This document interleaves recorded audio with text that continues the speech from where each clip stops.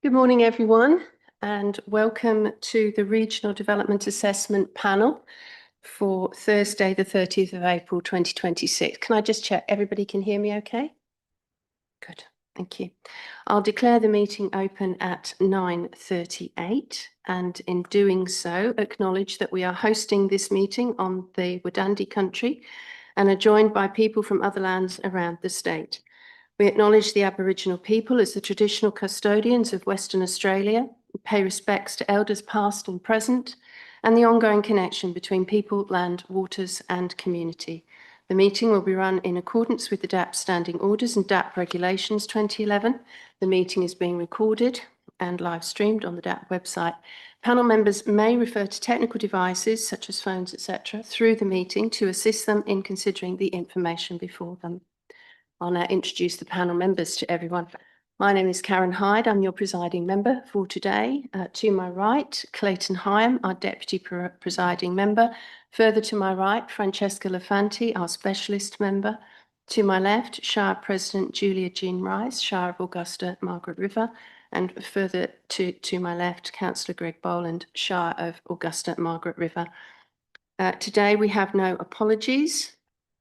As far as minutes go, the panel notes that minutes of previous meetings are available on the DAP website. We move to Part B of our agenda for the Shire of Augusta-Margaret River. And first, I will seek a declaration of due consideration. Panel members need to have considered all the documentation contained within Part B of the agenda and Part B related information. Please could I confirm with a show of hands members have duly considered all the information?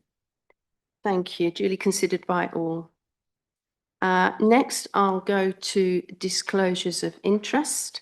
Could I check with our local government DAP members whether this application has been before you at a briefing or a meeting? No, it has not, but I do wish to declare that myself and fellow council members have visited the site, and that was in regards to the policy development of LPP 23. Thank you, Shire President. Now, that declaration, yes, please. I was also at that meeting. Thank you. Thank you, Councillor Boland. Now, in accordance, I acknowledge those, but under the DAP Code of Conduct, you've declared that in your participation and your role as elected members for the Shire, and you're prepared to acknowledge that you're not bound by any previous decisions or resolutions, and you take independent judgment. So having considered all of that, as you've just outlined to me, I don't believe there are any impartiality interests that would prevent you from participating in this meeting. That's part of your regular role as elected members. So thank you for that. Any other declarations? No. We'll move ahead. We have one item today, various lots, Scott River Road, Governor Broome Road and Dennis Road, Scott River Wind Farm. We have a lot of presentations today. We have 20. If I could remind all attending to extend due courtesy and respect to all speakers, please refrain from applause and interruptions between speakers so that the next speaker can clearly hear their name and be able to step forward, and then we can run the meeting nice and efficiently. So we'll move through. The first presenter is Doug Seymour, who is against, and he's here in person, I think. Now, all presentations have been limited to 3 minutes, as you're aware. Panel members have read all of the documentation that you have provided. So please, if you could focus on the key points in the 3-minute time frame. I'll indicate when you get close to or you start to run over. And after that, after each speaker, I'll invite panel members to raise any questions with you.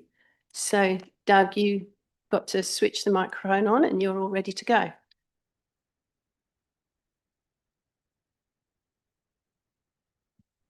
Okay, thank you. Ladies and gentlemen, please excuse my back. Thank you. Members of the RDAP, ladies and gentlemen. The blades of the proposed Scott River Wind Factory turbines will have a design life of approximately 20 years. But it is often the case that this can be as little as 10 due to manufacturing anomalies or severe in-service loading. These are not those blades of smaller devices of years ago. These are the blades of 260-metre high structures. With current technology abilities, there are very few options beyond landfill or laughable bus shelters and public cycle storage options. Yes, new solutions are emerging, but they require large investment in more energy and chemicals to make something usable. And the question comes to mind when new products are created, such as composite cements, do they continue to gas off to our detriment? The repurposing of these complex carbon fibre, aramid fibre, epoxy, GRP, and even balsa will continue to be challenging. Let us not forget that the blades in question, whilst also shedding environmentally undesirable plastics in service, will be approximately 100 metres in length and some 5.5 metres in diameter at the root, where they connect to the turbine hub. Let us consider these sizes in diameter greater than your large SUV length and as long as 2/3 the length of the sports field at the rear of these buildings. Adding to this enormity comes the fact there will be 60 of them.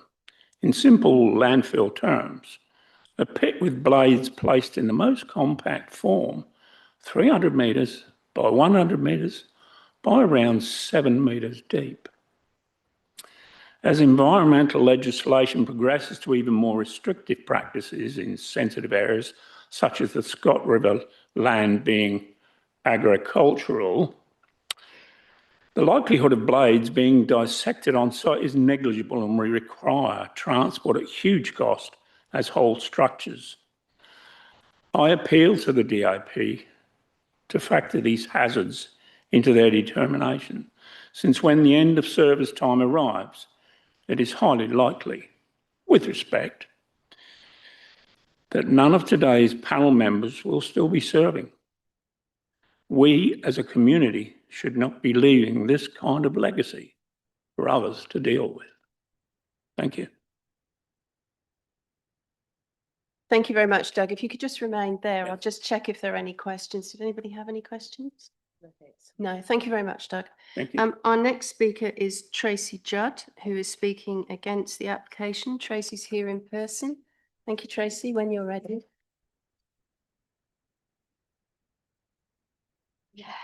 Good morning. I oppose Synergy's application on 3 grounds. Environmental and visual impact so significant that the responsible authority's own report documents grounds for refusal. Conditions being used to defer matters that the responsible authority's own report states cannot be deferred, and no binding Aboriginal heritage protection. On the first ground, the authority identifies 2 key issues. The first is acid sulfate soils. The site is mapped as high to moderate risk. Turbine foundations extend to 5 metres depth, and the only subsurface testing comprised 20 shallow pits to a maximum depth of 2 metres. Not one of those pits was located at a proposed turbine location. The foundations go deeper than the testing, and the data needed to assess the risk at those turbine locations does not exist. The second issue is visual impact. Synergy's own consultants rated visual impact at 12 viewpoints. Not one of the 12 viewpoints was rated low or no impact. Those same consultants recommended a different layout to reduce that impact, and Synergy rejected it for commercial reasons, and that layout was never assessed. The authority concludes that this visual impact is not justified by the benefit the 100 megawatt project delivers. The site was not chosen because it was the best planning outcome. It was chosen because the power line was already there. Those 2 issues remain unresolved now because the power line came first and the environment came second. On the second ground, a condition of approval cannot be used to fix a problem that should have been resolved before approval was granted. The authority acknowledges this at page 33 and then contradicts it. The same report identifies 2 grounds for refusal: acid sulfate soil risk to a critically endangered ecological community with no site-specific data at turbine locations, and visual impact on a significant landscape assessed on turbine positions that are not fixed. Each can move up to 500 metres. Both of those grounds are proposed to be managed through conditions that defer the very matters the authority identifies as justifying refusal. The report says one thing and does another, and this panel is being asked to approve on that basis. These are not minor details to be tidied up after approval. Approving now and resolving these messes later is precisely what planning law does not permit and what is acknowledged at page 33. On the third ground, Synergy's position that no approval is required under the Aboriginal Heritage Act rests on two things: a heritage survey conducted through a prescribed body corporate and a design response that Synergy says avoids known registered sites. Neither have been independently verified. In 2020, Rio Tinto destroyed the Duke and Gorge rock shelters. The process was technically compliant. The site was destroyed anyway because the survey had not captured all relevant cultural knowledge.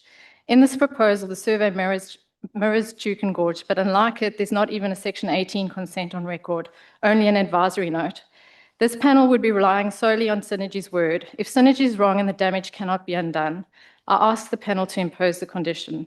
In summary, my primary request is refusal on the grounds the authority has documented. My written submissions raises grounds that I adopt in their entirety. Whatever this panel decides today, the Aboriginal heritage condition is warranted. Thank you. Thank you very much, Tracy. I'll just see if there's any questions. Any questions of Tracy? No, thank you very much. Next speaker. A little bit echoey. Which microphone do you mean? The one here for the for the presenters? You should turn yours on. It was on. Oh, it was on. Yeah.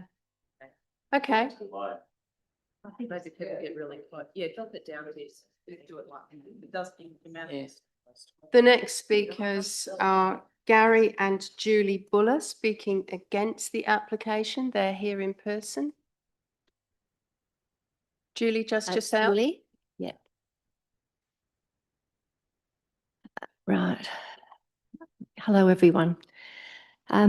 We are adjoining neighbours for this proposed wind farm. So our farm is directly adjoining one of the turbines, or some of the turbines.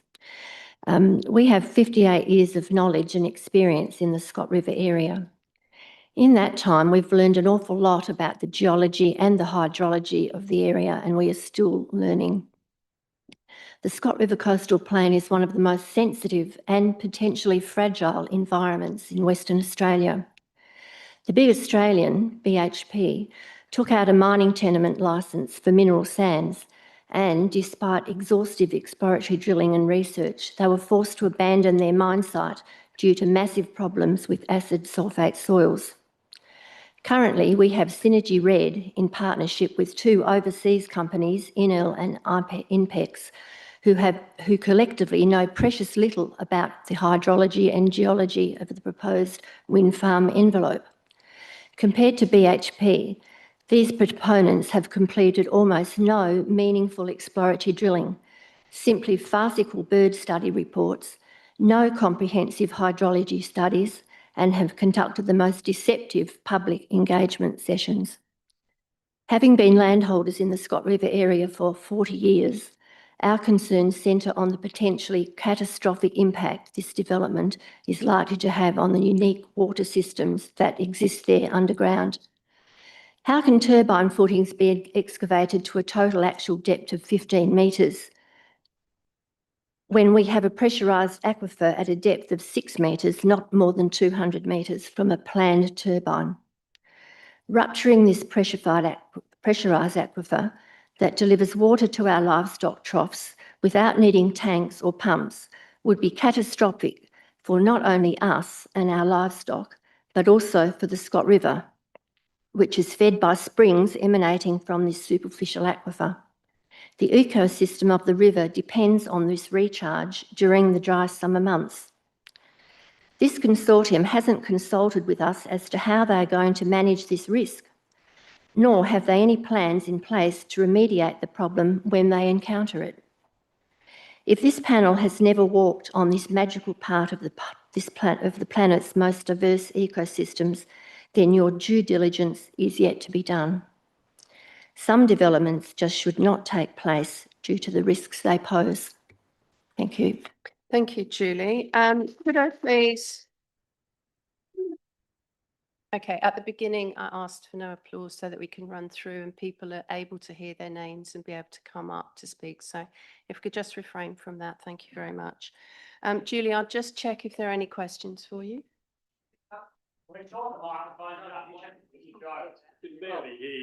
Now yours seems to have got a little bit quieter. Okay, I'll pull it a bit closer. How's that? All right. Okay, no questions for Julie, I believe. We will now move to Erin Hutton, who is speaking against the item. Erin is here in person. Thank you, Erin, when you're ready. Thank you for the committee for attending Margaret River today. It's really good to see you here, and speaks to the acknowledgement of the concerns within the area for this project. I'd like to speak today about the policy inconsistency and the State Planning Policy 2.5. The Responsible Authority report relies on LPS 1 while applying weight to the draft Renewable Energy Code, despite acknowledging it is at an early stage and unsettled, and it is in draft form. At the same time, the RAR does not properly consider LPS 2 or Priority Agricultural Framework. Importantly, the Shire has integrated and adopted LPS 2 into its planning framework through its Strategic Community Plan and other planning mechanisms. The omission of the LPS 2 and Priority Agriculture and the State Planning Policy 2.5 rural planning in the RAR is therefore a significant inconsistency. Rural planning objectives under the SPP 2.5 establishes clear objectives to protect agricultural land from long-term productive use, to avoid land use conflict between agricultural and non-agricultural uses, to support agricultural viability and investment certainty, and to prevent fragmentation of rural land, and to ensure compatible land use that do not compromise agricultural productivity. These objectives underpin priority agriculture and establish that agriculture is the dominant and protected land use. Failure to consider the Scott River Ironstone Interim Recovery Plan. The RAR does not consider or reference the Scott River Ironstone Interim Recovery Plan, despite the site's direct relationship to this critically endangered groundwater-dependent ecological system. The omission is material. The Ironstone system is a fragile and highly interconnected hydrological environment where small changes in groundwater levels, dewatering or soil disturbance can have disproportionate and irreversible impacts. The RAR itself identifies acid sulphate soils as the most significant environmental risk, yet does not assess that risk with the broader ecological framework established by the Interim Recovery Plan. Approval of a proposal with unresolved geotechnical, hydrological and ecological risks in this location sends a clear message to future developers that complex, sensitive environments can be addressed through post-approval conditions rather than an upfront evidence and design certainty. That has implications beyond this application, particularly in landscapes where environmental systems are tightly linked and cumulative impacts are likely. One of the arguments that has come from the developer and those supporting the developer is the combined and complementary use of a large-scale project and agriculture. If you read, which I have here, the Vestas Oc Health and Safety and Environment Manual, it explains how the restrictions on workers at the site in regards to safety and the environmental impact of the management of that project is considered a priority.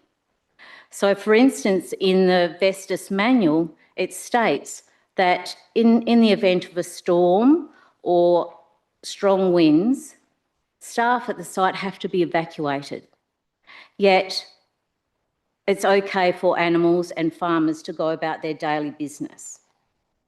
There's also in the lease and option to lease and neighbour deeds, there's quite significant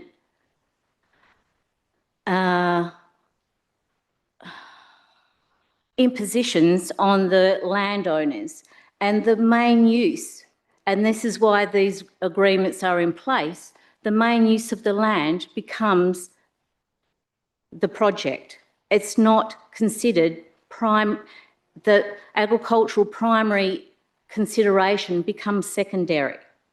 Julie, you're out Erin. of time. I'll let you run a little over, but if you could draw to a conclusion, Sure. that would be helpful. Thank you.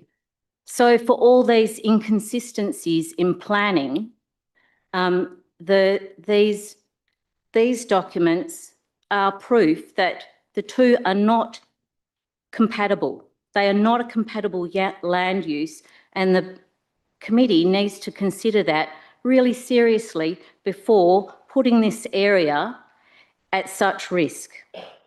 Thank you. Thank you very much, Erin. I'll just check if there are any questions. No questions at this point. Thank you. Next speaker is Terry Hare, speaking against the item. Terry is here in person. When you're ready, thank you.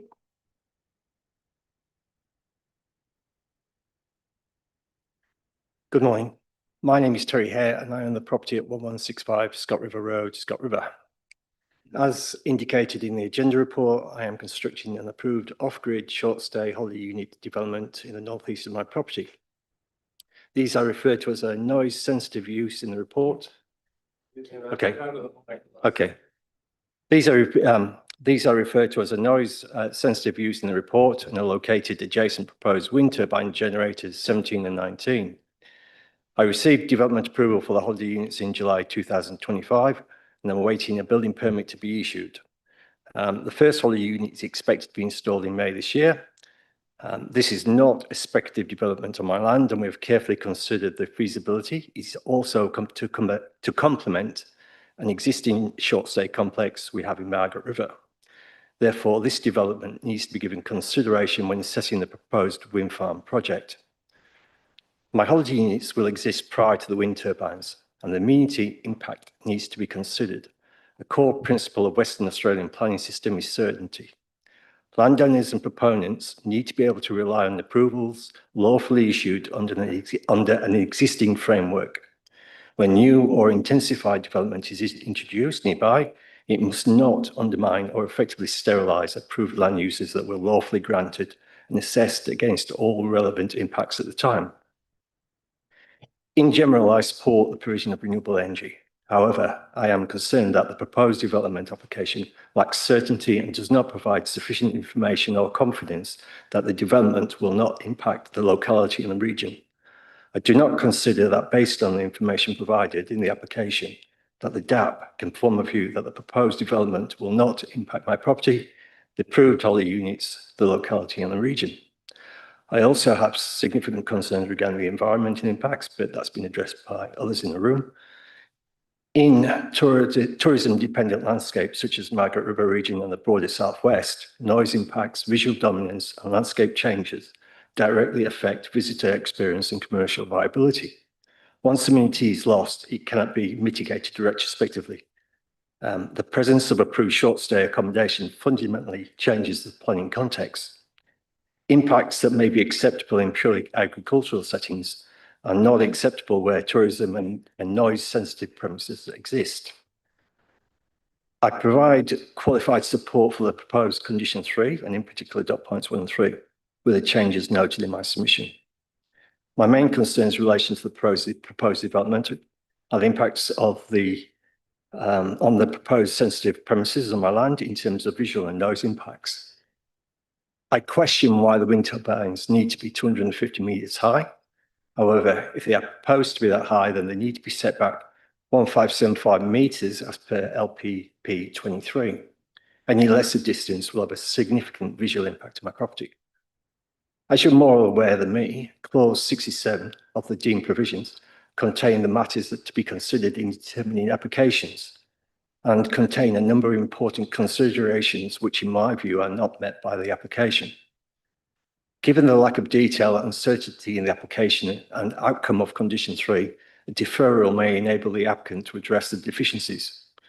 However, the proposed condition 3 and the changes I've suggested may go some way in mitigating the impacts of the proposed development of my property. Thanks. Thank you, Terry. I'll just check if, oh gosh, it's very loud now. I'll just check questions. Yes, Shire President, thank you. Thank you, Mr. Dare. I do have a question. Thank you for sending those details through of your requested amendments. I just wanted to clarify. So the officer's recommendation does suggest the relocation of the wind turbine generators 18 and 19. Can you just tell me, and I can see, I know I've got your suggested amendment in front of me, which is set back a minimum of 1575 metres. Currently, in the plan and in the recommendation, regardless of that relocation, how close are those generators to your proposed dwelling? I think well, based on currently what's there, I think the newest one's about 700 metres or something like that. 700, so it's effectively double the distance Pushing, there. yeah. Okay. Okay, thank you. That was just the only question I had. Thanks, Terry. Thank you. No other questions. We'll now move to the next speaker, Alexander Mangle of Rock Story Geoscience, speaking against the application. Alexander, you have a PowerPoint as well. I do, and that is all I'll speak to. Can I, is there a laser pointer or of sort that you can point to things on the slides with this?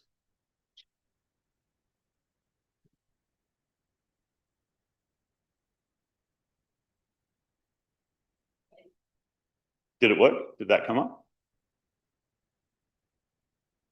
Oh, sorry, let's just.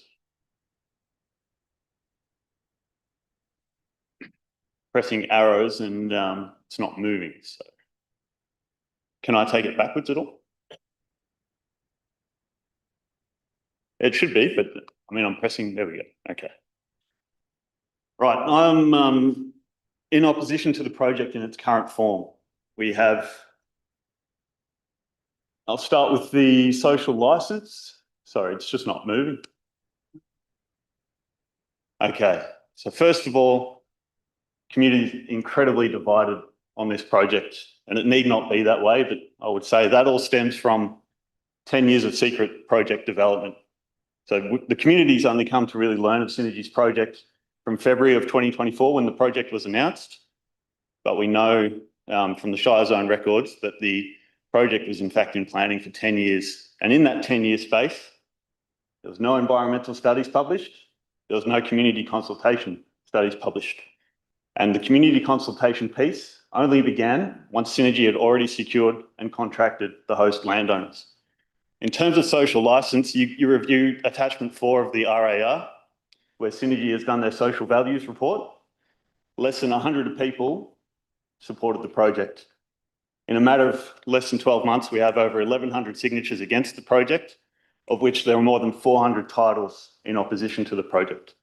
And on the map on the left is Augusta, where nearly half the town is painted red in opposition. And on the right, in yellow is the wind farm, and in red, local landowners in opposition to the project.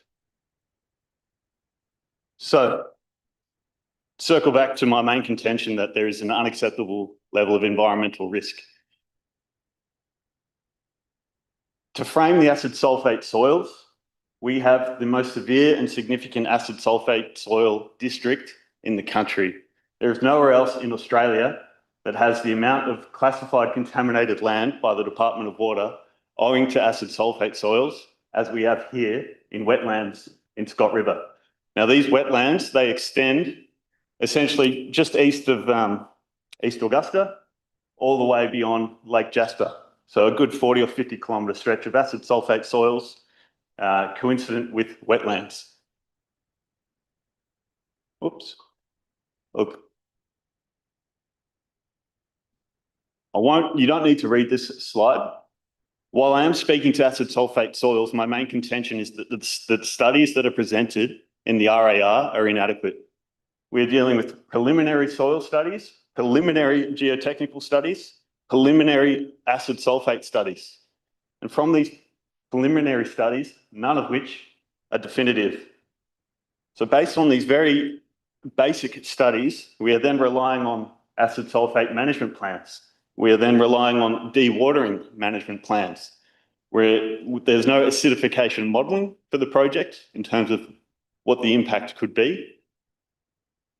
And you go through the RAI report and you see the acid sulfate technical studies that were done and the 20 test pits that they dug and the 3 boreholes that were drilled, none of which were sited at the location of the actual turbine locations themselves.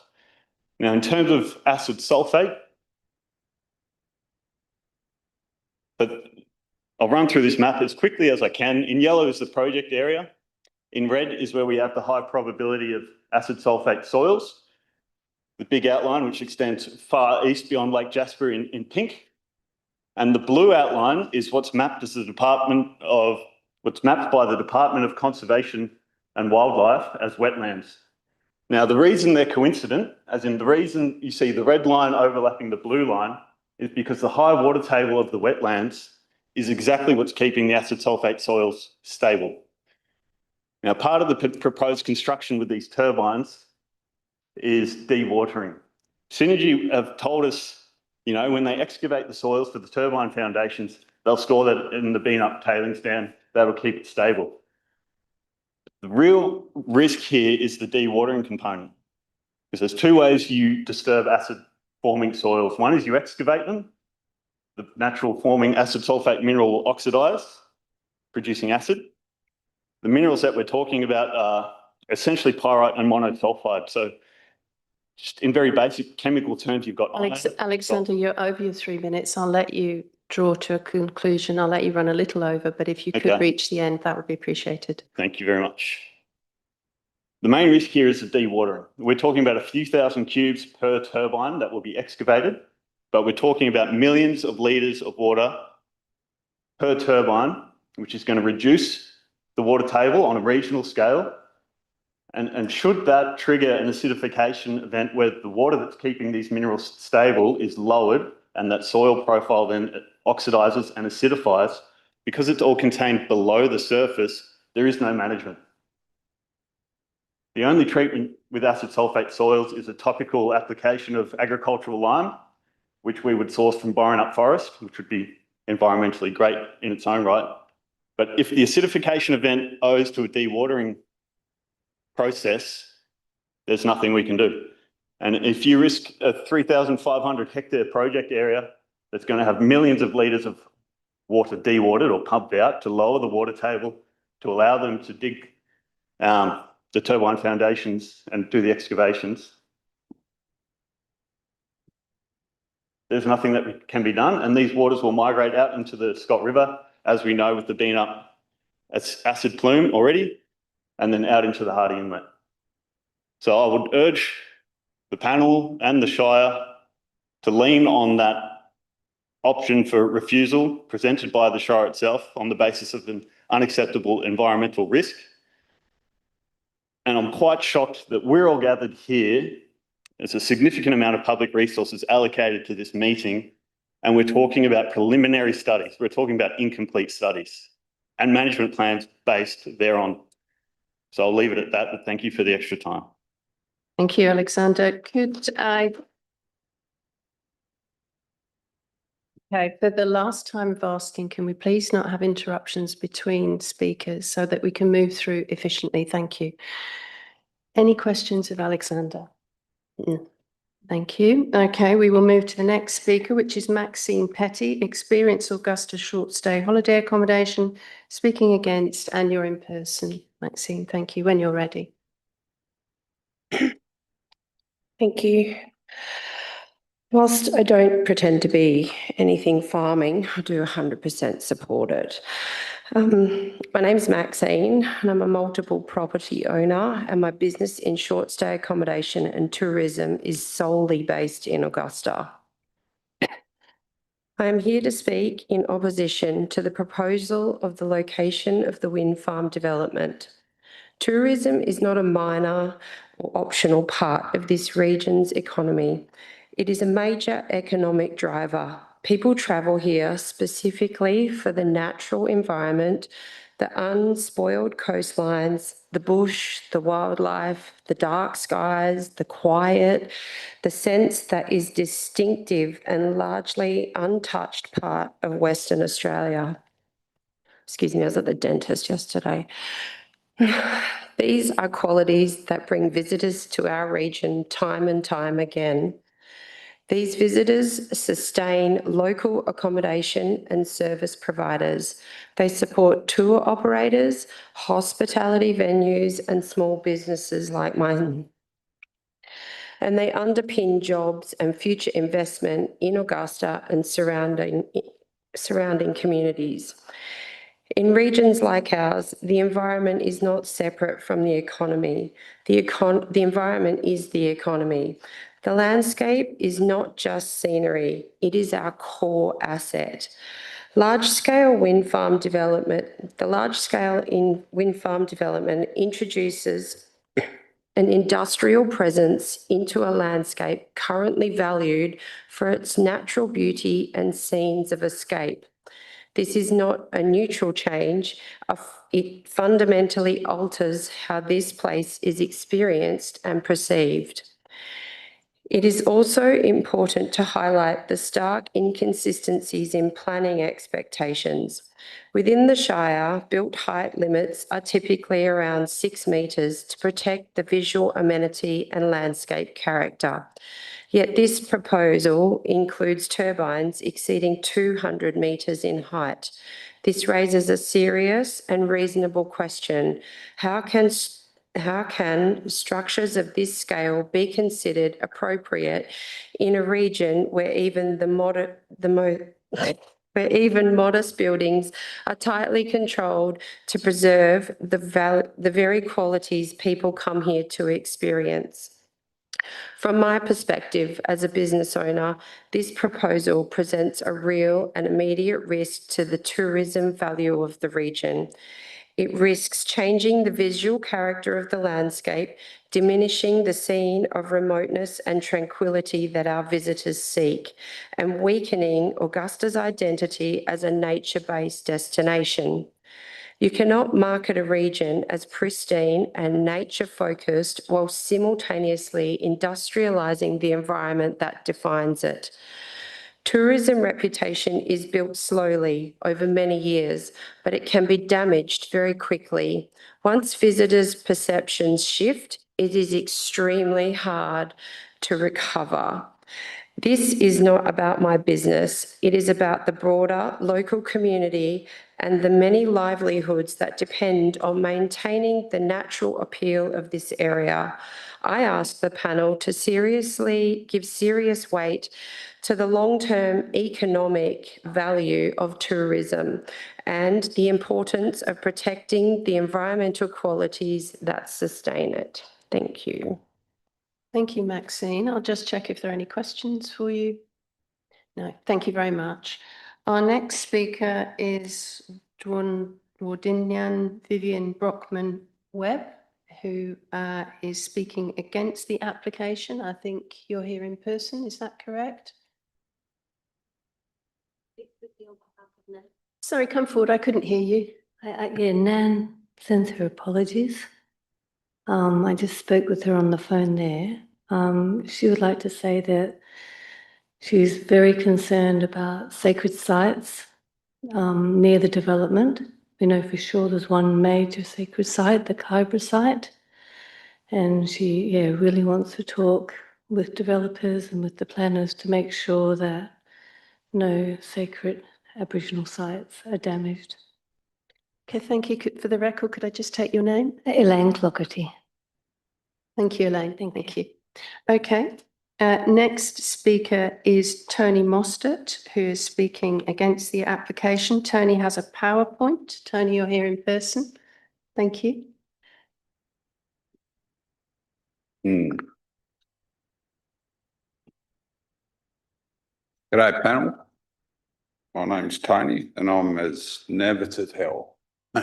Sorry, I saw it. Tony, just take a breath, take your time, it's okay. Gotta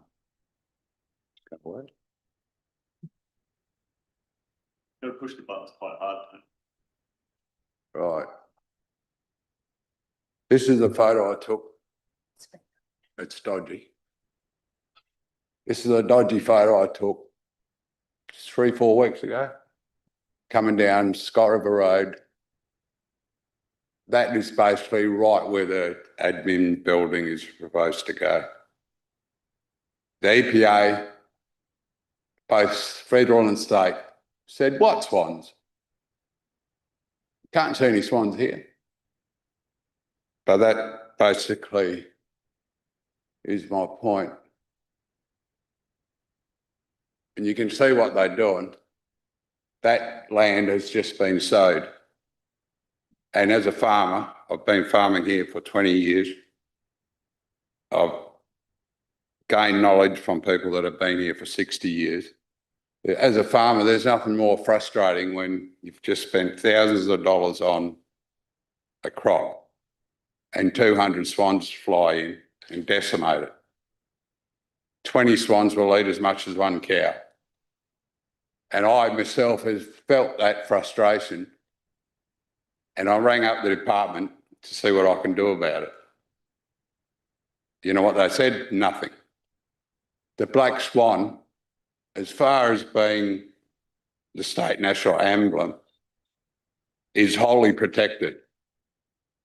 Everyone goes, why are you talking about black swans? They're not threatened. True, there's thousands of them out there. But that's the point. Even a black swan, wholly protected, has got protections. There's fines, penalties applied to anyone that harms or harasses the black swan. Just think about that. Often, you blokes haven't thought about it. Often what you fall over is right in front of your nose. The surveys listed, and Nick's pointed out the flaws in it, were only during office hours.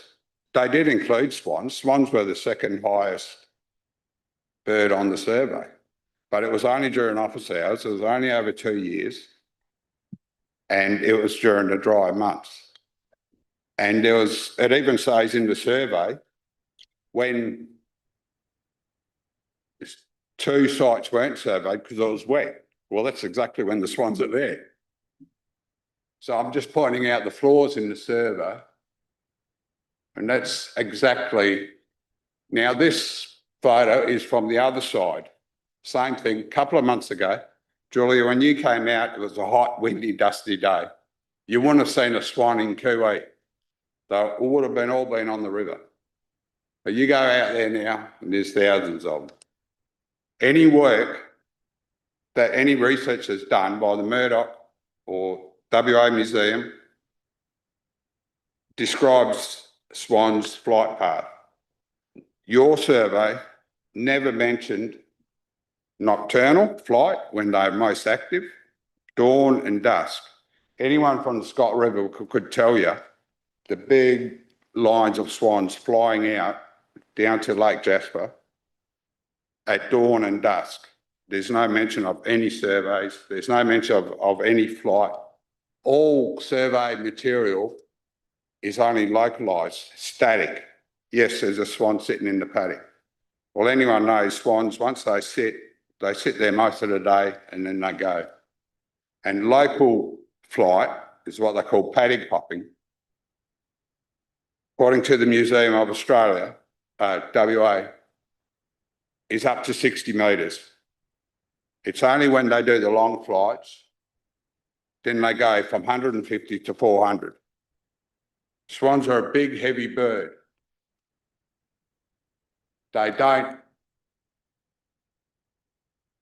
That's the new crop coming up, and the swans are into it. Swans are a big, heavy bird. They've got no manoeuvrability.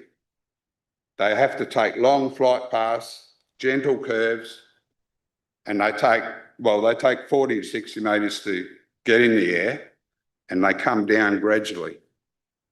Now, this is a photo of the estuary basically the Swan River plain with Lake Jasper and the Hardy Inlet, and I couldn't get Wannerup to the north. All research about swans, they're regional flyers. They're nomadic, mostly at night. The local research suggests they're all on the Hardy Inlet, and then they fly east at dawn to Lake Jasper. Lake Jasper's famous. Tony, you're at time. I'll let you wrap up, but. Yep. Lake Jasper's famous for its nesting sites. But then you've got Wannerup up there as well. That's the Ramsar protected.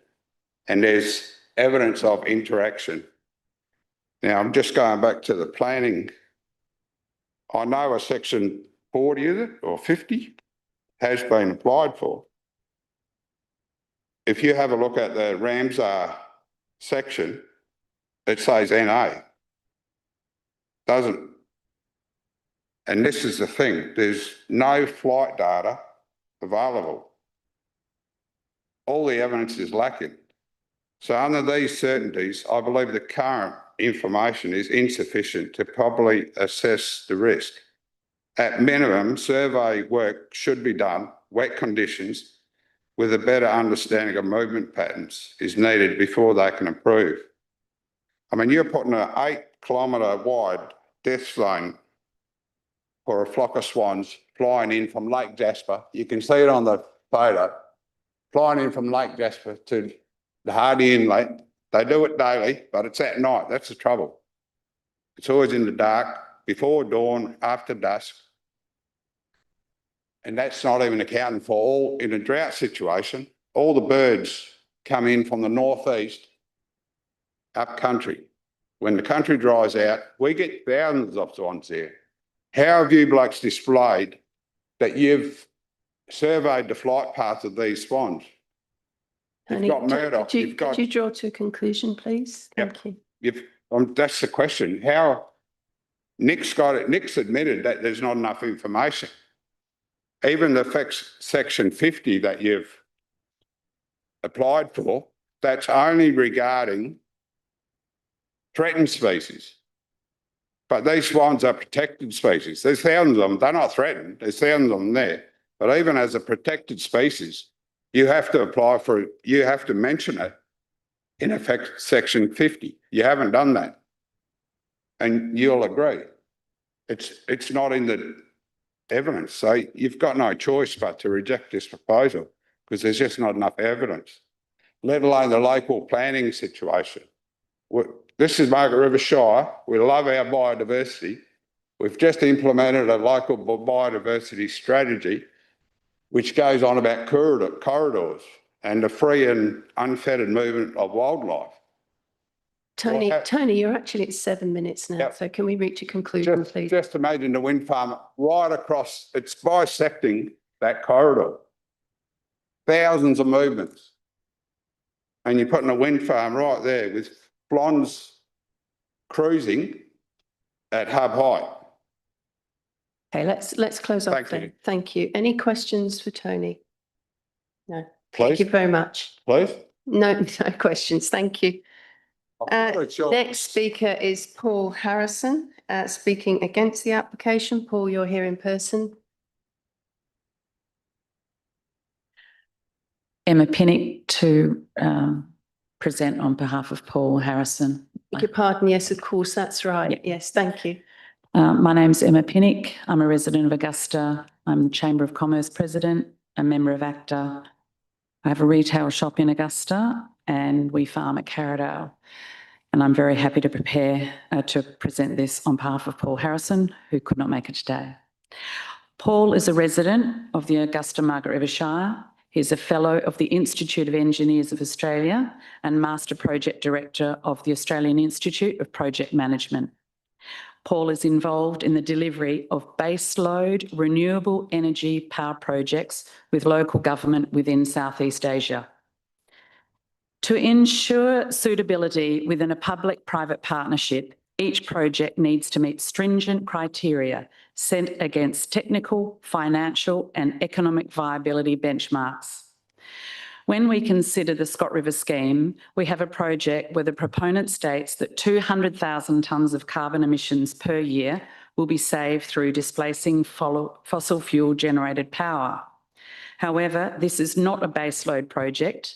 There is no new battery energy storage system of sufficient scale being advocated. You cannot just switch off or switch on a coal-fired power station when the wind decides to blow or not. It is not technically feasible. So how does the DAP assess the project as being safe and technically viable? With respect to financial viability, as you know, investors behind Synergy Red will be looking to extract their profit and exit within 5 years. They will sell down to institutional investors, typically pension funds and the like. These investors will only take up a position in the project company if the NPV, net present value, is backed up by a robust revenue stream. A robust revenue stream that does not rely on whether the wind blows or not, but on a standing charge paid to the proponent for the wind turbines to be just standing there. This fee is not insignificant. No figure has been tabled to the Shire. Can the DAP please advise the estimated yearly standing charge that is required to make this project financially viable for the proponent? The question is fair and reasonable, as this cost will be passed directly on to the community. With respect to economic viability, there is no economic benefit for our region. It does not have a negative carbon footprint. It does not align with any credible edge of grid energy policy, nor does it create any meaningful employment. There will be remote operations, fabrications will be undertaken offshore, and the only work locally will be assessed with land clearing to allow access for oversized road transport for the turbine blades and towers. Once these wind turbines are installed, the unique wilderness of the Scott River will vanish. It will never be recovered. Paul encourages every DAP member, if they have any interest in nature and the environment, to visit the Scott River now before this wilderness is gone for good.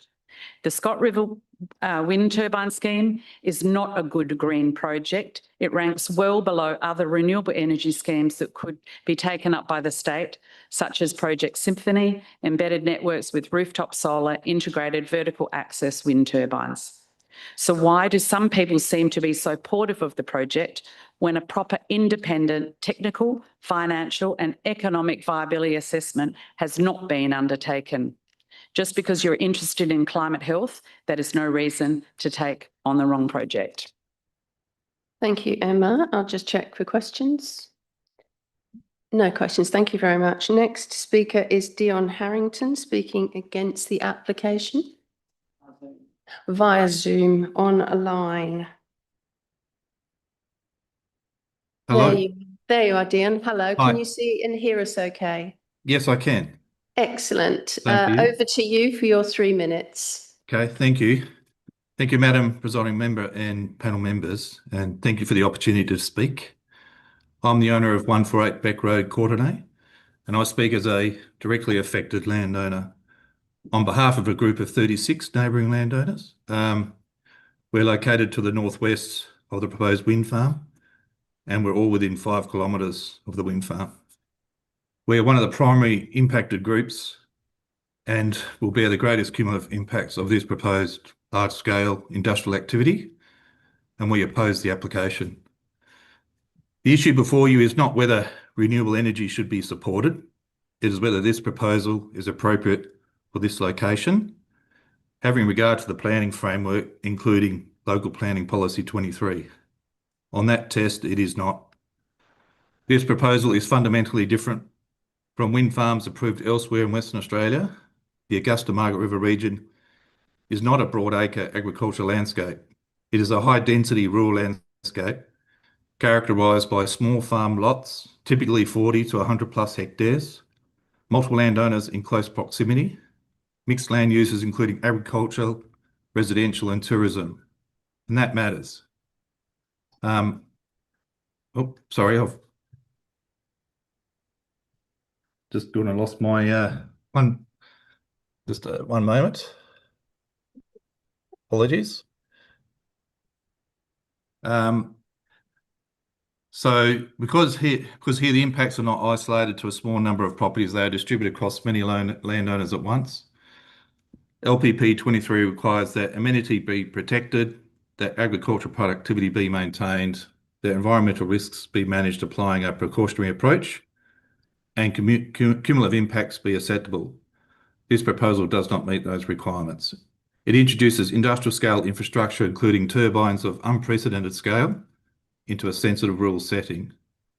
For neighbouring landowners, that means loss of amenity, visual dominance across the landscape, noise and lighting impacts, long-term constraints on how our land can be used, and a reduction in the value of our properties and businesses due to the above impacts. It will also constrain future land use. This area has strong potential for tourism and rural enterprise, including chalets, farm stays and other activities. Those uses depend on landscape quality and amenity. Once industrial infrastructure of this scale is introduced, these opportunities are materially reduced or at worst, lost altogether. I also want to highlight that the proponents' turbine setbacks are not only inadequate, but they are demonstrable of the lack of genuine engagement of neighbouring landowners and a lack of willingness to listen to them, nor take into consideration their views and concerns. The minimum turbine setback of 1.1 times turbine height is a safety measure only. At 1.1 times, turbine height does not address amenity, cumulative impacts or land use compatibility. In a small rural landscape, this not only sees neighbours assuming industrial impacts, but also loss of amenity and likely constraints on how a neighbouring landowner may use their land, which is inconsistent with LPP 23.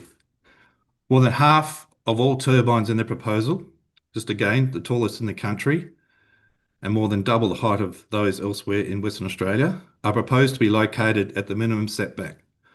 Neighbouring land is being used as the buffer zone for this industrial project with no consultation with neighbours as landowners, zero willingness to reconsider nor agree to changes to minimise the impacts on them, and zero care on impacts. We're also deeply concerned about environmental risk. This is not a benign landscape. It includes acid sulphate soils, sensitive hydrogeological systems, and the Scott River Ironstone Association, a recognised threatened ecological community. Disturbance carries real risk, including contamination of soil and waterways, and the Beanup mine provides a clear regional precedent of what can occur. The EPA approved this mine in the 1990s and said that ASS risk could be managed.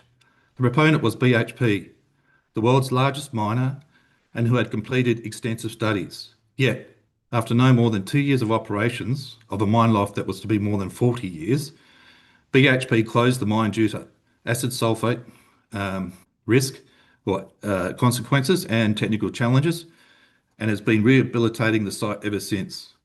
LPP 23 requires a precautionary approach. This has not been demonstrated, far from it.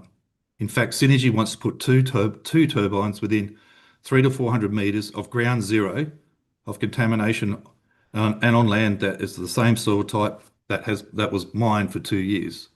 Turning to biodiversity and threatened species, the proposal intersects the Scott River Ironstone Association, a recognised threatened ecological community. It also occurs in an area with an unprecedented concentration of matters of national environmental significance and migratory bird species. These environmental values are not abstract. They contribute directly to the amenity of the area, the environmental identity of the region, and the tourism and conservation value within the Shire. LPP You're close to 23 3 minutes. Are you? Okay. Yeah. Requires the impacts on fauna and vegetation and ecological system to be avoided or minimised, and that a precautionary approach be applied. Finally, this project is part of a broader southwest interconnected system. It is not supporting an isolated grid in Augusta-Margaret River. It is not tied to this location. It can be anywhere in Western Australia, which can be linked to the southwest interconnected system. Alternative land locations exist with far lower land use conflict and materially lower impacts on neighbours and the community, and significantly lower risk for the environment. LPP 23 allows you to consider that. In summary, the proposal represents industrial scale development, a high density rural landscape with significant cumulative impacts on neighbouring landowners and unresolved environmental risks. This is not a case of managing impacts through conditions. It is a case of site unsuitability. And for these reasons, we respectfully request that DAP refuse the application. Thank you. Thank you, Dion. I'll just check if there are questions. No, thanks. Yes, Councillor Boland. Yes, Thank you. Just a matter of clarification. Thank you, Dion, for your presentation, and I know you speak on behalf of a group of landowners. I was just wondering whether your group has a particular name that we could refer to if we need to be referring to your group later on in our discussions. No, sorry, we don't. So we don't, Councillor Boland. I think when we came up there, I think this was the meeting that was mentioned earlier, that the councillors attended when we were developing the policy. And I think, I thought you had a name of Scott River Action Network. Is that correct or not? Yeah, I think that was used by one of the one in the group, but we haven't. I guess it's the Northwest Landowner Group, could be one. Okay, thank you. Yep. Any other questions of Dion? No? Thank you, Dion. Thank you. We will now go to our next speaker, Richard Hill, speaking against the application. Richard's here in person, I believe. Thank you, Richard.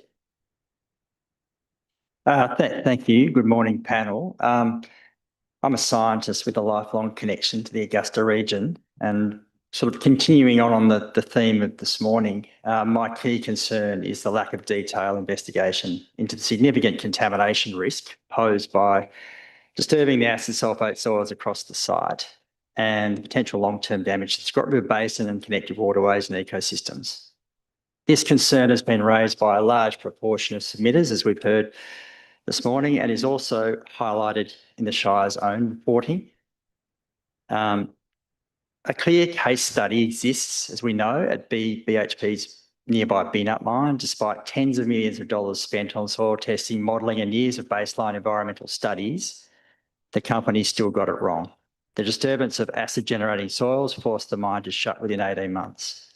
Now, 25 years on and potentially up to $100 million in rehab, the site still suffers from ongoing contamination and unresolved water quality issues. The proposed wind farm has a footprint much larger than Beanup and is located on the same acid-forming soils. Its scale of disturbance will be significant. It includes turbine foundation, hard stands, underground cabling, gravel pits, heavy haul roads and potential blasting. While developers propose minimising foundation depths with large concrete footings, the exact depths remain unclear and exact turbine locations remain unresolved at some sites. Depending on ground conditions, which are yet to be tested, deep pylons and blasting may still be required. From Beanup experience, we know that even shallow disturbance of these soils can trigger groundwater acidification and ecological stress in the nearby wetlands. So risks will also include shallow excavations, compaction from the massive concrete foundations, blasting and tunnelling, which could rupture aquifers or redirect acid-generating soils. Local knowledge reinforces this concern. The farmers report shallow water tables with pressurised groundwater encountered within 5 or 10 metres and surface ponding in winter. Yet despite these risks, there has been no specific geotech groundwater testing that has occurred at the proposed turbine locations. Only a small number of shallow test pits and groundwater bores have been conducted and monitored, and monitoring has occurred for only 8 months. This falls well short of what would be considered best practice for a development of this scale and environmental sensitivity. There are also serious questions around accountability. Who will be responsible if contamination occurs? Have the proponents committed to sufficient environmental bonds? And will they be held to the same standards as local companies like BHP? Given the scale of this project, 20 of Australia's largest ever turbines and accompanying industrial park, the known risks and the lessons from Beanup, it is difficult to understand how this proposal could proceed without far more rigorous scientific assessment of the risks up front. This is not an issue that should be addressed post-approval. Without proper investigation, this becomes a high-risk environmental experiment in a fragile and highly connected wetland ecosystem with known acid-generating soils on the edge of one of our most important river systems. For these reasons, I ask that before any approval, first, the comprehensive and independent studies are undertaken to fully assess contamination risks of the Scott River Basin and its ecosystems. And second, that the public is given sufficient time to review and respond to these findings. I felt like releasing the 4,500 page of technical documentation with less than a week for review is simply not fair or reasonable on the Shire or the public. Thank you. Thank you, Richard. Any questions of Richard? No, thank you very much. Next speaker is Brian Comley, speaking against the application. Brian, you're here in person. Thank you. Firstly, thank you very much for the opportunity. And secondly, I'm not very good at reading things out, and I won't stay within the 3 minutes unless I do. So please apologise as I read my own presentation. This proposal that sits before you is on one of Western Australia's most reactive, environmentally sensitive geological systems. The Beenup-Scott River Plain. This is not an ordinary landscape. This is a landscape where small disturbances have historically produced cascading near catastrophic environmental issues. The evidence is clear. First, the area contains shallow, highly reactive acid sulfate soils, and the Beenup mine failure proves this point. When exposed through excavation or dewatering, these soils oxidise and generate sulfuric acid and high-density sulfuric acid. pH 4s were measured on the mine site. pH 4, that's acid like as you would get out of a battery almost. At the BHP mine site, this process created an acid plume so severe that BHP decided, to their credit, to apply 3 times the calculated amount of lime to neutralise it, and we continue to monitor that acid plume today. This was not a minor adjustment. It was a sign that the geochemistry of the site was behaving outside the standard predictive framework. Secondly, the sediments are rich in kaolin or clay, producing turbidity in the water, which on the mine site just failed to settle. They built a massive crow's nest dam to settle the kaolin, and it refused to settle.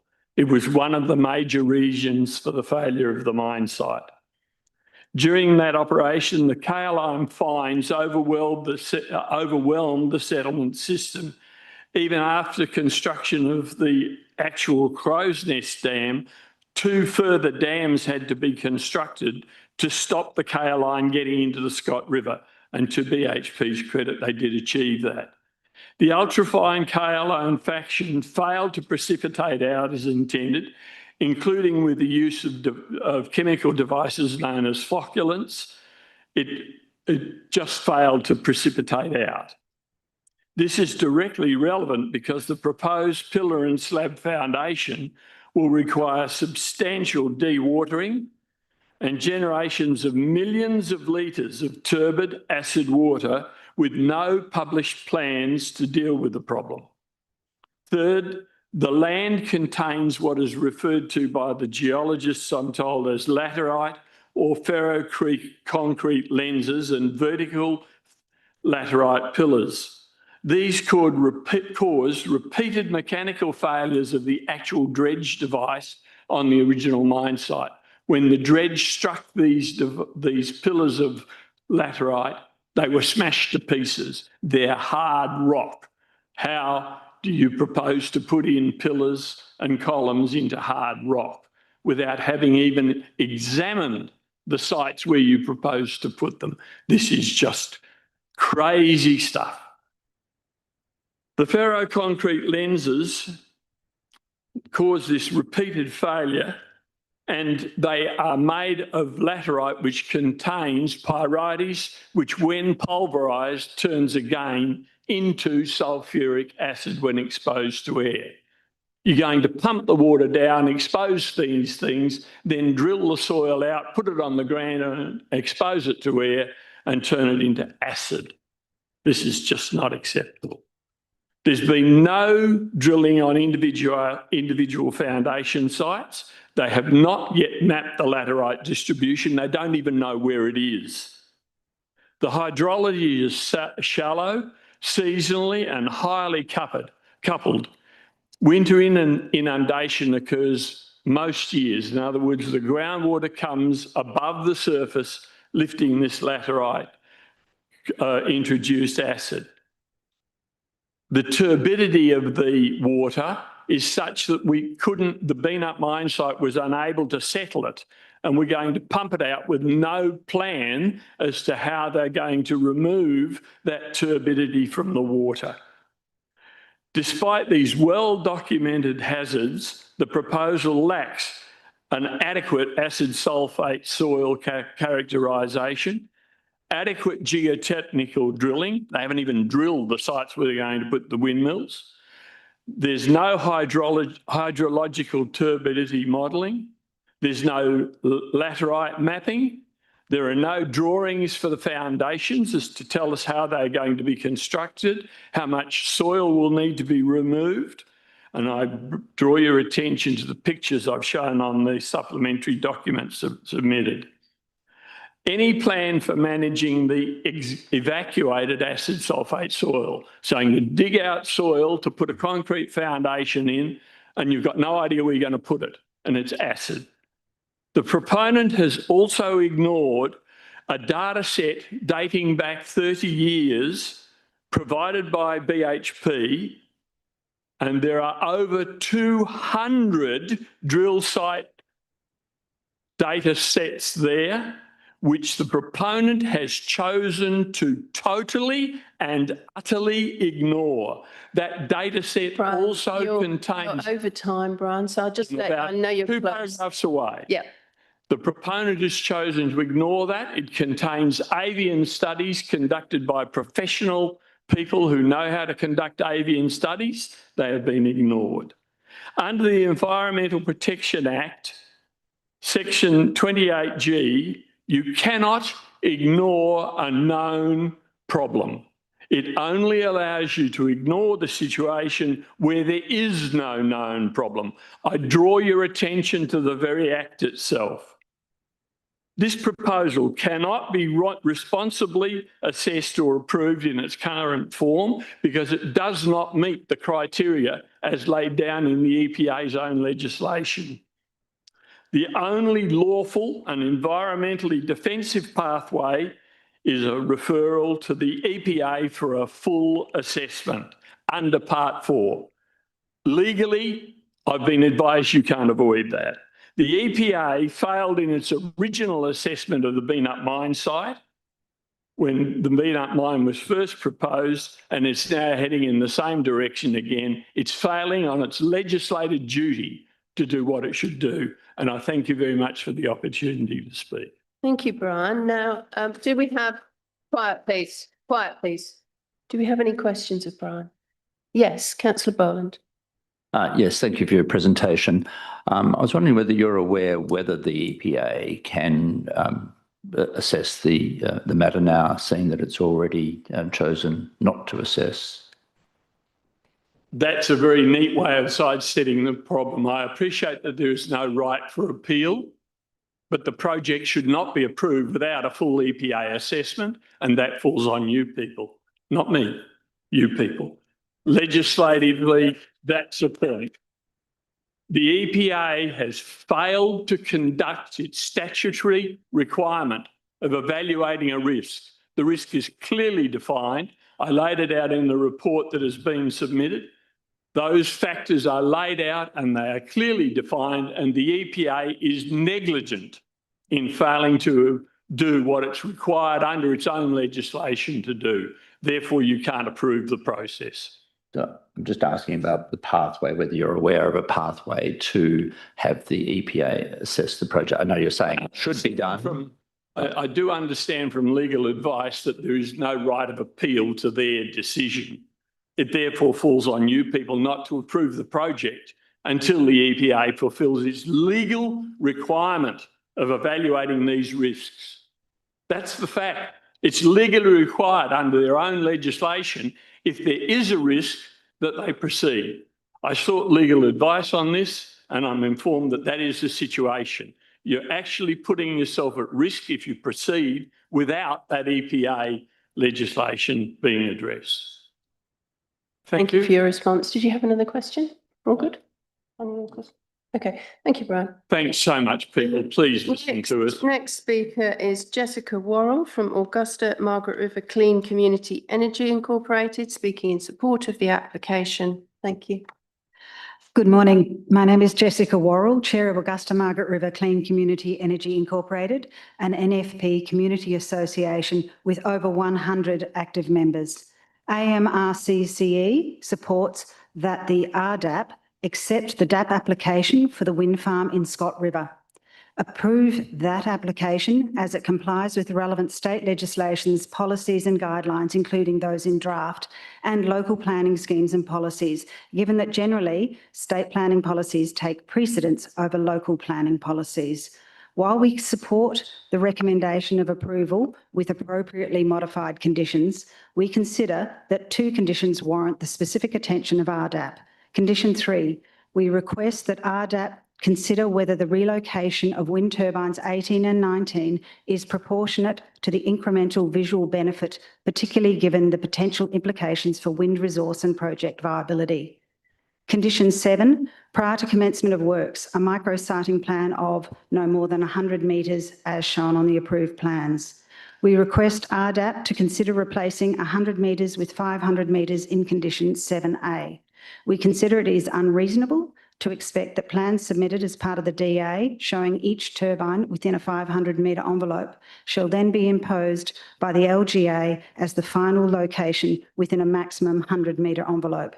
This condition neglects the complexity of the site and the potential need to adjust wind turbine location within the envelope during detailed design due to such factors as results from geotechnical and acid sulphate soil investigations. We note the Shire LPP 23, which refers to micro-siting of a 100-metre radius, came into effect after the submission of this wind farm DAP. Separately, AMRCCE does not support the alternative to the RA recommendation to refuse the DAP application as we consider A, the risk presented by acid sulphate soils is manageable as evidenced by the responses from EPA, DCC, EEW and DWER. Refusing the application on environmental risk grounds would overrule the unanimous position of state and federal environmental regulators with relevant expertise. This is neither warranted nor proportionate. The refusal grounds invoke the precautionary principle. This principle requires proportionate management of identified risks where there is scientific uncertainty. Both EPA and DWER, applying their own statutory frameworks which incorporate the same principle, have concluded that acid sulphate soil risks can be managed. And B, the likely landscape and visual impacts of the proposed turbines at the viewpoints as noted is far preferable to the possible landscape and visual impacts of climate change, such impacts as sea level rise, coastal erosion, increased fire severity and biodiversity loss. We submit that refusal of this wind farm development on visual amenity grounds in this context is not a proportionate response.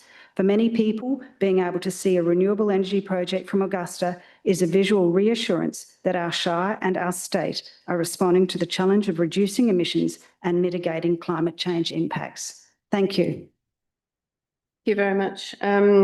Jessica, any questions of Jessica? No? Thank you. Next speaker is Eleanor Ward. No, actually, Eleanor Ward has submitted, but it's going to be read by Margot Keating. Thank you, Margot. So I will speak in Ellie's own words. My name is Ellie Ward and I'm a leader of the Margaret River chapter of the national organisation Parents for Climate.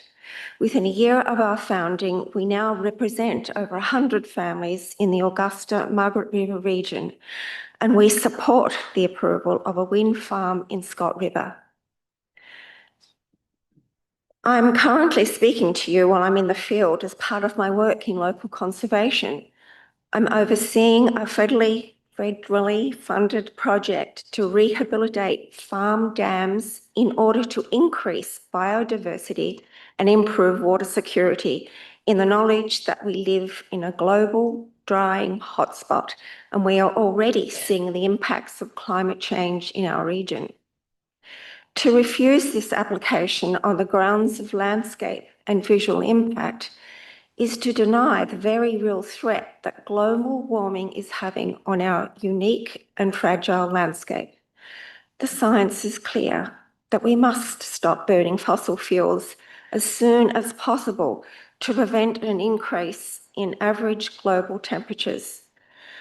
Increased temperatures will see the ultimate collapse of our precious ecosystems, the Karri forests, the Hardy Inlet, the coastal margins, ocean warming, sea level rise, increased bushfires. Diverting away from fossil fuels is the only way to prevent this and conserve our beautiful region. The approval of a 100 megawatt renewable energy project therefore sends a clear message and reassuring message that this Shire and our state are responding to a climate emergency that has long been established by scientific consensus and that our council declared in 2019.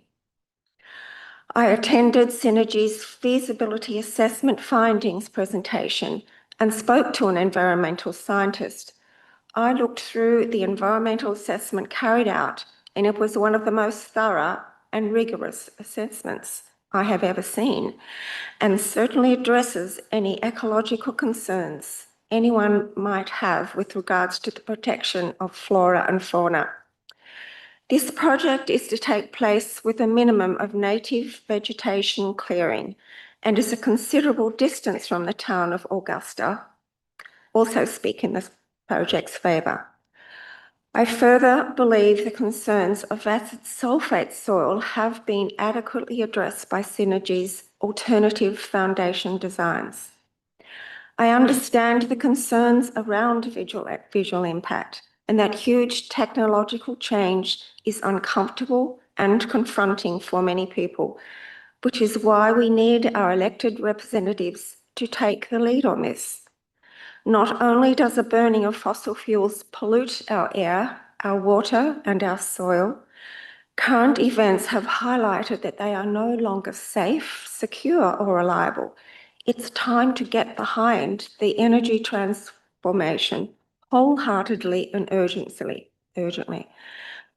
Like many of my members, I believe the wind turbines can be an elegant feature of the landscape, sending a clear message that we can harness clean energy on our own terms and make a break with polluting energy sources that are so bound up in precarious global power dynamics. Therefore, on behalf of the 100+ families I represent, I commend the project and the progressive action being taken, as well as the potential jobs creation involved. I emphasise that this renewable energy project is something many of us in the community are intensely proud of and supportive of. We urge the panel to follow the Shire's primary recommendation, approve the application with conditions. Thank you, Margot. I doubt there are any questions given you're reading this out. Okay, thank you. Next speaker is Lynette Servanty, who is speaking in support. Lynette, you're in here in person. Thank you.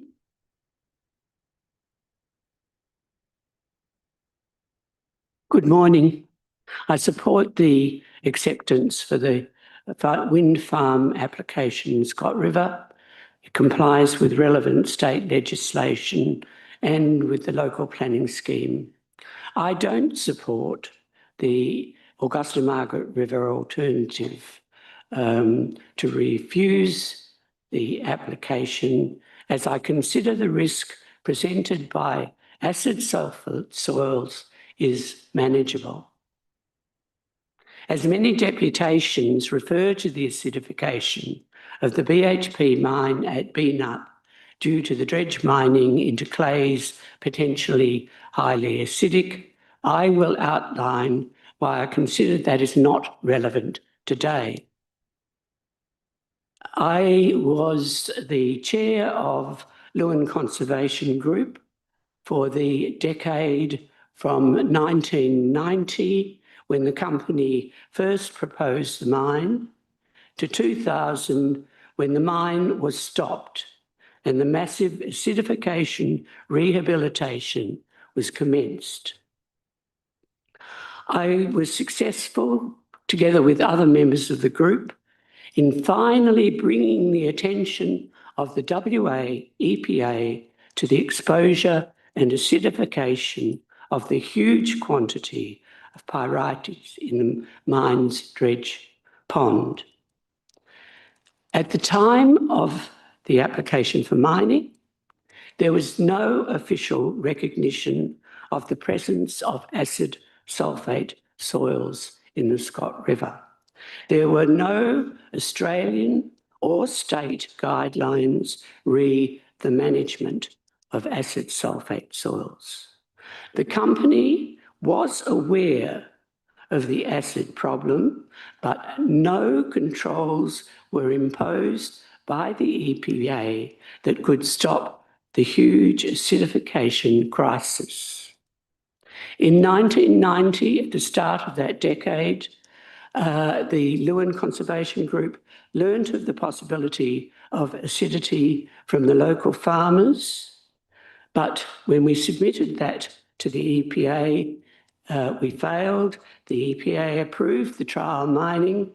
BHP assured the EPA there would be minimal exposure of pyrites to air due to the sublayering of tailings or clays through the use of a new technique.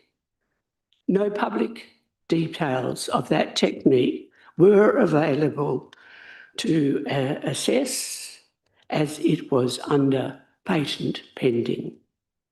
That technique failed to work completely due to the fine clays of the area mined.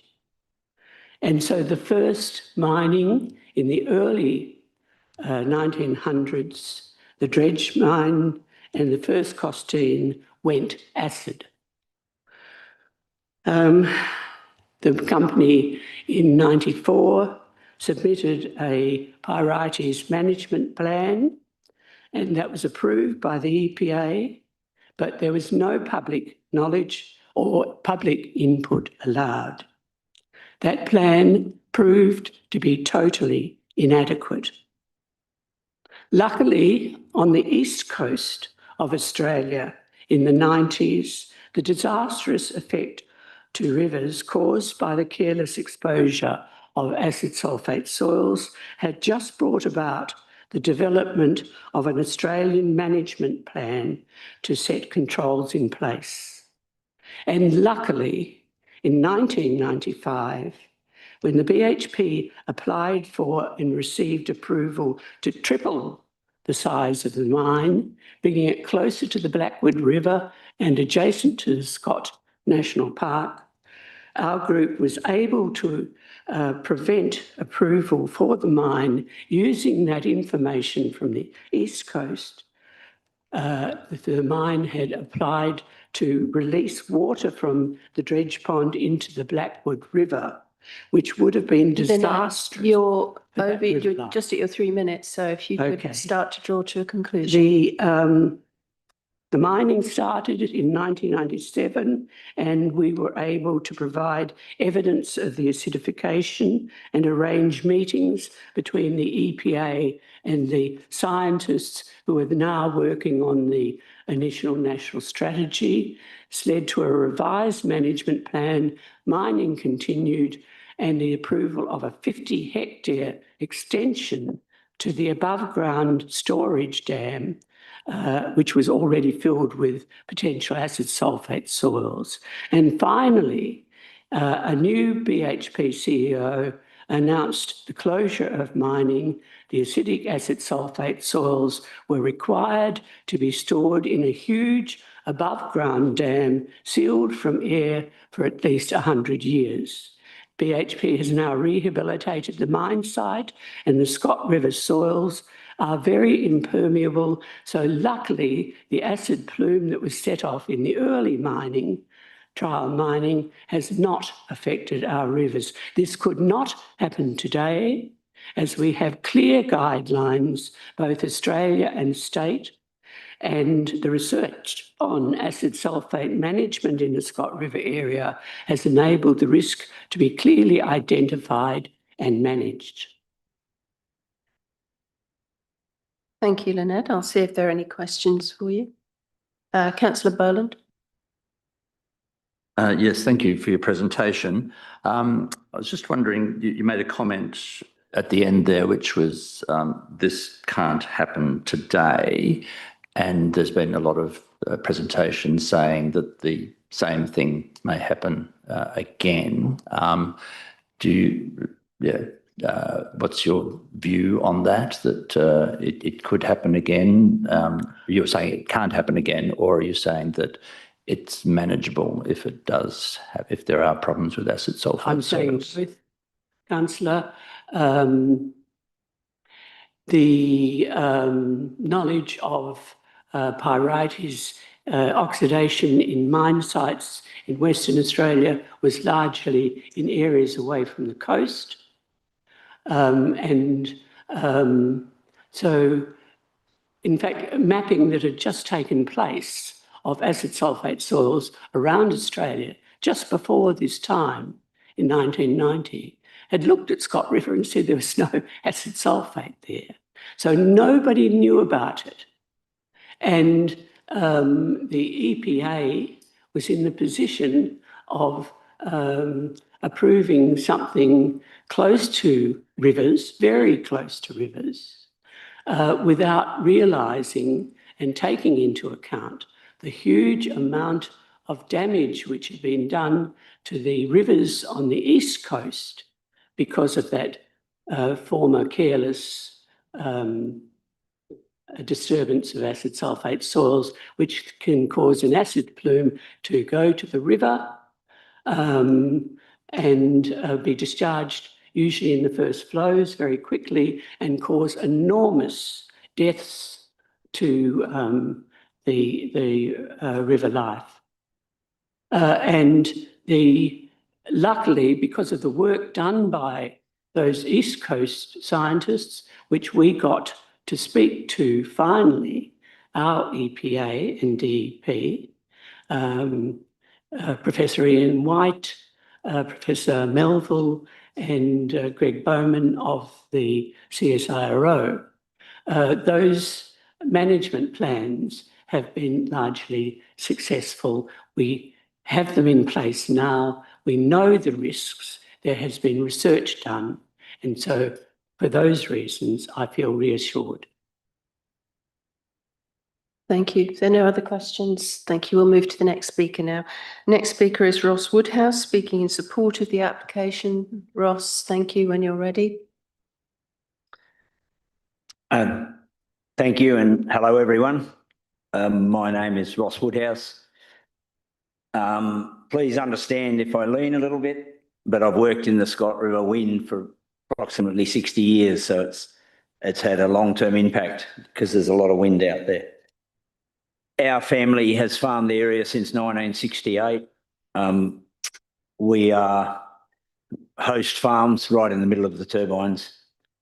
As we recognise the dairy potential of the area, and since 1993 we have produced 320 million litres of milk from the Scott River into the state. We welcome the opportunity to host wind turbines on our properties with confidence and trust that the comprehensive environmental studies conducted by Synergy have clearly indicated there will be minimal environmental impact on the entire area. And we endured the BHP experience as well, and a lot's been learned. Turbines can coexist with farming while supporting land use diversification and farm viability. If you look at the Scott River as a whole, many of the farms have been lost to farming. Essentially, they've gone to tree farming through lack of farm viability. The roads are degraded, the power supplies are irregular, and the phone service is non-existent. So it's a difficult area to farm in. Any development like this would only bring positives to the area. They will bring many positives to our operation and inject life into the Scott River area by providing employment and economic benefit to the wider community, along with regional energy security. And to touch on that, our farm endures, we're very, very big energy users. Our farm endures constant power outages. So whilst we may have the capacity to generate in Western Australia, we don't have the capacity to transmit on a reliable basis. So it needs to be localised power production eventually. With recent world events, it should be highlighted, or it should have highlighted to all of us the importance of local supply as a community of food and energy. And in the last 8 years, we've been challenged by two main events, and COVID in particular. And to touch on tourism, if we become a tourist-dependent community, look what COVID did to tourism. And look what future challenges that we may face that none of us actually sitting in this room here today know could impact. So localised food production, supporting local industry, having local power, everything needs to be local because there may not be supply lines and you and I don't know what the challenges are. Dairy is the biggest economic earner for the Augusta-Margaret region and we use a lot of energy. As a very big ratepayer, I urge the Shire to embrace the wind turbines, particularly within planning department, not imposing onerous restrictions that prevent the project from proceeding. I urge us all as a community to look at the positive aspects of the project and the unique opportunity this renewable project gives us to give back to the state as a whole. We can give back to the energy grid. We demand good roads, we demand good education systems, we demand a lot from our governments, from our state, but it gives us an opportunity to give back and make a contribution to the reduction of fossil fuels use on the whole planet. In my 60 or odd years that I've been farming in the Scott River, in 23, when we had the extended dry period, then I never saw an impact like it with the natural bush dying, acid appearing in what are normally flooded wet areas in paddocks and so on. Acid started to appear and the denuded areas of land because having a high water table protects us from the acid sulphate. So nature, when we first farmed in the Scott River, the entire area was covered with water. There was very little drainage, very little tree farms to suck up the water table. So there's been a lot of other impacts that have brought about acidification. And we've worked with acidification as farmers for the years and done it successfully as testimony of the amount of milk that we've produced from the Scott River. Ross, you're over your 3 minutes, so if you could draw to a conclusion, thank you. We claim as a Shire that we're focused on sustainable development. This project offers us an opportunity that does just that. Thank you. Thank you, Ross. To just stay there, we've got some questions for you. Thank you. President Jean Rice. Thank you, Mr Woodhouse, for your deputation. As one of the only landowners that have signed up to the project doing a deputation today, I'd just like to ask you a few questions. Would you mind indicating, Ross, on your property that will be part of the project, how much stock will you be running, or if you can give some indicative value to the that property of the stock on the land that you're running there? We run traditionally 600 milking cows on that property, but it has the capacity to go up to 1,000. And do you have any concerns on the productivity of your stock in regards to the installation of the wind farm? No, none really. On a humorous point off the track, I guess I asked the proponents whether they could make the blades longer to shoo flies off cows' backs, but they didn't think that was possible. Okay, thanks. Yes, Councillor Bowen. Yes, sir.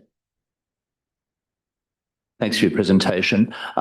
You said that you dealt with acidification. I was just wondering if you could expand on that. Like you mentioned how it had happened with drying soils, but yes, how did you deal with it?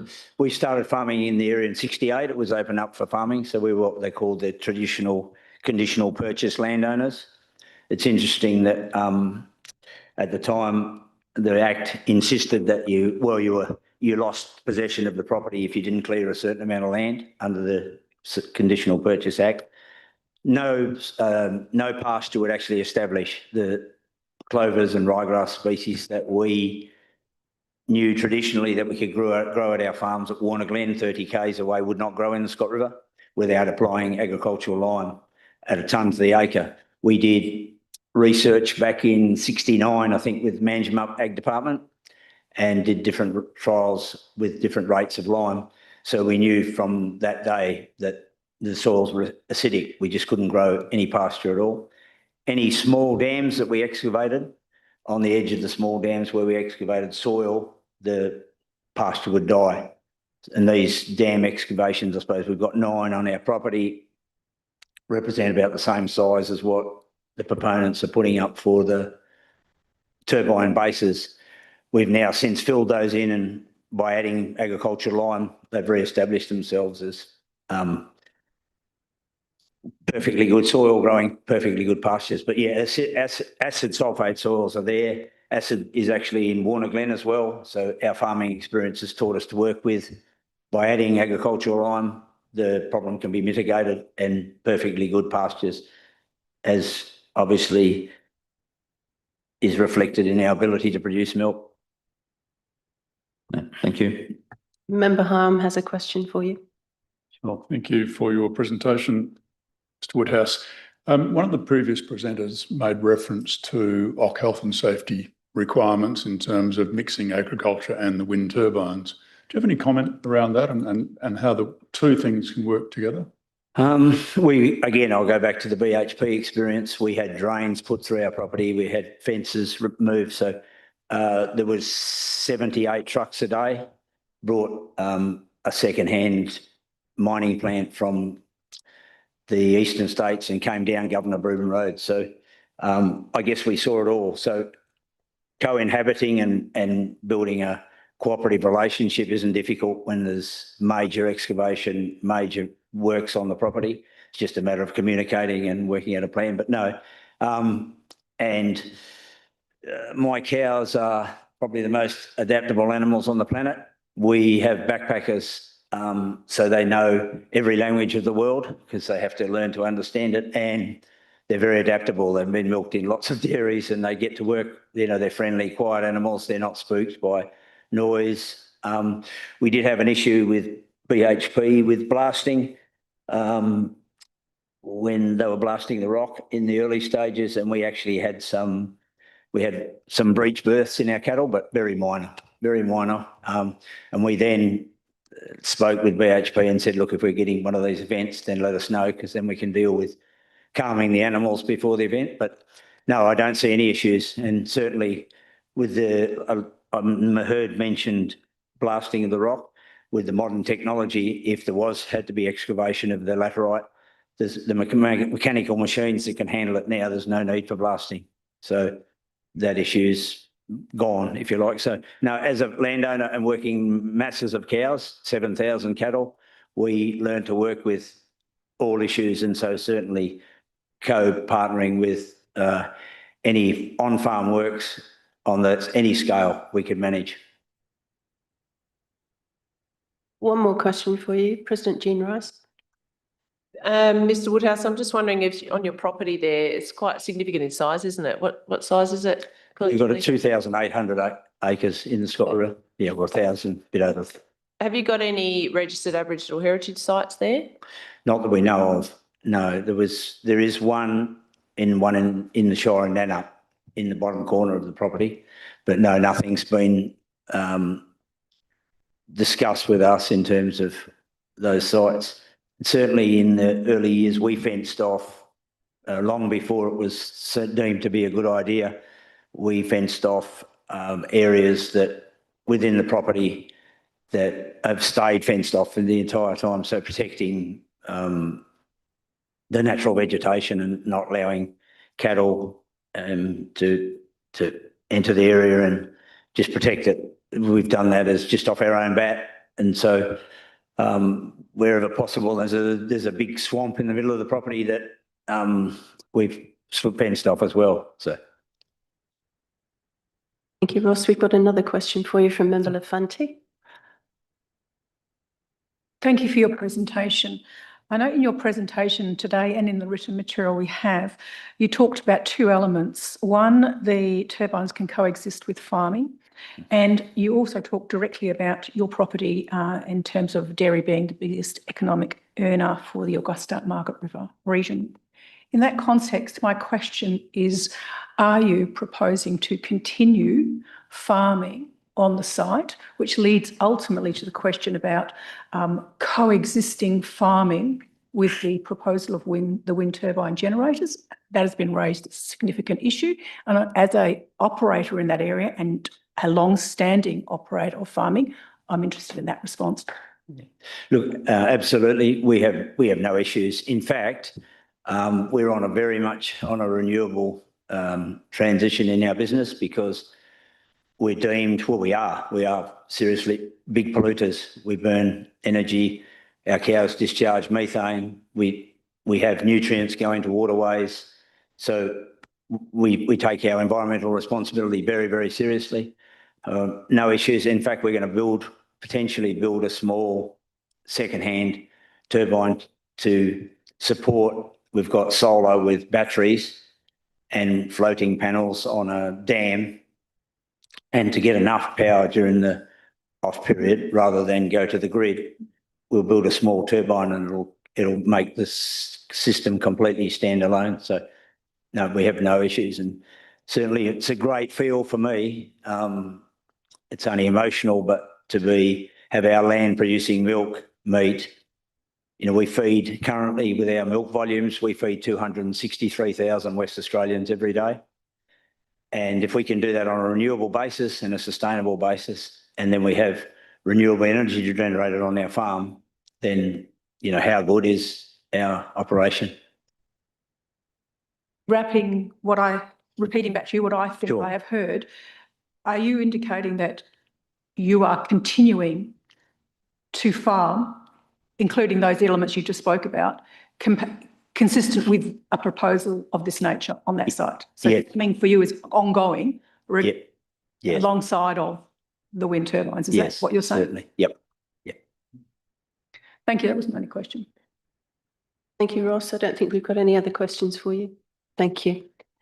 Next, we have 3 speakers on behalf of the applicant. I should note that we also did receive a written submission from Philip McCann, who couldn't be here, against the application, which we have read and observed. So the speakers on behalf of the applicant and in support are Sally Birkhead, Chris Binstead, and then I think Laura Farrell is online. Sally, who's going first? Is it you? Okay. Panel members, is it all right if we listen to all of the speakers from the applicant and then we ask questions afterwards? Yep. Okay. Thank you, Sally. Over to you. You've each been given 3 minutes and I'll warn you when you run over. Thank you. Thank you very much. And good morning, DAP members. I represent Synergy Red in relation to item 1 of the agenda, being the wind farm in Scott River proposal, comprising a maximum of 20 wind turbines located approximately 15 kilometres northeast of Augusta. I'm presenting with Chris Benstead, Renewable Development Lead from Synergy Red, and Laura Farrell, Associate and Landscape and Visual Impact Assessment Lead from GHD, who is online. A broader technical team... Sally, we might need your bigger voice. I think you're a little faint. Sorry. I can hear myself clearly. Thank you for the opportunity to speak in support of the Shire's RAR, which recommends approval subject to conditions. We seek modification to several conditions as outlined in the memo circulated to members. The site presents a complex range of environmental, technical and planning constraints influencing turbine placement and associated infrastructure. Despite this complexity, the proposal demonstrates that any potential impacts and risk can be adequately managed through development approval conditions and associated environmental requirements. The proposal has involved early and ongoing engagement with the Shire, landowners, stakeholders and the broader community since 2024. This has included a project office in Augusta, drop-in sessions, information displays, direct mail, newspaper advertisements, social media posts and individual meetings. Whilst acknowledging concerns raised by the community, it is notable that at the close of advertising, 27% of submitters supported the proposal. This engagement has directly informed changes to the proposal, including reducing the number of turbines, adjusting turbine locations to avoid sensitive areas, minimising clearing, addressing visual impact, developing bespoke foundation designs to manage acid sulphate soil risk, and identifying a location for a tourism viewing platform.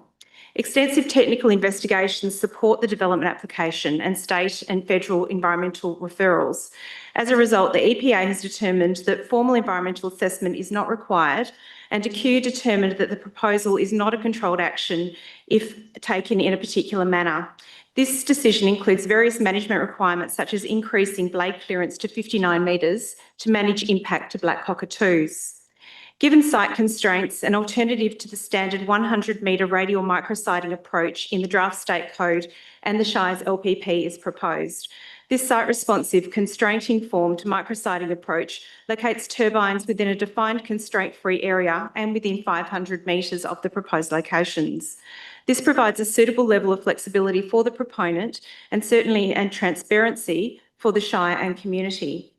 Notwithstanding the release and advertising of the Shire's LPP on renewables and the state code occurred after the preparation of the proposal, we've assessed the proposal to be generally compliant with each. The key departures are the proposed micrositing approach and the LPP's approach to setbacks to sensitive receptors to address noise and visual impact. Notwithstanding, the code and LPP are two of a number of considerations in respect to this proposal. Following determination and at each step of the process, Synergy Red will continue to engage with the Shire stakeholders, relevant agencies and the community, including the delivery of a community benefit framework in accordance with the adopted state government community benefits guidelines. This project will make an important contribution to Western Australia's renewable energy transition and the state's decarbonisation targets. Consistent with the recommendation of the Shire's RAR, we respectfully request the DAP's approval to the proposal. Thank you, and we'd be happy to answer any questions members may have. Thank you, Sally. Next, we go to Chris Binstead from Synergy Red.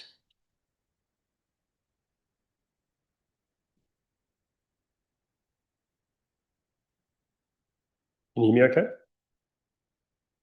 Volume's all right? Thank you, panel members. The WA electricity system is transitioning, along with the rest of the world, to a more renewable one, which here in the West is predominantly wind and solar. WA currently has around 1,100 megawatts of wind installed in the system, which produce about 17% of our electricity. 3 of the new ones are currently under construction at about 100 megawatts each. As the system transitions away from coal, there is a need for new energy sources, like this wind farm, to enter the system and provide sustainable, affordable and reliable electricity.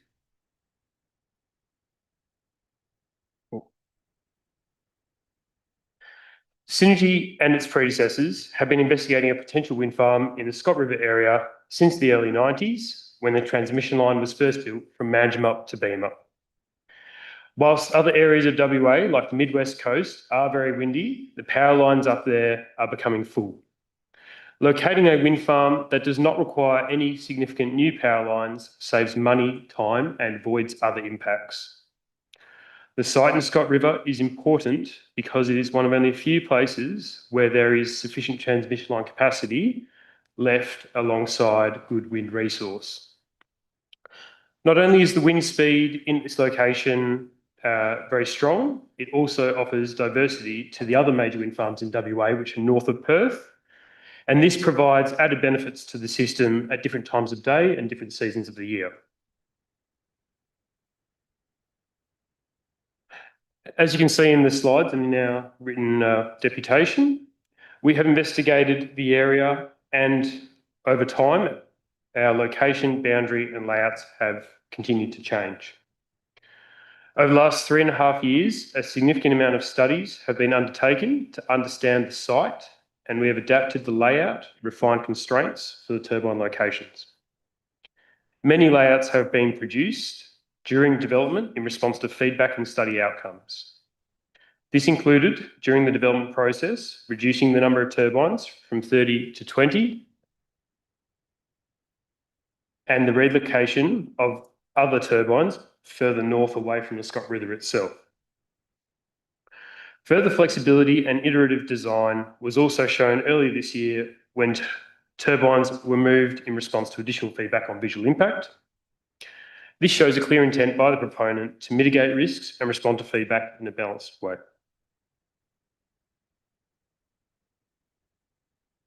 The iterative process is how most wind farms are developed and continue to evolve over time.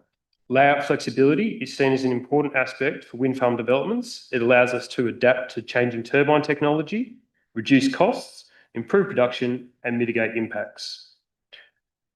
There has also been commonplace and successfully implemented in most other WA wind farms previously, and was the approach taken here in Scott River up until the DA submission last October.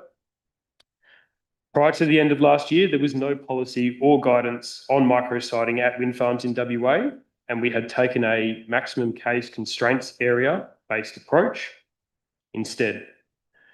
The constraints layer concept applies many of the setbacks in the new draft planning code and in the local planning policy to manage impacts and concerns. And we believe that the larger micro-siting radius of 500 metres, as proposed, strikes a balance between project certainty and design flexibility. I'm happy to take any questions. Thank you. Thank you, Chris. Next speaker is Laura Farrell from GHD in support. Laura, I think you're online.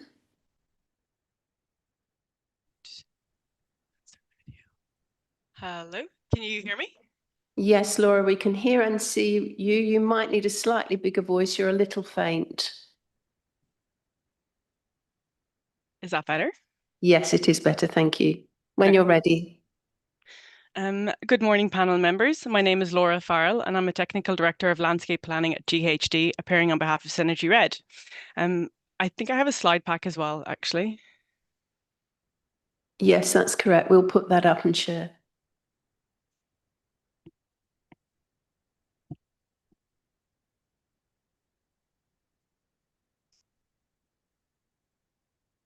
Can you see it on your end? Yes, it's just appeared. Perfect. Okay, thank you. Okay, and I don't have control over the slide, so I'll just note into transition. Is that okay? Yes, if you say next slide. Perfect. Next slide. I want to address three key matters today, starting with design progression. Visual mitigation of wind farms is achieved primarily through layout design. In this case, the design has already progressed meaningfully. The proposal moves from an initial concept of 30 turbines to the current 20 turbine layout. It directly reduces the extent, density, and perceived spread of the turbines in the landscape. Next slide. In response to submissions and agency feedback, targeted relocation of 5 turbines was undertaken to address visual concerns. Those relocations focused on reducing skyline clutter, addressing visual gaps, and constraining the north-south spread in key views. Next slide. In the landscape and visual material submitted, it is clear that visual impacts will persist for the life of the proposal. However, it is also shown that those impacts are well understood, assessed, and reduced through design refinement. Turning to setbacks. In Western Australia, landscape and visual assessment is performance-based. It evaluates visual effects by reference to actual visibility, apparent scale, exposure, and receptor sensitivity rather than relying on distance alone. LPP 23 introduces a setback derived from the New South Wales Wind Energy Guidelines. Under the New South Wales framework, that setback triggers further testing, typically supported by photomontages, and allows for exemptions where intervening landform and vegetation provide screening. LPP 23 departs from that framework by treating the setbacks as a fixed constraint rather than as a prompt for further assessment. Applied in this way, the setback substitutes distance for evidence of visual magnitude and effectively displaces the LVIA process rather than being tested by it. Accordingly, the setback in LPP 23 should not be relied upon as an absolute control. Its appropriate role is as an initial screening tool that must be tested and, where justified, refined or replaced by a more detailed site-based assessment. Next slide. Finally, to micrositing. A key question raised by the Shire relates to certainty at delivery stage. The proposed response is a constraints-based wind turbine envelope combined with the 500-metre micrositing allowance. From a landscape and visual perspective, the envelope contains the north-south extent of the wind farm. Turbines cannot move into new skyline or edge conditions beyond those already assessed, and it would not materially alter the visual outcomes assessed from key viewpoints. Next slide. In closing, visual impacts will persist for the life of the proposal. Those impacts have been thoroughly assessed and well understood, and the site layout has been refined in response to agency and Shire concerns. Accordingly, we respectfully request that the panel remove Condition 3 relating to further turbine relocation and amend Condition 7 to allow micrositing within the constraints-based wind turbine envelope as presented. Next slide. Thank you for your opportunity to speak. Thank you, Laura. In addition to those speakers, we also have Lyndon Weirs from Convey Associates and Whitney Williamson, Emma Jones, Natasha Bell and Rowan Gallagher from Synergy Red, who are also available to answer questions. So it's now an opportunity to ask these presenters questions. Councillor Boland, did you have any questions of the presenters? Yes. Okay. Thanks for your presentations. Maybe a question for Chris. Fairly simple one, I think, to begin with. Just in relation to transmission lines, just having a look at the substation site, there didn't seem to be any large-scale transmission lines. Are they above ground or below ground from that substation? The reason I'm asking is a significant issue is clearing of vegetation for transmission lines. So can you help me on that one? Sure. So the proposal, I think shown in some of the maps, will connect to the existing Western Power substation, which is on the west side of the site on Scott River Road. There is an existing 132 kV overhead transmission line that runs east-west across the site. And the wind farm will include a new substation in the south or centre of the site and approximately a 4-kilometre new overhead power line to connect that substation into the existing line. And that would be what we call a T connection. And it would look very similar to the existing Western Power line that is there today and has been there since. We've been working with Western Power about how we would route that new line from our proposed substation location in the centre of our site, approximately 4 kilometres north to tee into their line. If you have questions with respect to clearing, Natasha can probably speak to those more specifically. But that's the proposed connection arrangement, would be a similar overhead transmission line of about 4 kilometres. Yeah, thanks on the clearing. That is an issue, but from your application, it seemed that was going to be relatively modest. That was how I understood it, but maybe some more information. Thank you. Hello. Yes, overall, the project will only require up to 2 hectares of clearing. 1 hectare of clearing. And in terms of that transmission line, we've currently designed it to avoid clearing. So the route it takes has been placed in the landscape to avoid any requirement for clearing. Yep, I do have some others to keep going. Okay. Probably a question for Chris or Sally. I'll start with Chris.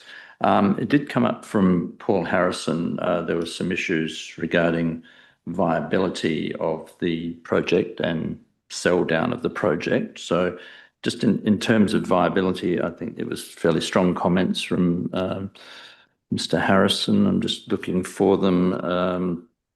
It was not technically feasible. So how does, so not technically feasible was the comment, which, your comments around that. Thank you. If I could refer that question to Rowan, please. Yeah, so thanks. Thanks for the question.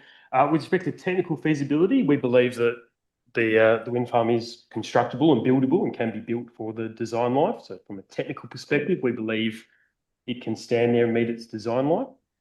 From a commercial economic feasibility assessment, we currently believe that there is a business case there, but really that gets investigated in the next phase of the development. So once we receive approvals and we know of all the conditions and we know where we can and can't put turbines, how big the turbines can be, that allows us to commence our procurement activities. The procurement activities is where we'll go to the market to determine the capital cost of the wind farm. Wind farms are typically have a very high capital cost, or a capital cost, and that is the main cost of the asset. And so until we get that further detailed capital cost from the international turbine market, we won't have that refined business case. We'll do that assessment when we get those updated costs. Based on our current learnings from previous wind farm projects over the last few years, we believe that the economics are there, it's good enough wind speed, and it produces sufficient energy at the right times of day to pay back that capital. I suppose that leads to another question about the ownership of the project and whether that's going to remain state-owned or going to go into private interests. And that bears upon some of the things like the social impact study and the community benefit fund, that probably there can be more assurance for those sort of things if it's in public hands like Synergy is. And I assume Synergy Red is in public hands. So the question around the future of the project and whether it remains in state ownership. You're correct that Synergy Red is a wholly owned subsidiary of Synergy and therefore falls under the GTE Act as a state-owned corporation. And Synergy Red currently owns the whole development in its own right and by itself. We have not made any decisions yet about if and when or where the project will be sold to. That will be something that gets determined in a later stage. The government has not funded the construction of this project. That's a separate Treasury budget government funding process, which has not commenced yet. And we have further steps to take following approval to determine the pricing before we would go through any funding or financing process, whether that be state government or private. At this stage, no decision has been made. Right. Just in terms of having confidence in those things going forward, like the community benefit fund is so much per annum for the life of the project. And so if there's a private operator, is there some incentive to not honour those obligations? But yeah, I'm asking around that issue. I understand the concern, and we would expect that all the commitments we are making for the development now stay with the development regardless of its owner for the life of the development. So these are commitments being made on behalf of the project. Whether the project is built and owned and operated by Synergy or anyone else, the expectation would be that that is a commitment that stays with the project and the proposal for the life of the proposal, whoever owns it, and whether it changes hands or not. Particularly the Community Benefit Fund, we have made a commitment, I believe, in the written documents at $100,000 per year, starting from construction. And that's a commitment that we would expect the project and any future owner, whoever they are, to honour for the life of the project. And certainly that would be a condition we would be putting in on the project to hold it to account if we were not to continue owning it. That might be enough from me for now, but I was curious about the tenure of that aspect, but I imagine others might ask about that. You can ask it now if you like. Okay, you have sought 60 years as opposed to 30 years, which is in the recommendation. I was just wondering about that, whether that's 2 life cycles of the turbines, or I know you've made some comment around it, but I'm just seeking a little bit of exploration of that. And I suppose with that comes other timeframes that are under consideration, such as, I'm just speaking from something I've seen in the media, that the life of wind turbine projects seems to be increasing beyond, I think 30 years has sort of been the standard, but maybe they're getting longer now. So is a different time frame, maybe if things are going to last 40 years rather than 30 years, is 40 years a time frame? But I know you're proposing 60 and the recommendation says 30, and we'll be coming to that later in the meeting, I'm sure. But any comment around that? Yeah, thank you. So turbine, I guess the knowledge of turbines, the mechanics around turbines and the science of turbines have evolved rapidly with the technology over the last 20 or 30 years. Thank you. Thank you. And that goes all the way back to the Albany wind farm built in 2001. You know, that was built with a 20-year design life, but it is still operating now, and that's been through a life extension. So we've been able to assess the structural integrity of the Albany wind farm, and it's lasted for 20 years, and we've assessed it and given it another 10 years of life to take it to 30 years. So based on that experience and other knowledge of other wind farms in the system, which are now having a 30-year design life at installation, we want to allow the opportunity for, as technology advances, and yes, in the market now, we are being offered 35 or 40-year turbine life, design life. So the vendor is standing behind the structural integrity of the turbine for 40 years. And that also leaving opportunity for either a life extension or, if it makes economic sense at the time, to replace the turbine and continue it in operation. Very difficult with a crystal ball to know what economics of wind farms are going to be in 30 or 40 years' time. But the request for additional duration over the 30 years is to allow for those assessments to take place at that time. And if the market conditions are appropriate, extend the life of the wind farm, keep it running, keep it producing that energy with, you know, very little additional cost, or to, I guess, give it a refresh, rebirth, and keep it going even longer, if that makes sense at the time. So that's the request behind the additional operating life, noting that there'll be a few years of construction before the operating life commences, the operating life, and then some time afterwards to decommission. Yeah, thank you. Member Lafanti has a follow-on question to that. Thank you. My follow-up question is directly in relation to your submission that seeks a modification of condition 2. My questions are principally to both Sally Birkhead and Chris Binstead. It specifically goes to the planning element. 60-year life cycle, so I suppose the question around the 60-year life cycle for me goes to the issue of any either upgrade or replacement. What do you say is the trigger for, for a planning review or consideration in the context of any changes to the development details that may occur on a replacement or update of a facility over that period? And I'm drawing the difference between the technical construction and the planning framework that we're essentially making a decision on in relation to this proposal. Certainly. I would suggest that the determination would be on the basis of what is considered to be development. So if there were changes to the design, location, extent of foundations, changes to the height of the turbines, the height of the blades, overall height of the installation, then that would certainly be a trigger for a new planning application or modification to conditions to be applied.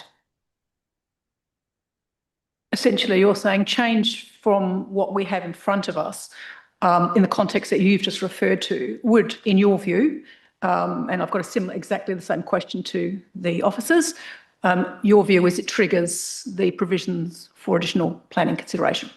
If we're talking a time frame scenario and we're saying that in 30 years or thereabouts, if there is a requirement by the proponent or the operator to extend the life of the wind farm, then I would suggest that if there is a material change to the location or design of the turbines that then may trigger other considerations, then yes, I would expect that that would trigger the requirement for an amended application or an amendment to the condition.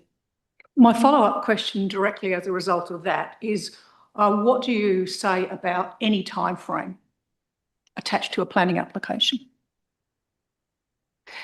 In terms of a wind farm application, to our knowledge, there has been no time frame attached to another application within WA. And so our starting position, I suppose, is that we don't believe that a condition which requires a horizon on a timeframe for approval is actually necessary or warranted in this case. However, if the Shire and the DAP consider that a timeframe is warranted, then it would need to be something that would be workable and reasonable from the proponent's perspective. And in that way, a timeframe above 30 years would be considered reasonable.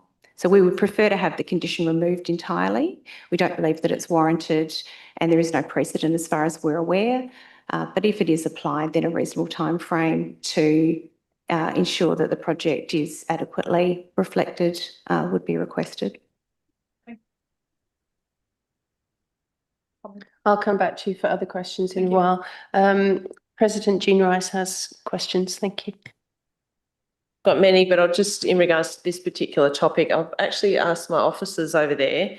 Can we come to the officers in a little while once we've dealt with all the questions of the applicant? Yeah, okay, sure. Did you have questions of the applicant? Yes, I've got, yes. Please go ahead. My first question will be in regards to the Aboriginal heritage component. Just give me a second. So in your social, the consultation that you did, the social impact study, in regards to the Indigenous connections, there was almost about half of the respondents did note that Aboriginal heritage and culture as extremely important local value. And additionally in that report, you have yourselves stated that under the settlement process led by SWALSC, the Southwest Bujara No. 2 Indigenous Land Use Agreement has been negotiated with the Wadandi Pibbleman people. The Underlup Association and the Pibbleman Maya Aboriginal Corporation are two current Aboriginal entities that speak culturally on behalf of this country, and that's identified in the Scott River Action Plan 2020. I'm just and also addressing a couple of the deputies today in regards to their concerns around the actual consultation with knowledge holders. So I guess in the report, it does state that the consultation at this stage has only been with Carrick, the registered corporation. That's correct, right? Could I ask Rowan to respond to this question, please? Thank you for the question. So in relation to matters of Aboriginal cultural heritage, it's correct that our engagement has been with Carrick Aboriginal Corporation, and that is really in following the process that has been established by the Southwest Settlement. So Carrick Aboriginal Corporation is the regional corporation under the settlement. It has members that are the traditional owners of the land, and the process that's set out under the settlement is for proponents like Synergy, and I would say that there are additional obligations on Synergy because we are ostensibly a party to the settlement being government owned, is to enter a Noongar Standard Heritage Agreement, which we have entered with Carrick Aboriginal Corporation. We have conducted a survey across the development envelope with traditional owners that have been selected by the Cultural Advice Committee of Carrick Aboriginal Corporation. And so that is the approach that we've taken. We have also been advised by Carrick that they are, on matters of cultural significance, the appropriate party to be consulting with. In terms of consulting with other Aboriginal people that are not through the corporation, that very welcome to participate in the community engagement sessions and communicate their concerns through the opportunities that present themselves as members of the community. So in addition to that, and directly addressing one of the deputies' presentations today, she talked to the precedents of the Juukan Gorge and legislative response. So in that inquiry, it did find that consultation through the prescribed body corporate process did not necessarily capture all cultural knowledge, and that's where my concerns are coming from, particularly where the knowledge was held by specific individuals that were not adequately consulted. And so in response to that, the WA government amended the Act, the Aboriginal Heritage Act, November 2023, introducing provisions recognising that new information about heritage may emerge after assessment. And I guess just to directly ask you on behalf of one of the deputies today, the question around how the Aboriginal Heritage Act compliance has been addressed, is my first question in regards to this application. And then on which basis can you conclude that the Aboriginal Heritage Act approval is not required, as is in the report, and whether consultation, whether you're open to, through the process of the application, to engage further than just with the body corporate? So I'll try and unpack that. There's a few questions there. So in terms of ensuring that an application under the Aboriginal Heritage Act is not required, so we've conducted so the first, you can do a desktop study, and there's no existing registered sites in the area. The Blackwood River is noted as an adjacent as a registered site. And then the next step, which we followed, is to follow the procedure under the Noongar Standard Heritage Agreement, which it was negotiated over some years between Swalsk and the Noongar Nation. And that process includes selecting participants to come out. There were 6 participants, I recall. I was on the survey myself. And to identify whether there are any other sites that have not already appeared on the register. Through the course of that survey, it was determined that no, there were no sites, and it was in fact a already highly disturbed area because of the history of the land that we're seeking to develop, and that's one of the reasons that we have selected it. And so the only reason that you need to make an application under the Aboriginal Heritage Act is if you are seeking to disturb or damage a site of Aboriginal cultural heritage significance. And we've selected the site and designed the project in such a way that that's not necessary. In terms of the comparison with Juukan Gorge, I'm fairly familiar with those issues. I don't think it's a really clear comparison. There was a native title agreement that existed in place with the traditional owners there. The impacts of mining and the cultural heritage values of that area in the Pilbara are quite different to the landscape that we see down in Scott River from an Aboriginal cultural heritage perspective, and that is reflected in the work that we've done. Yeah, I guess just to get back to my question, when your advice is only coming from the one group, and in the fact that the legislative change reflected that need for organisations to go further than the requirement, which was before Juukan Gorge, I guess I'm just asking, are you open to just having those conversations with other knowledge holders that have got continued connection to country, which may not exist potentially within KKAC? Sure. So the difficulty we have there is, while we may be open to it, we've been specifically requested not to by others that have represented themselves as the appropriate individuals to be consulted on matters of Aboriginal cultural heritage.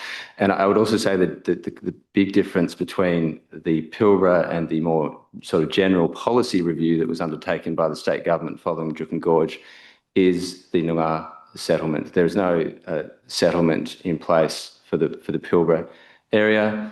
The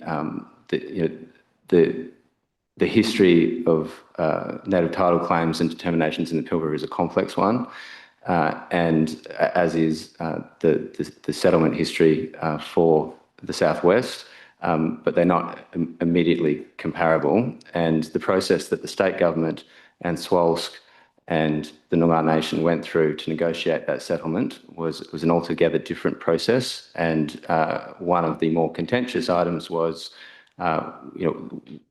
who are the members of the relevant Aboriginal corporations, and what is the appropriate way for the state and other proponents, private industry, etc. What is the appropriate way for proponents to engage on matters of Aboriginal cultural heritage? And it was clear through that process, as someone that participated, representing a party in that process, that it was important to have clarity about who was the appropriate body to consult with, and that is the regional corporation. So I hope that answers your question, that it's not so much an unwillingness on our part, but a difficulty in the history of how such matters have been addressed in the state.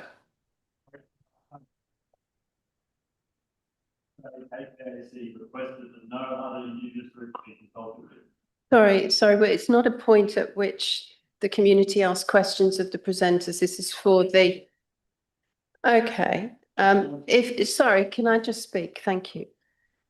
In response to President's question, could you just repeat some of those key facts in response to what you just said in a loud voice so that the community can hear? Thank you.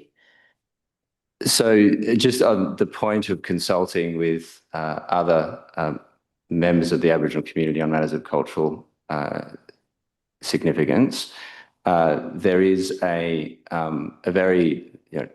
was a rigorous process followed to establish a process to provide advice to proponents on matters of Aboriginal cultural heritage significance, and that is the establishment of a regional corporation. There's 6 different regional corporations under the settlement, and each of those regional corporations have a membership.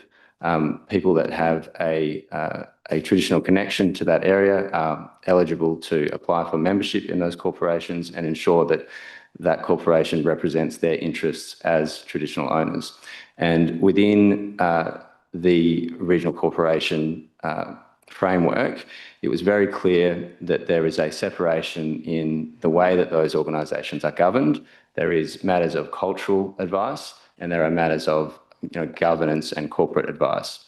And there is a separate committee that is established under each regional corporation, and that is a cultural advice committee. Carrick Aboriginal Corporation has a cultural advice committee. Any member of the corporation, any eligible member of the corporation is eligible to be nominated on that cultural advice committee, and they have an opportunity through that framework, through the regional, to the Southwest Settlement, to have their views expressed through the regional corporation and through the regional and through the cultural advice committee. So it can be the case that individuals or families within an Aboriginal group feel that they are not adequately represented within that framework. That is not entirely uncommon, but it is not for us as a proponent to interfere with those processes that have gone through years of being set up and established. Just on behalf of the man in the crowd, just to answer that question, I thought I heard you say that Carrick did ask not to go further than their corporation for advice. Is that? I think that's the question that Mr. Magnell asked. If you could answer yes or no to that. Yes. So I'd say more to give more flavour to that, rather than saying you can't speak to this person, it's more we have been advised by Carrick that this is the appropriate process that has been established under the settlement. President Jean Rice, did you have other questions of the presenters? I have many, but I might pass on to someone else if they want to have a go. Thank you. Member Lafanti or Member Hyam, did you want to ask some questions? Member Hyam. Thank you. Mine are fairly quick. I want to go back to the 500-metre radius, and I note your rationalisation there is that this is going to be a constraints-based area, and that if it came down to 100 metres radius, that's a rigid situation for you. Wouldn't it be fair to say that every site would have a different radius for the constraints around that? The initial proposal that was presented as part of the development application did not have a micrositing approach, and that was largely because at that time the draft code hadn't been released and the draft local planning policy hadn't been released. We'd had some initial discussions with the Shire about it, but there was no defined micrositing radial distance that was identified in any documents. So we had taken the approach that because this is a highly constrained site, we would take a constraints-based approach, and in that way the turbines that were proposed would be located within the areas which were not highly constrained. So the yellow hatched areas that are shown on the plan that you can see on the micrositing plan, but there was no micrositing radial distance applied. As the project evolved and it became evident that a micrositing approach was being advocated by the draft code and the LPP, we then looked at what an appropriate approach might be. Now, in other wind farm proposals where they're proposed on sites that are a lot less constrained in terms of particularly in environmental constraints, a 100 metre or another micrositing, or another radial distance might be appropriate.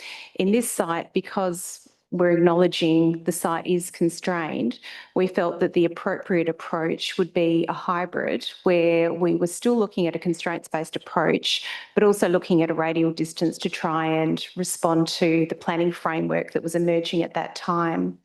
Because so much of the site is constrained, we had identified that a 500 metre radial distance was appropriate in this case.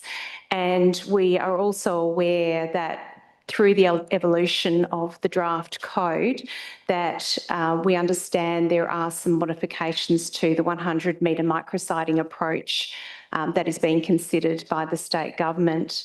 Now, we acknowledge that that information is not available or public at this stage, but in terms of our understanding of particularly the industry's approach to micrositing, that an additional area may be being considered over and above the 100 metres. So in this case, we've taken a bespoke approach to the site and proposed both a constraints-based approach and a 500 metre micrositing approach. Member Lafanti. Follow-on question directly. My follow-on question directly related to that question is the supporting material that forms part of this application and the impact or variation to those documents as a result of a 500 metre radius of micrositing. And I suppose it goes to that point of weight and reliability of the material in the context of this development. Can you speak to that planning issue? If I understand the question, you're referring to whether the information that supports the proposal can be relied upon to provide a reasonable level of support for the application of a 500 metre micrositing approach. Is that right?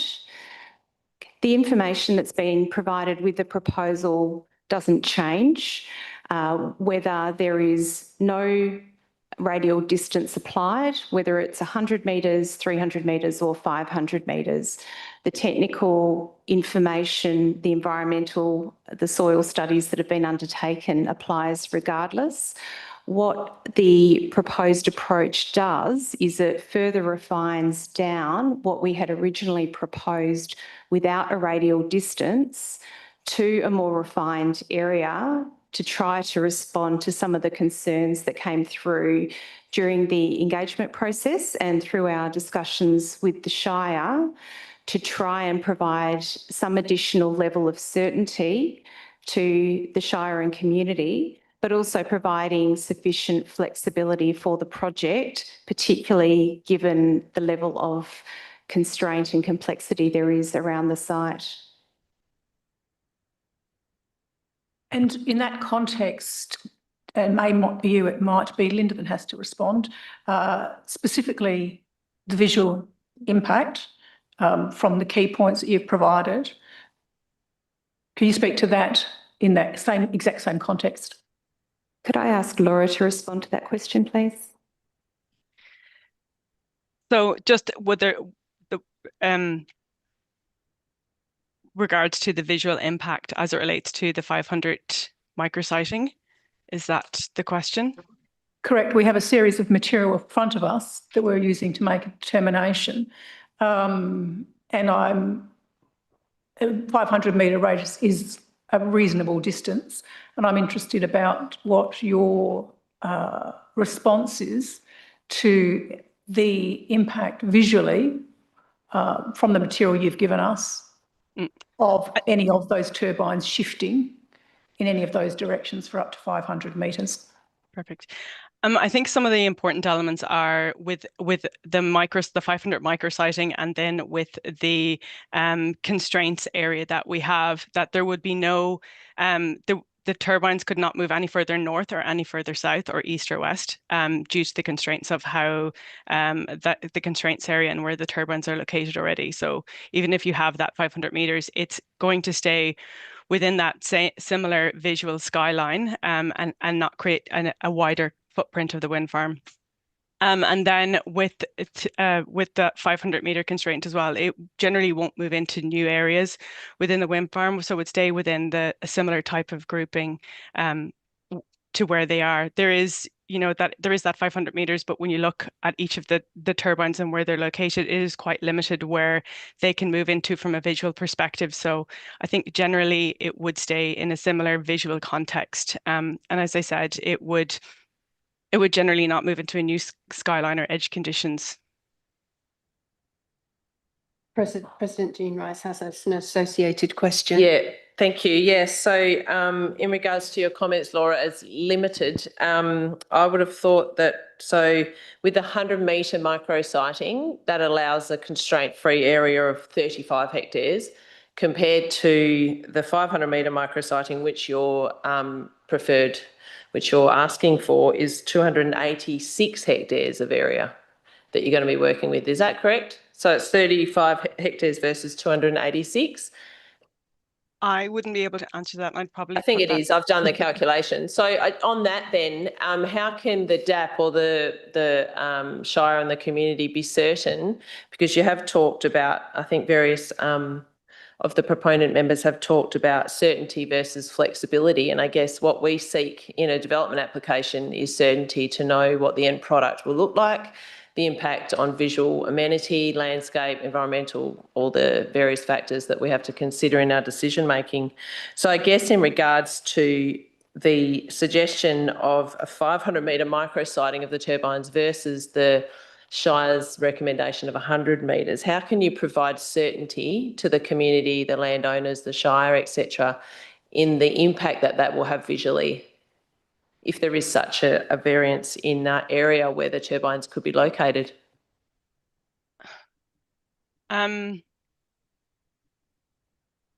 I think it's just back to what I said of that it will be a similar type of grouping. The certainty will be that it won't create new visual areas within the footprint of that wider wind farm, of those, particularly those views from Augusta, where you're not getting turbines moving into new northern or southern areas of the view.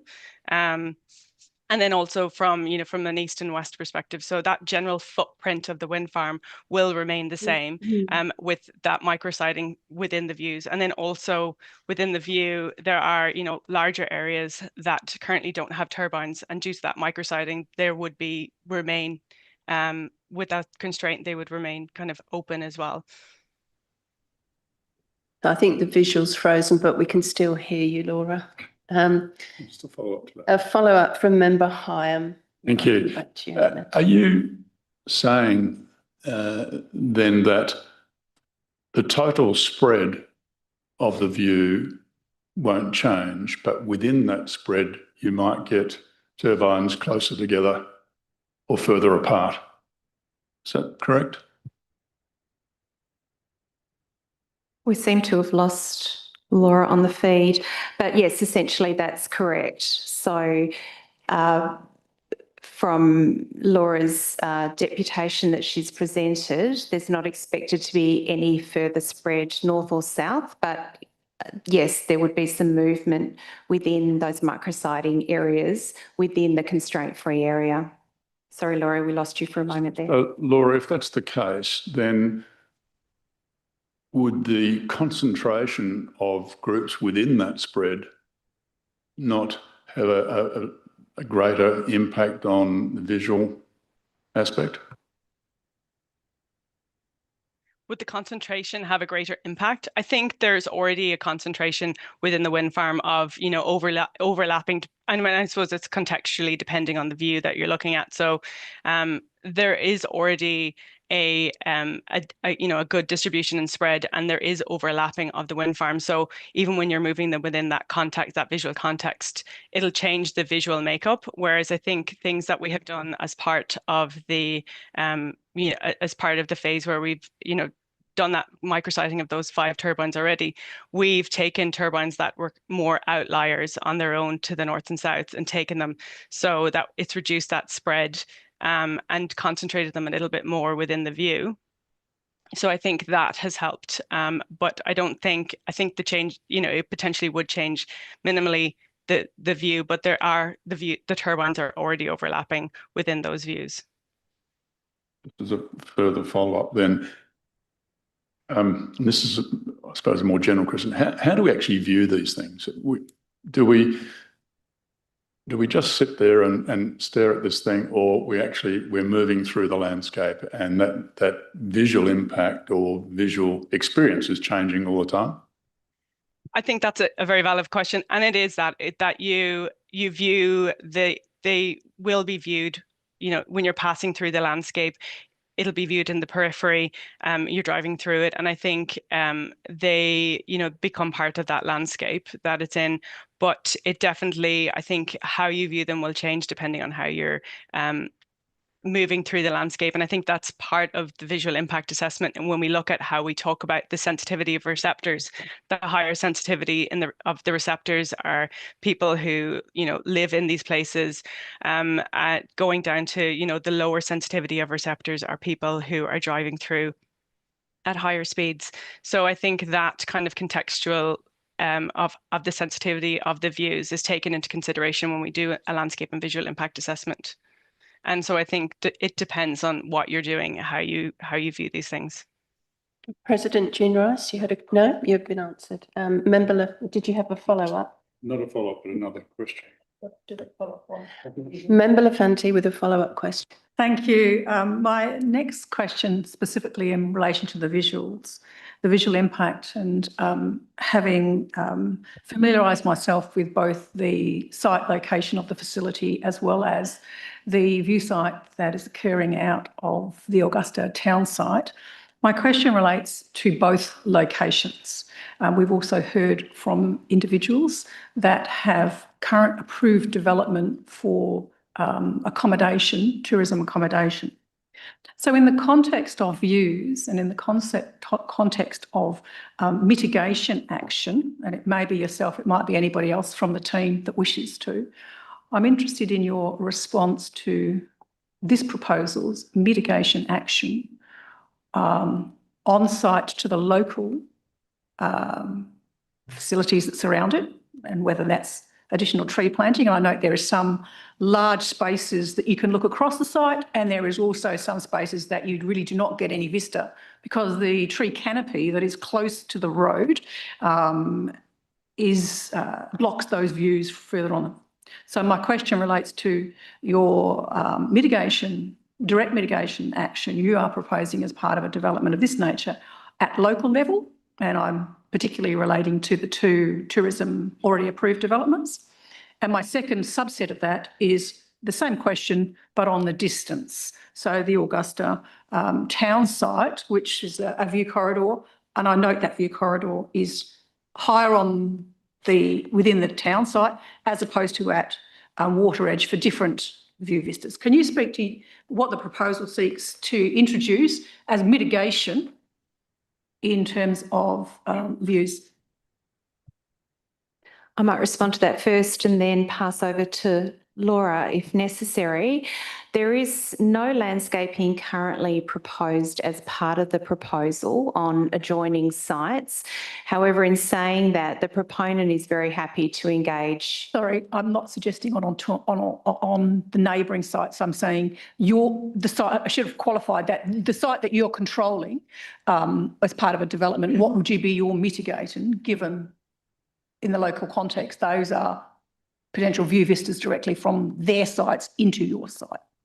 There's no proposal to landscape within the project area to mitigate. However, in saying that, the proponent's happy to look at mitigation on its site also to address visual impact if required. Laura, did you want to add to that? Yeah, we had in the addendum report we submitted in March, so we had made it that we could address at a later design stage those locally identified visual impacts and look at landscaping in a targeted manner as the design progressed. I have a question directly to the officers on exactly that same issue. Can we go to that? No, don't want the question now, just flagging as a heads up for you. Okay, all right, thank you. We'll go to the officers shortly. Member Heim, you had a question? Thank you. I want to turn to another topic, which is acid sulfate soils. One of the previous presenters suggested that, as we know, that there is a high risk there in the acid sulfate soils, that you have a responsibility to refer this matter to the EPA. Is that something you would contemplate doing? Could I ask Natasha to respond to that, please? Sorry, was your question whether we'd refer the proposal to the EPA with consideration of acid sulfate soil risks?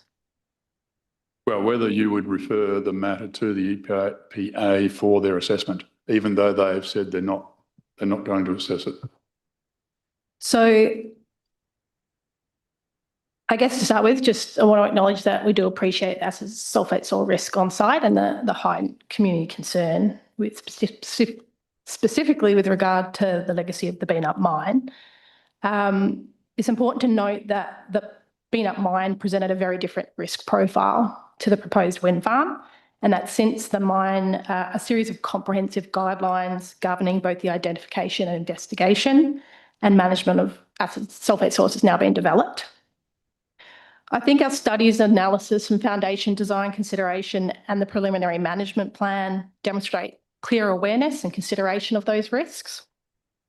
And I think that was considered by the EPA and the Department of Climate Change, Energy, Environment and Water in their assessment of the proposal and their decision. Our preliminary acid sulfate soil and dewatering management plan shows consideration for the precautionary principle and identification of management and controls with the assumption that acid sulfate soils are present. So I don't expect that the risk that has been considered as part of the existing referral will change as a result of the detailed site investigations and would be considered a change to the proposal that would warrant re-referral. President Jean Rice. Thank you. I will also ask a question around acid sulfate soils, but I guess just largely and a bit more holistically, it may seem like a silly question, but why haven't you presented a development application that shows the exact turbine locations? The report shows that there has been only modelling done for the impact of the foundations on acid sulfate soil exposure. So I guess wanting to have a bit more detail around what if, when you do the hydrological testing on each site, what are your plans and what will you do if you find, once you work out where your determined turbine sites are, what will you do and what is your plan in the event that you do, come across acid sulfate soil exposure? Yeah, thank you for the question. Just to clarify, my understanding is you're referring to where we have done initial testing and exploration amongst the site and where the turbines will eventually be? Yeah, just recognising the difference between modelling as opposed and like minor test hole drills as opposed to when you determine which will be a factor that determines, I'm assuming, where the turbines are located. What is your plan? How will you actually manage that once you determine the final locations of the up to 20 turbines? Yeah. So once the 20 turbine locations are selected, we will do, prior to construction, a full detailed geotech at the centre of each turbine, which will include a full borehole and testing of the materials there. That will inform our foundation design, and it may also inform whether we use something like 100-metre micro-siding to move to the left or to the right, if there was a particularly sensitive area of ground conditions that we come across in that initial test, in that testing at that specific location. Whether that's water, acid sulfate soils or rock conditions, we may choose then to move 50 metres north, 50 metres east to avoid or to find a more suitable location to put the base of the turbine foundation.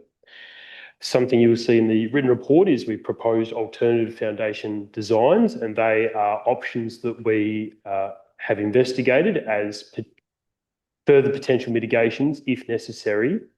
If we do come across conditions that are not suitable to do a traditional foundation, we can lift the foundation higher up and reduce the amount of acid sulfate soils disturbed and the amount of water dewatered, as much as being completely above ground, which would significantly reduce acid sulfate soil and dewatering requirements at that location, if we choose that that location is still our preferred location. We also have the adaptive acid sulfate soil management plan, which Tash can talk to, and the dewatering management plan, which we would put into effect to varying degrees, depending on what we come across at each location. Okay. Member Lafanti, you had some more questions? Thank you. Question in relation to your foundations. I know you've given us 3 options that you're considering, and I understand the rationale while you would complete with more detailed design elements. My question specifically relates to above ground footing and whether or not above ground footing has a bearing on overall height that is being requested of the facility before us. Thank you.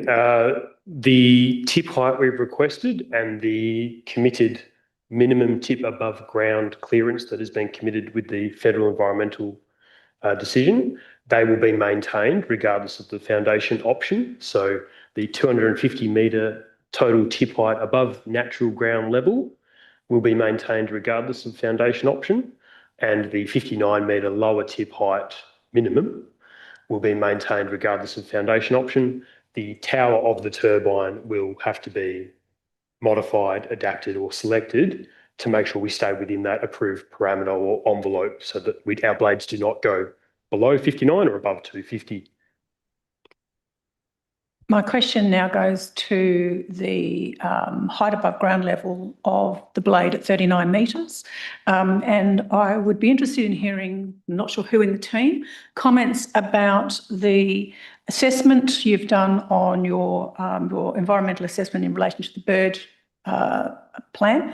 And in that context, can you also respond to black swans? And really what I'm trying to get to is the arrival at 59 metres for a blade minimum height from ground. As I read the material, it relates to the evaluation and assessment of bird flight paths and associated activity. Can you provide commentary? There's been a lot of concerns raised about the impact of the turbine, and I'm really trying to drill into the general comment around concern and what your study has identified and whether it's addressing appropriately the movement of birds, including black swans, in relation to the turbine itself. I'll ask Natasha to respond, please. Thank you for your question. As demonstrated in our application, we've undertaken multiple bird utilisation surveys and targeted fauna surveys to inform the potential impacts to terrestrial fauna and birds in particular. These surveys and the preliminary bird and bat adaptive management plan have been undertaken and developed in accordance with the relevant state and federal policy and guidance. The management and mitigation of impacts discussed within the application are relevant for other non-conservation significant species, including the black swan. And they include measures like avoidance of key wetland habitats, locating of turbines 100 metres away from native vegetation, so key wetland habitat to avoid blade overhang, the installation of visual bird diverters on the transmission line and guy wires for permanent met masts, the blade ground clearance is discussed being increased to 59 metres, and the implementation of the various management plans. Obviously, as we've already discussed, both the EPA and DEQ have considered and determined to not assess the proposal, and neither department or the Bird and Bat Adaptive Management Plan peer review that was undertaken as part of that EPA process identified any particular concern regarding black swans. As highlighted, notably subsequent to the DA application, we have committed to that change or increase in the minimum blade ground clearance to 59 metres, and that's reflected in the particular manner decision by DQ, which further reduces the risk of bird strike. With regard to black swans, we had 20 flight height records for that species, and they were all below the rotoswept area, which is the zone that potentially birds can take that would result in the potential for bird strike. We, of course, support the proposed DA condition for updated bird and bat adaptive management plan. That does include impact trigger criteria for non-listed species and monitoring requirements and an adaptive management approach. Sorry, President Jean Rice. Just on that adaptive plan, can you just elaborate on, will that include a nocturnal component to the survey? I think the survey at the moment, following the guidelines, it requires surveys to be undertaken at different times of day across the survey period, but I don't believe at the moment it requires night surveys. Yeah, so is it not species specific? Because certain species, I guess, of birds and bats would, utilise flying at different times. So I guess I'm just wondering if that adaptive plan actually considers species that you're surveying and doing appropriate times of those surveys. Surveys will be spread out to include dusk and dawn, so hopefully pick up black swans when they're visible, as opposed to night surveys where it might be difficult to actually effectively record the flight height and behaviour. Just in regards to the operations environmental management plan, so currently the officer's recommendation 6C has a component there of stakeholder and community engagement, including complaints handling processes in regards to your environmental management plan of the site. How can you just elaborate on what that actually looks like, and how will community and stakeholders be able to provide complaints or have that interaction, either with yourselves or the potential next owners of the project? How will that look?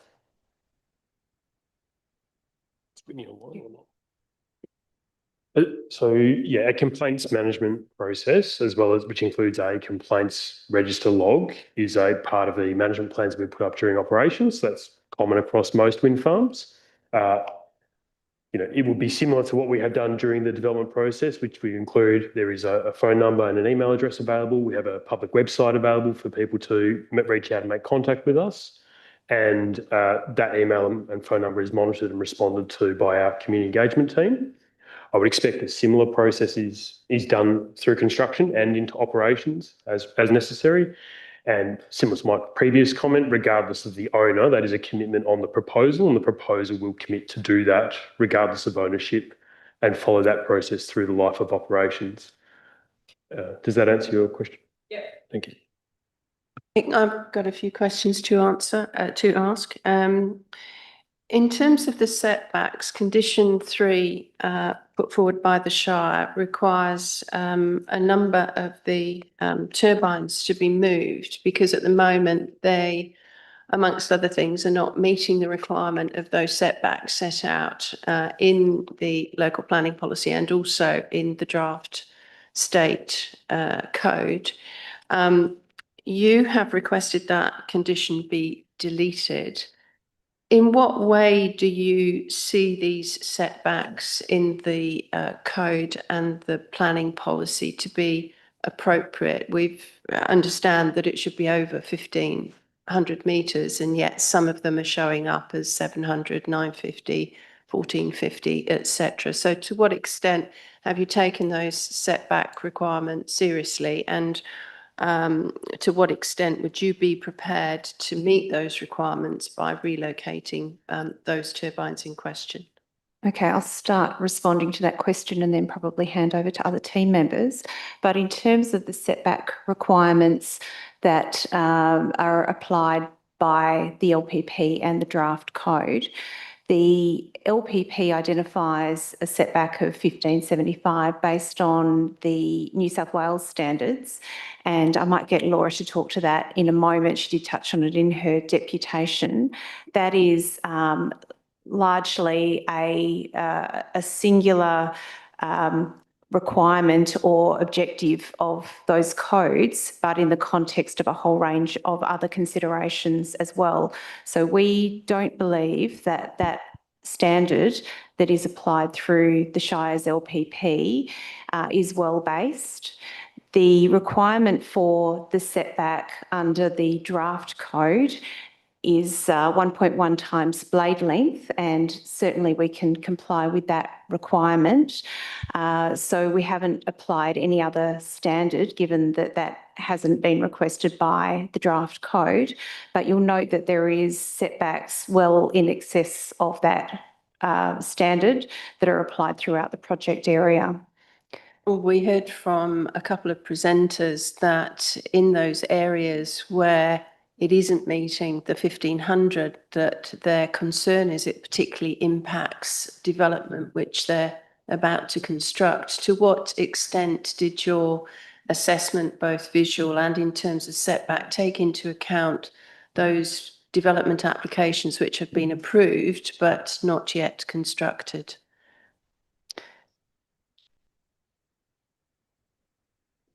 So specifically, I think you're referring, starting member, to Mr. Hare's deputation.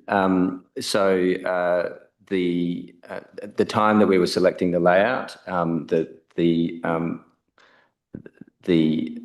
development application of Mr. Hare hadn't been approved. It is a genuine difficulty for wind farms and for the planning system, because you have a situation where wind farms do take some years to develop, and the land use plans and development applications from neighbours can occur over a much shorter time frame. So it is just a bit of the draft code does seek to make some changes that help with that difficulty. Historically, prior to the draft code, the way that it has been managed is through a condition like the proposed condition 12, which requires proponents to redo technical studies, including noise, so that the main sort of contributor to when we consider setbacks is noise compliance. Noise compliance is a significant consideration for wind farms. We do have a requirement to meet the noise regulation standards, which is 35 decibels at a constructed dwelling at certain hours of the night. And so in consultation with Mr. Hare, it is a genuinely difficult situation. It wasn't always certain to us that was going to go ahead. I could probably say that if it was constructed at the time that we were selecting our layouts as inputs, because we select our layouts as an input to our technical studies, and if that particular chalet had been actually constructed at that time, we would have perhaps treated it differently in terms of the layout. But I would say that this sort of difficulty and uncertainty has been effectively managed in other wind farms with conditions like condition 12. And we would probably anticipate that if there is a noise compliance issue in particular at that distance of approximately 700 metres, that there would be some adjustment to where that turbine sits. And that has occurred in the case of many wind farms in Western Australia. The difficulty proposed by the additional conditions is the micrositing condition, because that restricts where we can relocate that turbine to a potentially lower impact area. And so we've been sort of caught in a transitionary period in the planning framework. We selected the layouts based on a particular approach that was taken by the sector, and it appears that a new approach might be preferable in future. Had we been aware of the micrositing condition, for instance, we may have taken a different approach to the layout. Okay, thank you. Can you confirm for me that the Scott River Ironstone Tech is to be avoided in the construction of the microsite? Correct. All locations of TEC will be avoided. Thank you. And in terms of decommissioning, that condition generally relates to above ground, and you stated in your application that you would not be removing some or all of the below ground works. Could you explain why? So to be clear, our commitment is to remove below ground up to a minimum of 500 millimetres. So that's, again, a fairly standard position. So typically developers, there haven't been a lot of utility scale wind farms decommissioned in Australia, but that's generally the approach that's taken to be able to leave the turbine foundations in the ground, but only to the extent that they don't interfere with the ongoing or intended land use of the landowner going forward. And that does reflect the wording in the draft code, so that the decommissioning requirements in the draft code point to ensuring that the future land use, the current or future intended land use, can continue. And the depth of, in the case of Scott River, the depth of 500 millimetres would be sufficient to achieve that. Thank you. Are there any other questions at this point? There's I just have one Laverty. follow-up question specifically related to your comment of distance, and I'm specifically relating to the 2 approved developments for chalets, one at either sort of section of the site. What I understood you just said was that it was a timing issue in terms of your assessment, and there's a challenge in terms of what could come up during this process. Potentially other developments that could come up and impact on the development. That's kind of what I heard. But we do know what the applications that have been approved before today's consideration, which is what we're dealing with.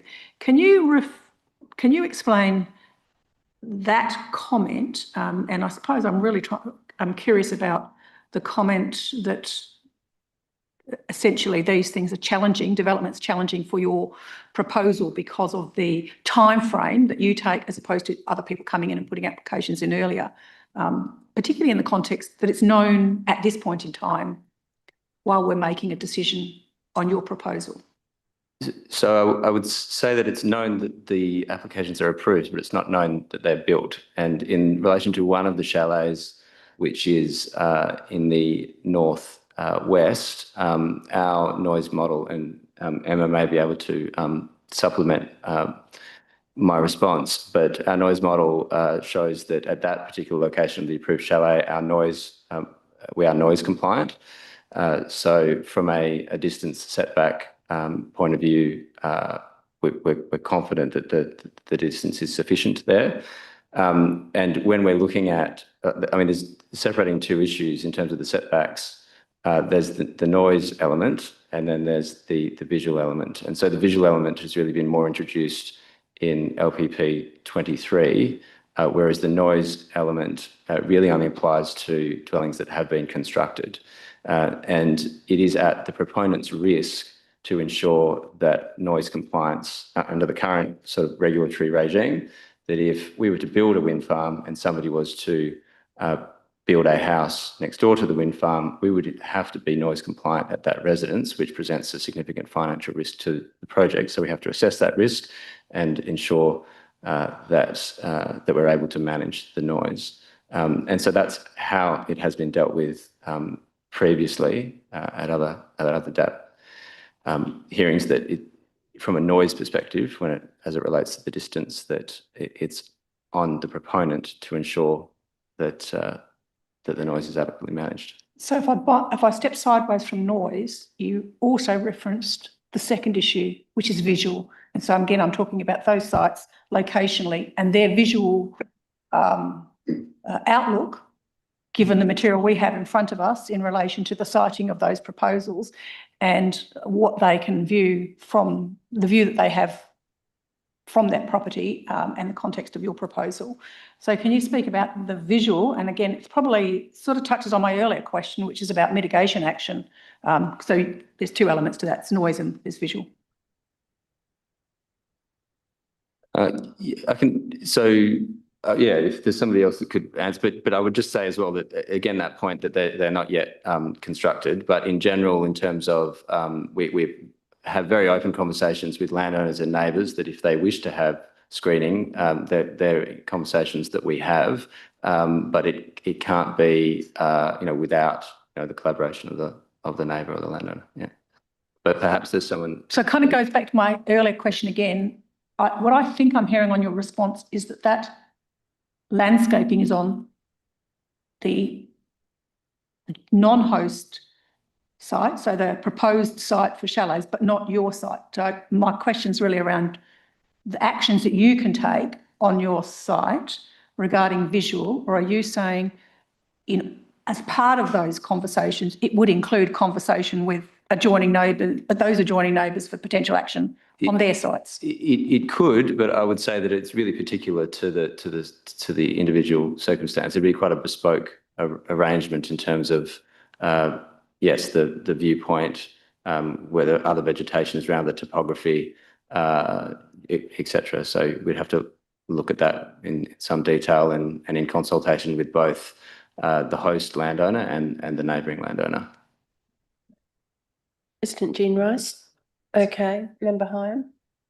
Thank you. You've requested the deletion of condition 3, which is the relocation of several of the turbines.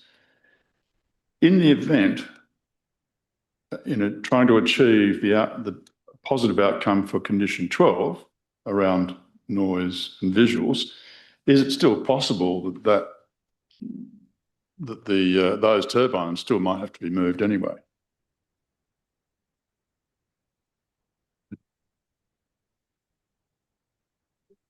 Yes. So sorry, if 3 is deleted and 12 is deleted, or if 12 is to be. If you've still got to satisfy 12, those technical reports. Yes. In doing that. Yes. Even though condition 3 may not be there, you may still have to move those turbines.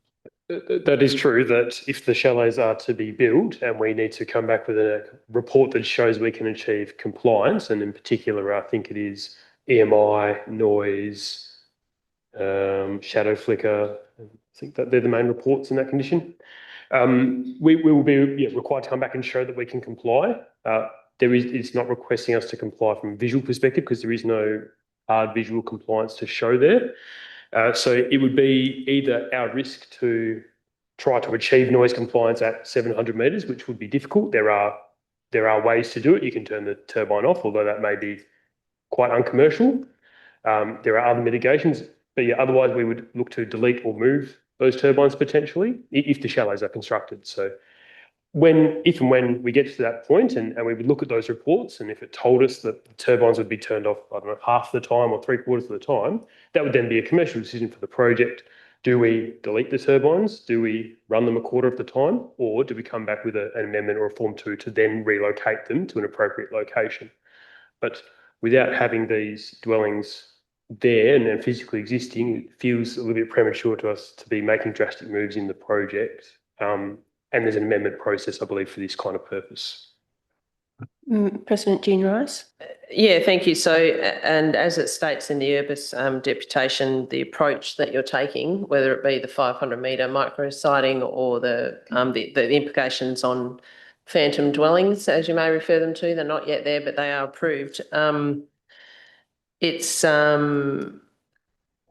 it correct to say that you are you're wanting that flexibility, but then therefore on the other end, the certainty to the dwelling is less, but you're still saying that you could meet the noise requirements if you're moving within that 100-metre micro-siting?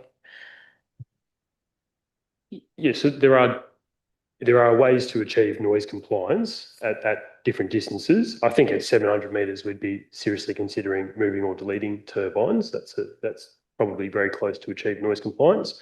But we do have things like turning it off in certain directions that would be available to us. But I take your point that in this case, if that chalet was built at and 750 metres away, moving another 100 metres to 850 metres would still be challenging to achieve noise compliance without significant curtailment. And that's where the flexibility in the original proposal to be able to keep 20 turbines, but move that turbine 19 or 17 to another area of the site would help us still achieve the intent of the project and meet our noise compliance requirements.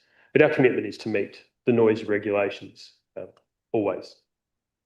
Okay, at this point, if there are no other questions of these presenters, just a double check.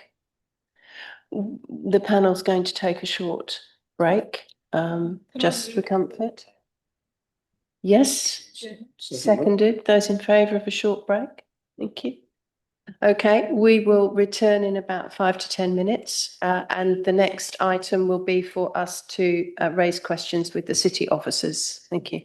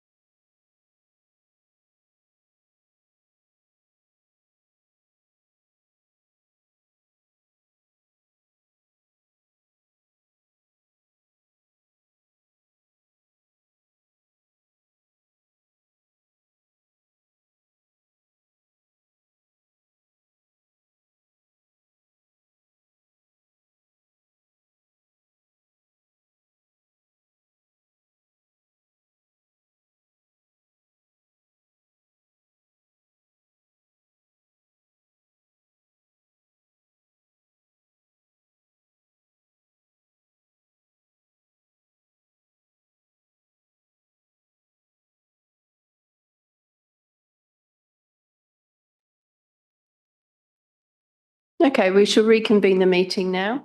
And the next step in our meeting is to invite the panel to ask questions of the Shire officers. And we have Tessa Ashworth, Nick Logan, Matt Slocum with us today from the Shire. Can I ask, would you like to make any opening comment? I don't need to reiterate the RAR because we've obviously all read that.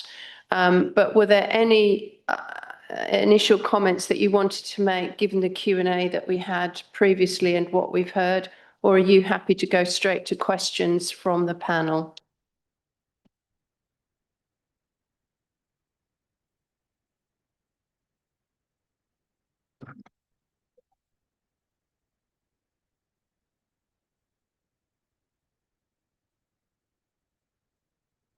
Thank you, Madam Chair. I will just make a few introductory comments, if that's okay, before we go to questions. Yeah, just don't read us a huge presentation about the report because we've all read it. Thank you. So there's no doubt that the application is significant in terms of its value, scale, and its impact. The policy framework that we find ourselves within is in a state of flux and evolving. The state framework's not settled and lacks strategic direction. Consequently, the potential location of these types of facilities is broad within the state. Our local planning policy 23 seeks to fill that gap, but really only enables a site-specific consideration of issues. There's a complex set of guidance, influenced in part by the approaches taken by the state in previous decisions. The predominant issues arise from the fact that the site is more highly constrained than the location of similar proposals, particularly from an environmental perspective in relation to acid sulfate soils, landscape impact, threatened environmental communities and hydrology. And from the perspective of impacts on amenity, including the outlook from the Augusta town site, greater population density and the setting of the site. Issues have given rise to a significant engagement process and participation in that engagement process and feedback, which is not unique for this type of proposal, but it has highlighted the importance with which we have looked at these issues and the degree of scrutiny that we've given to them. Many issues are difficult to reconcile in the originally broad nature of the proposal. And there is both impact and risk associated with the proposal, which we have sought to mitigate through the imposition of conditions and where possible to reduce the risk that we considered as inherent in the original version of the proposal. The uncertainty that is in that situation isn't aided by some of the critical considerations being unknown, such as the nature of agreements with landowners and surrounding residents, which is where conditions become important to address, I guess, that knowledge gap or that transparency in what those agreements contain. The planning framework anticipates the use can be considered, and technical issues have been subject to extensive evaluation with government agencies, including the EPA, DWER, DBCA, and the federal DQ.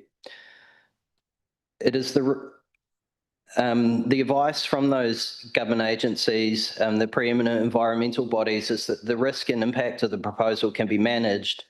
This, combined with the nature and consistency of decisions in Western Australia on similar types of proposals, has resulted in the recommendation in the RAR, where we have applied conditions to address risk and impact as best as is evident on the information we have before us. That's all I've got to say. Thank you. Thank you, Nick. We'll now go to questions. I'll invite panel members. President Jean Rice.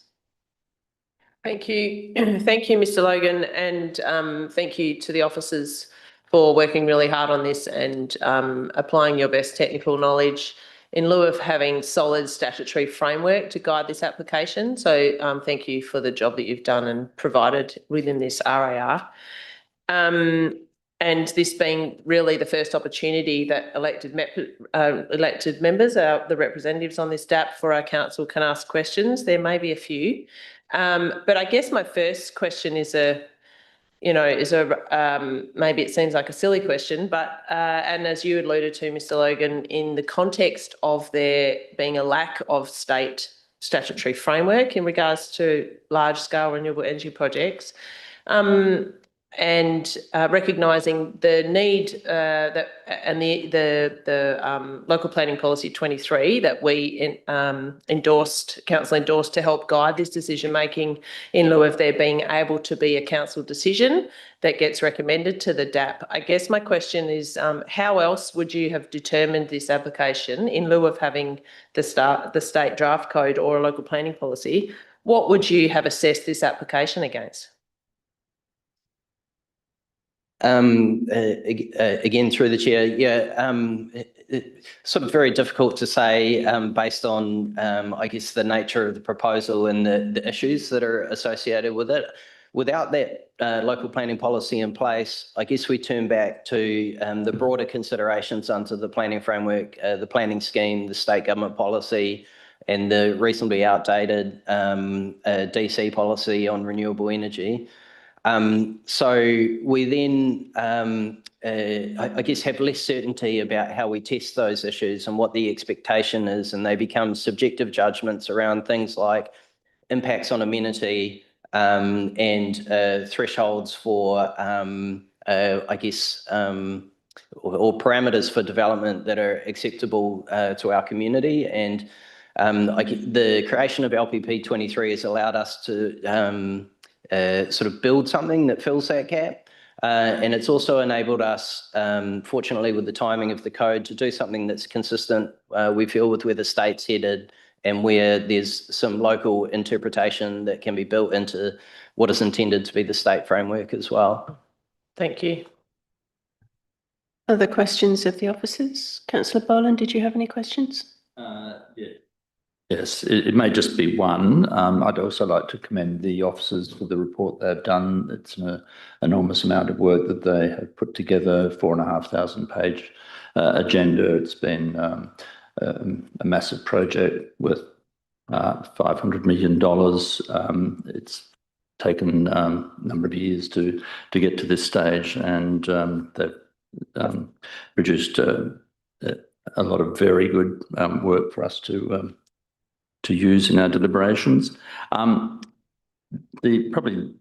the main issue of contention seems to be from what there are a number, of course, but the acid sulfate soils seem to be the predominantly what's come from the gallery today. And I think the recommendation probably reveals the tension there, that there's a recommendation to approve with a condition around acid sulfate soils. And then there's also a recommendation as an alternative to... Sorry, you're leading to a question here. Yes. Okay. The question is, there's two positions there. Is there an alternative in the middle, if I can put it that way, between refusal because of the unacceptable environmental risk and the recommendation to approve with the condition around an updated acid sulfate soils and dewatering management plan? Is there something in between those two, such as site-specific investigation or another report about how significant the risk is and how that risk could be managed? I know we've got reports, but I think there is possibly, well, I'll go to you. Is there another position there that the panel could adopt that might address concerns? Through the chair, there is potentially alternative ways of looking at that issue. I guess those avenues need to be borne in mind, need to be considered in the context of the decision-making process that we're in. So we have an application before us at the moment, and there are different ways of turning on that application. I believe the contention in the acid sulfate soils issue is not only around whether that issue can be appropriately addressed, but also around the degree of certainty, which is what you were alluding to in your question, Councillor Boland, where the satisfaction of that issue around certainty could be resolved, maybe not to everyone's satisfaction, but to a degree by firming up the exact location of the proposed turbines and then undertaking site-specific testing in relation to the conditions for each of those turbines.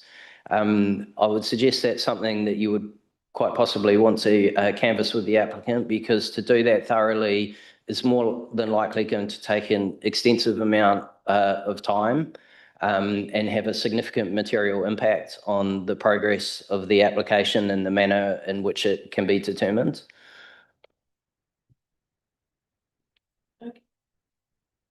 Did you have a follow-up? I suppose the other follow-up there is the recommendation to approve has an updated acid sulfate soils and dewatering management plan must be prepared to the satisfaction of the local government. I assume from the recommendation that you feel that is sufficient in the circumstances to deal with that issue. Correct. It's fair to say it's been a point of concern for us, and we've looked at that issue thoroughly through the process. We've consulted with DQ, the EPA, and through DWER as well. There are some things that lead us to the point where that condition has been recommended. They include the fact that there's an approval required through DWER under the REWE Act for dewatering, and the EPA has advised us that those issues should be fully evaluated through that dewatering process by the appropriate authority. The second is that in our consultation with DWER, they have told us that they consider that the level of risk is acceptable and it can be appropriately managed.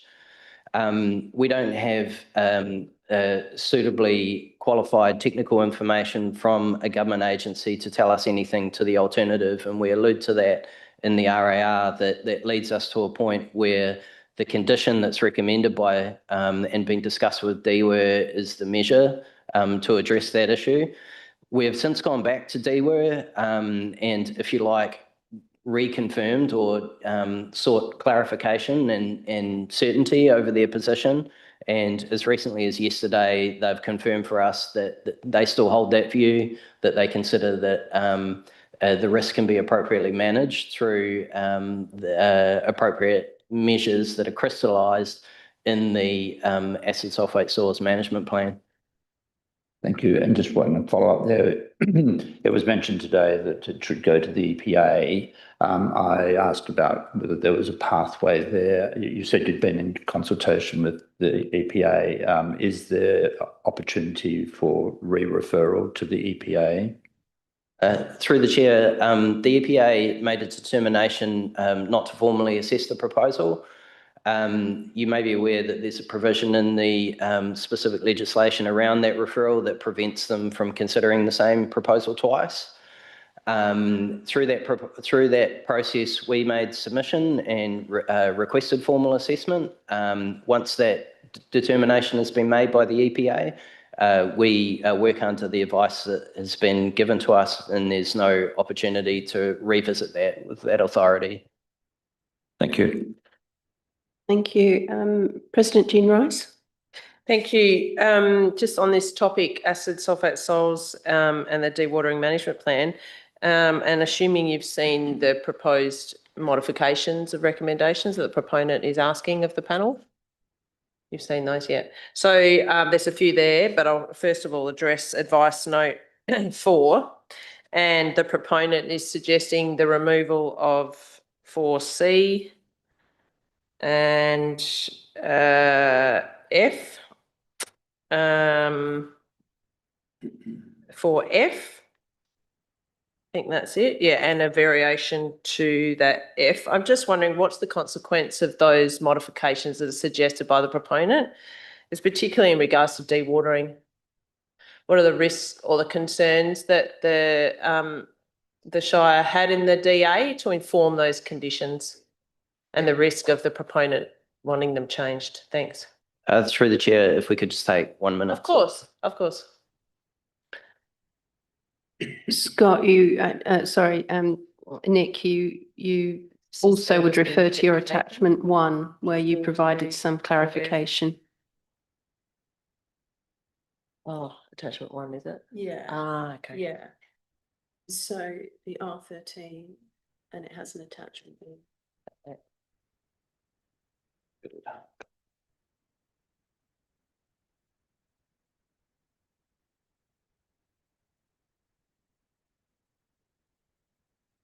Yeah, the R13, attachment 1.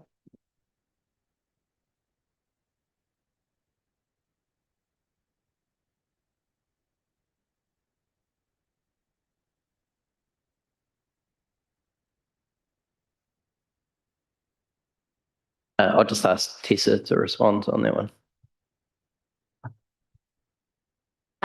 So this is in response to the changes that Urbis, the modifications they requested. So under advice note 4, there's a couple of changes.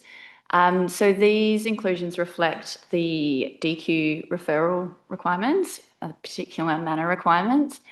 So there's just a few amendments there. One is crossed out, that would be point E, just because, oh no, point C, sorry, because that is included under point E, so it was a repetition. Yeah, so there's not too much to take that out.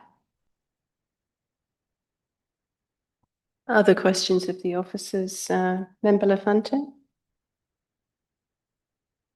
A number of questions. My first question is the planning framework, specifically land use. I note that under the LPS 1, land use is discretionary.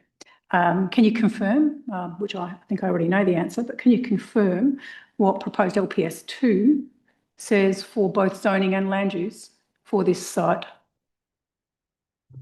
Through the chair, the proposed scheme LPS 2 is largely the land use component is the same, so the discretion to approve is the same.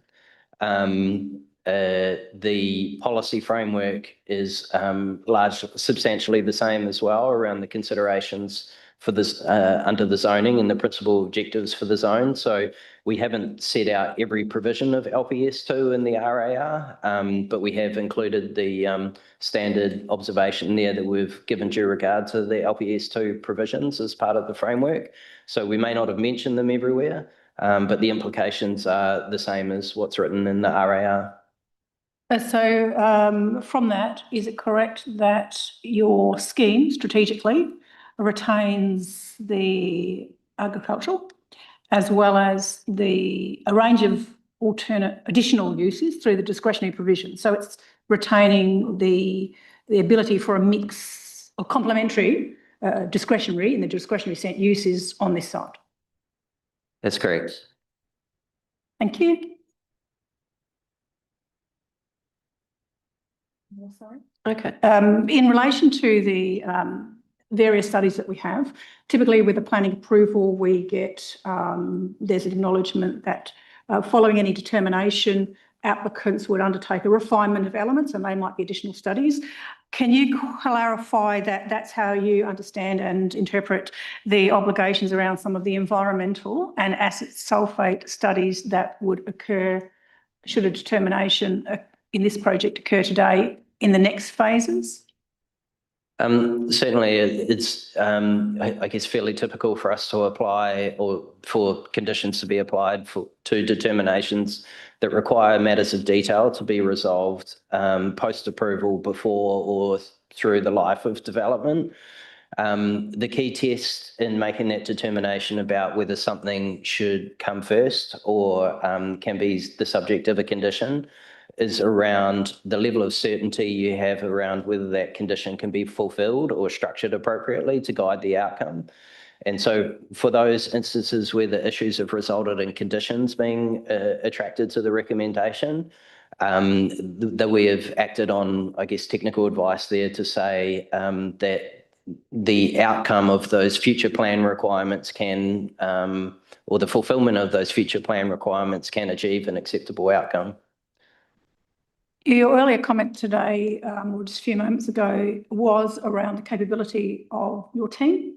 And you made a comment that you were relying on the expertise of the regulatory agencies for particular areas of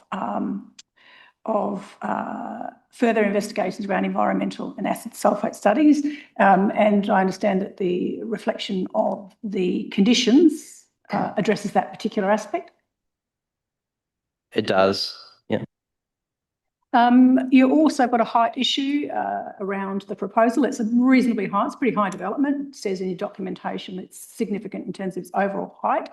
You, in the body of the report, referred to the scheme provisions. Can you clarify just a little bit further the comment that's contained in our documentation about height provisions and the application of those for this proposal that come out of your scheme?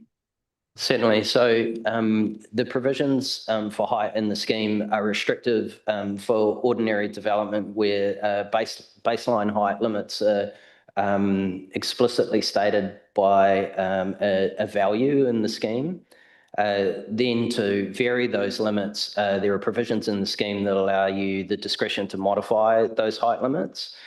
Unlike that process, there is a particular exemption in the way that the height limit is described in the planning scheme that allows for this type of development, recognising that it will never comply with a height limit, to be exempt from that requirement. I think in that exemption, there is a very important qualification that it needs to be consistent with the landscape or have an acceptable landscape value outcome. And that exemption, or if you like, that opportunity to avoid the height limit only applies with the landscape outcome is acceptable. So, I think we've heard about landscape assessment in a number of different ways.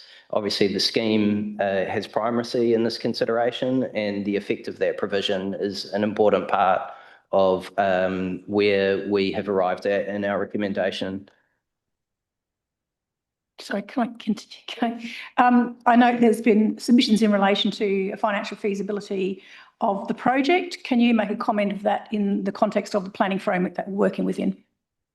Certainly. So we don't have visibility over the financial viability of the proposal, nor is it something that would be a determinative matter in the consideration for us.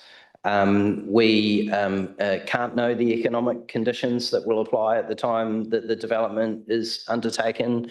We can't know all the environmental and funding factors that go into whichever company or entity may be undertaking the development at a point in time.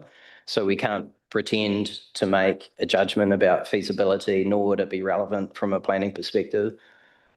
In relation to the visual assessment, there's already spoken about this today. There's two aspects to the visual assessment in terms of general elements. One is the localised area, and one is the further afield, so in relation to, for example, the Augusta town site.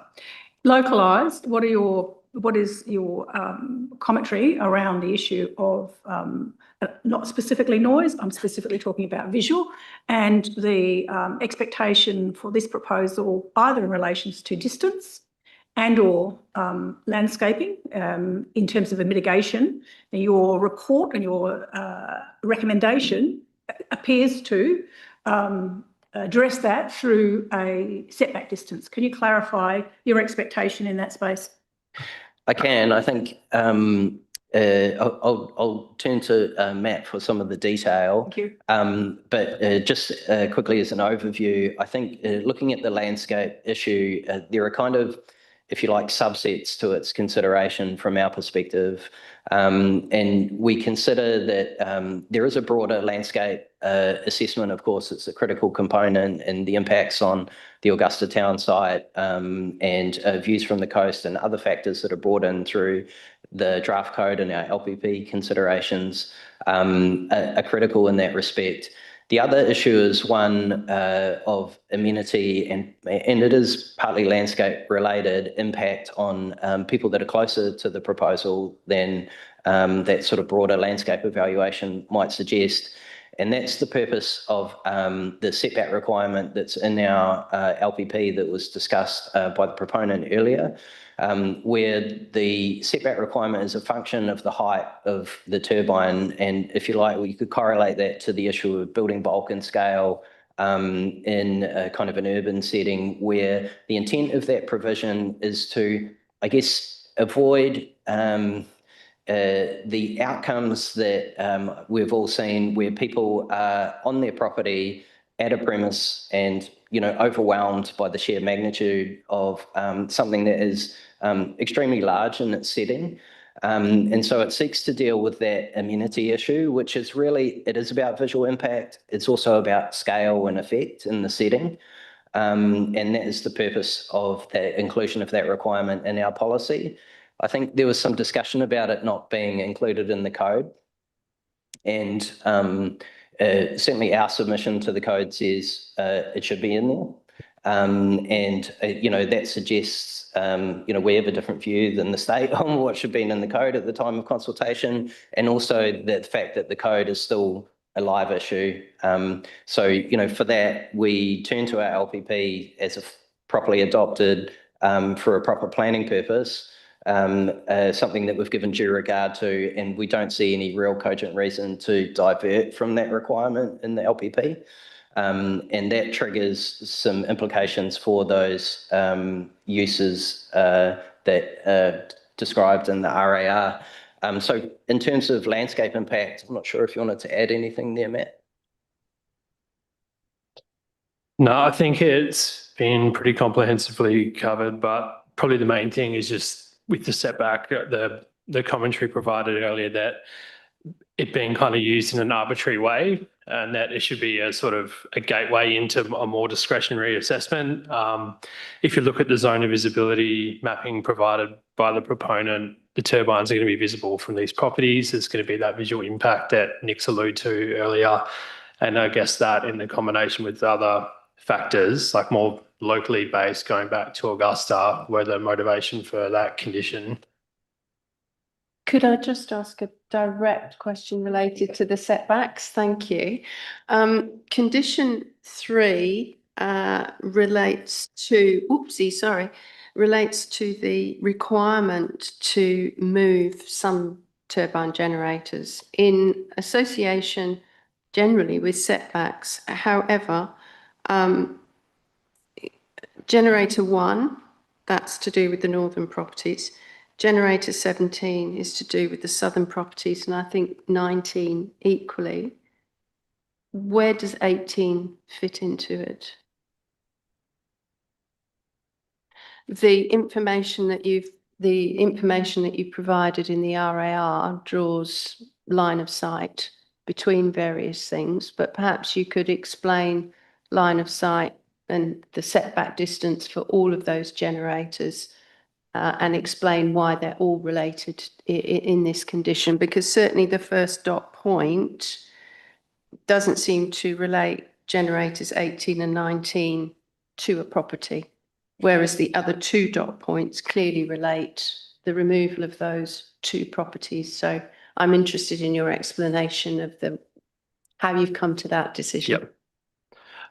So the relocation of 18 and 19, that comes back to the assessment against the local planning policy, particularly around the visual impacts from the coastal margin around the Augusta town site. So basically, it kind of centres mostly around the colour patch area.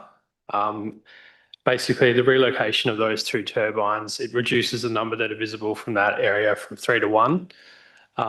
And what it also does is it quite considerably increases the setback distance from the viewing location to the turbines themselves. The reason we've kind of zeroed in on that location as well is recognising that it's a really popular recreational area. It's a place where people dwell for really long periods of time. It's not that kind of passing impact that you might get when someone's driving along a highway or I guess kind of walking along a street or something like that. So they're kind of longer durations of view exposure. those relocations as well, you get the benefit of that increased setback distance from the viewing locations at other sensitive coastal locations. So at Albany Terrace there at the river mouth, and then also at the Flinders Bay settlement. So those two relocations, they're primarily, I guess, centred around relocation to benefit those coastal viewing locations. And basically the relocation of them doesn't, if they're relocated centrally into the site, it doesn't offend the DPLH advice from their visual staff, basically, that from the Augusta viewing locations, that a clustering of turbines was a preferred outcome. So if I'm understanding you correctly, that first dot point is not related to setbacks from properties. Correct. It is related to viewing views associated with recreational areas in Augusta. That's the correct. other two dot points are related just to those setback. Turbine 19, there's some overlap with the noise. That's what I thought. Yep. 19 also relates to dot point 3. Yep. Okay. So if you move 19 to dot point 3 and you achieved an appropriate setback in accordance with your policy, would you in turn then answer the issue that you've perceived over the visual intrusion? Would to an extent, but I guess not to the extent that we're suggesting there. Just want to be clear what you're asking the proponent to do, because that first dot point to me is not clear why those two are being required to be moved. It just says move them to the northern side of Governor Broome Road, but it doesn't say why or what you're hoping to achieve by that, or reduce, mitigate, minimise.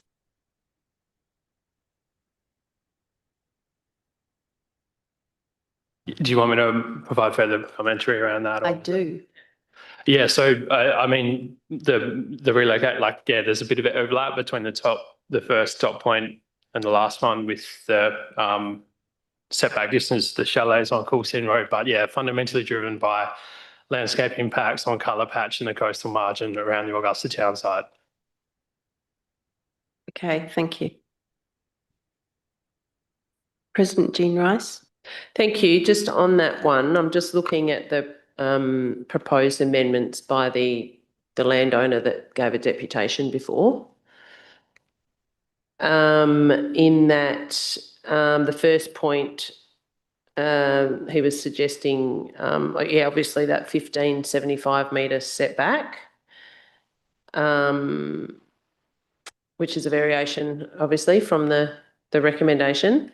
But in regards to the compliance aspect of his amendments, are they necessary or not? Is that covered anyway within the conditions? The noise compliance with under the compliance with LPP2 and the WA EPA regs. Is this for turbine 19 specifically? Yeah, so relocate wind turbine generators 18 and 19 to the northern side with a minimum setback of 1575. I'm just wondering about the implications of that. Yeah. Yeah, so I can talk to that. I think I was just looking at how the conditions wording. I think probably the more logical way to sort of make it make sense is perhaps we could add a line to that first dot point to sort of indicate that it's for landscape, to mitigate landscape impacts from the Augusta town site, for sure. And then perhaps in point 3, it's got that sort of, we can put in that dual purpose to say that it would be generators 17 and 19 to ensure those compliant setbacks. So that kind of achieves the same thing that I think Mr. Hare is asking for in his modification. So it essentially, our conditions do achieve what he's asking for there, as far as I can tell. Yeah. So in short, to dot point 1, you'd be adding words in order to reduce visual impact from, is it the Augusta town site foreshore? Is that your point? What's the best? Or is it colour patch? It was colour patch and the Thank coastal you.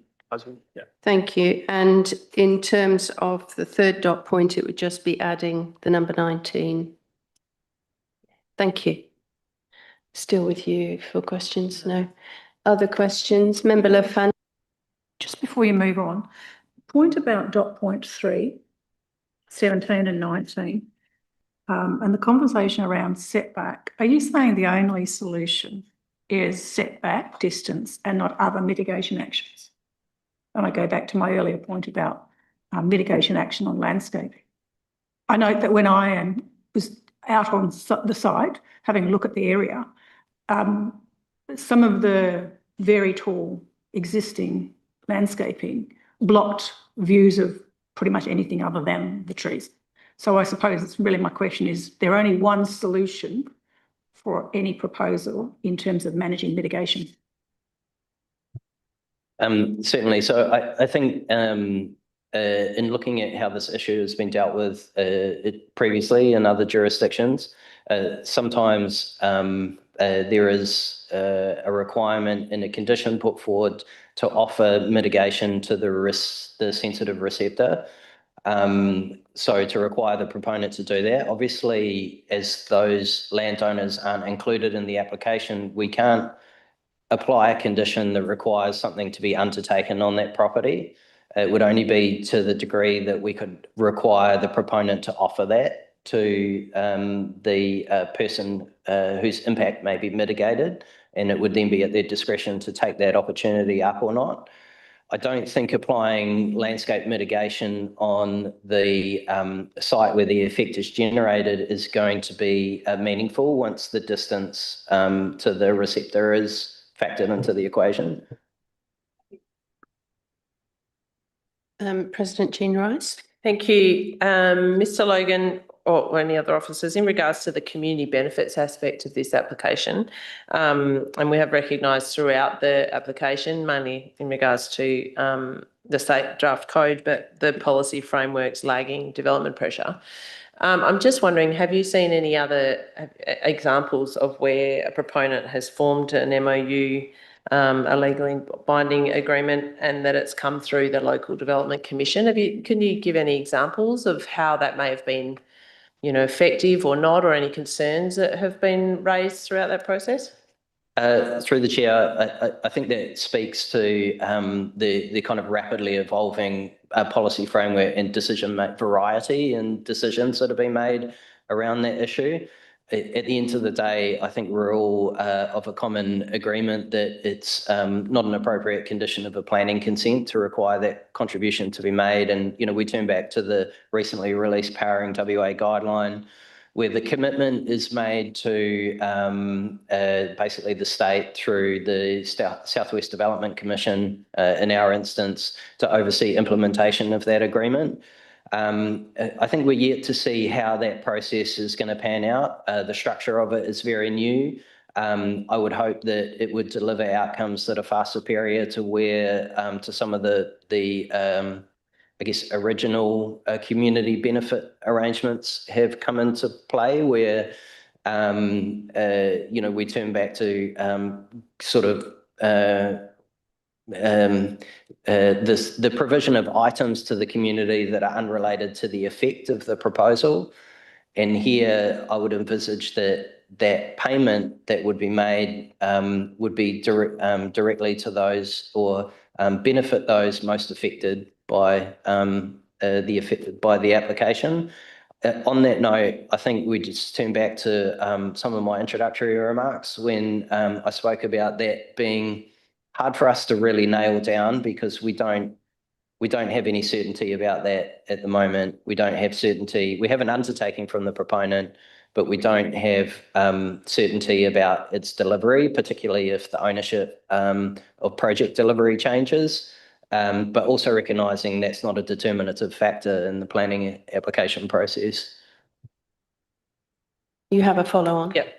In regards to that. So, okay, to confirm, obviously, it's in the report that the proponent has committed to that 1,000 per megawatt per year allocation for this fund. Do you feel that that the local community or the council or whatever it is will have an opportunity through that MOU to actually have impact, because I see a risk in the proponent and the SWDC having an MOU and the SWDC having a disconnect actually from the local community and what the governance looks like there. That's my question, is how would we enable the community, the local community of Augusta, or those mostly directly affected, to have an input into the governance or the implications for that MOU and that fund?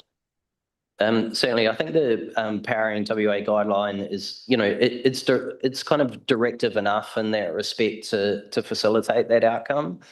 And I guess the question is probably best answered in part by the proponent about the undertaking and the certainty. I would hope that the structure that comes through the Development Commission enables the local community to participate in how those benefits are best derived by that community. And, I guess we spoke about the lifetime of the proposal, but I would imagine that how that's done will evolve over time as well. No, not at this point, no. I'll go to Councillor Boland and then I'm going to Member Hyam for questions of the officers. Just two quick ones. And just following on from what we were talking about there with the Community Benefit Fund, you were saying that it's an agreement between the proponent and the South West Development Commission. Can it be a three-party agreement, including the local government? Through the chair, it's not how the guideline directs that to be undertaken or delivered at the moment. I guess we're yet to see the detail, so I can't provide a concrete answer to that, sorry. No. And the other question was around condition 14, which is a workforce accommodation strategy to be developed. I haven't seen that previously in a recommendation. Has that appeared in other major projects that there is that? I can see the need for it, but I'm just wondering whether there are examples. Has it been happening? Through the chair, I would say that it's an inherent aspect of significant proposals where there is a large workforce demand, and it's probably more relevant in things like the establishment of mining facilities that are remote from urban settlements. I guess the site that we're looking at here sits on the cusp of being close to an urban settlement and being remote. And it's certainly been a live issue in other wind farm proposals in smaller towns with limited accommodation supply. Here, I think, we know that we've got a rental housing affordability issue. We know that the workforce demands of the project will be temporal, and, they will also change significantly at short notice. And the response put forward in the application is to, it's a little bit unclear, but to accommodate that within the existing available rental market. What I would suggest, what we're suggesting by the condition, is that requires a bit more thought and a bit more certainty, because there are a number of options that could be canvassed there. If the outcome of that strategy is to seek the provision of on-site accommodation, or to kind of balance the demand through time depending on the construction process, then some of that would require a future approval. Okay, I'll go to Member Hyam for questions now. Thank you, Presiding Member. Nick, what would be the consequences for the city in deleting condition 2, which is the 30-year timeframe? Sure. I guess we thought about this at length. In the original version of the proposal, there is observations in there about the life of the project, if you like, and it does speak to the 30-year anticipated timeframe for the functional use of the turbines. I think, it's no doubt the panel is well aware that applying a time-limited condition is not typical for a development application, which is intended to provide certainty and permanency for the proponent, except where the use is not intended to be permanent, and the use is intended to have a limited life expectancy. And that's the case here. And you can see that by the conditions that relate to decommissioning. So the application puts forward these turbines will be here. They'll be here for a certain period of time. They'll be decommissioned, and there's an arrangement to ensure that that happens. That timeframe's been set down at 30 years. We don't know what the policy and statutory landscape will be in 30 years' time, and even how power's produced, if you like. So we considered that, much like, it may not be done in WA, but it certainly has been done elsewhere, that there should be a finite life. It's not to say that it may not have another life after that, but there's a check mechanism there to weigh the continuation of the proposal against the policy landscape that applies at the time. Now, there might be some discussion around what that reasonable timeframe is to, if you like, give some wriggle room there. But we still think there's a purpose, a proper planning purpose for that condition. Do you think one of the consequences might be that they would struggle to get the funding or financing a project like this if it's such a short life? Again, I think that's a question that turns back to economic feasibility, and it's hard for me to say. The proponent might be able to speak on that better than I can. Given that the investment is in a structure that's acknowledged of having a limited lifespan, and then there will be a structural decision about what to do with it, whether to fully decommission it, whether to repower it. I can't see how that materially affects feasibility, but I can't tell you that answer either, sorry. Okay, thank you for that. I'll take you to another one then in relation to condition 7. That's the 100-metre micrositing plan. Having listened to the applicant and their concerns about it and their desire for the 500-metre, does that change your mind at all in terms of is it really less certain at 500 metres given the constraints-based micrositing plan? I guess, again, an issue that we've grappled with, and just setting it out, I guess, from the sort of top down, both the code and our local planning policy anticipate there will be micrositing that's involved in a proposal. I think there's been some discussion about it not necessarily being applied in WA decisions before. I'm not entirely certain that that's the case. I think there's been a number of conditions that have said developments to be undertaken in accordance with the layout that's generally in accordance with the layout that's set out on an approved plan, which would suggest that there's minor variation that can be entertained through that process. The purpose of it is to try and seek certainty about what we're looking at here, that we're not looking at something that could be a number of different proposals, but we're looking at a particular proposal. And we would consider that shifting things around, which we acknowledge is a potential outcome once we get to, or once the proponent, if the proponent gets to picking an operator or working with an operator with different types of technology and a greater detail of evaluation, that should be done and tested based on the specific location of the turbines at the time. And that can be done through, I guess, Section 77 of the Dean provisions, where the alternative locations are appropriately tested through the amended plan process. The requisite level of information is provided at that time, and there is an objective determination about whether those alternative sites are appropriate or not. And that requirement for certainty is something that we would apply to every other development that we look at. If someone wanted to do something significant, particularly that was breaching the height limit, we wouldn't be saying to them, you can put it anywhere within a 3,200 hectare envelope. We would be saying, where are you going to put it? What's it going to look like? We need to know with certainty what we're approving. And that's the purpose of the micrositing condition, is to give that certainty. Your policy, it comes out of the policy, doesn't it, the 100 metres? And I apologise, I can't recall, does the policy refer to a constraints-based plan?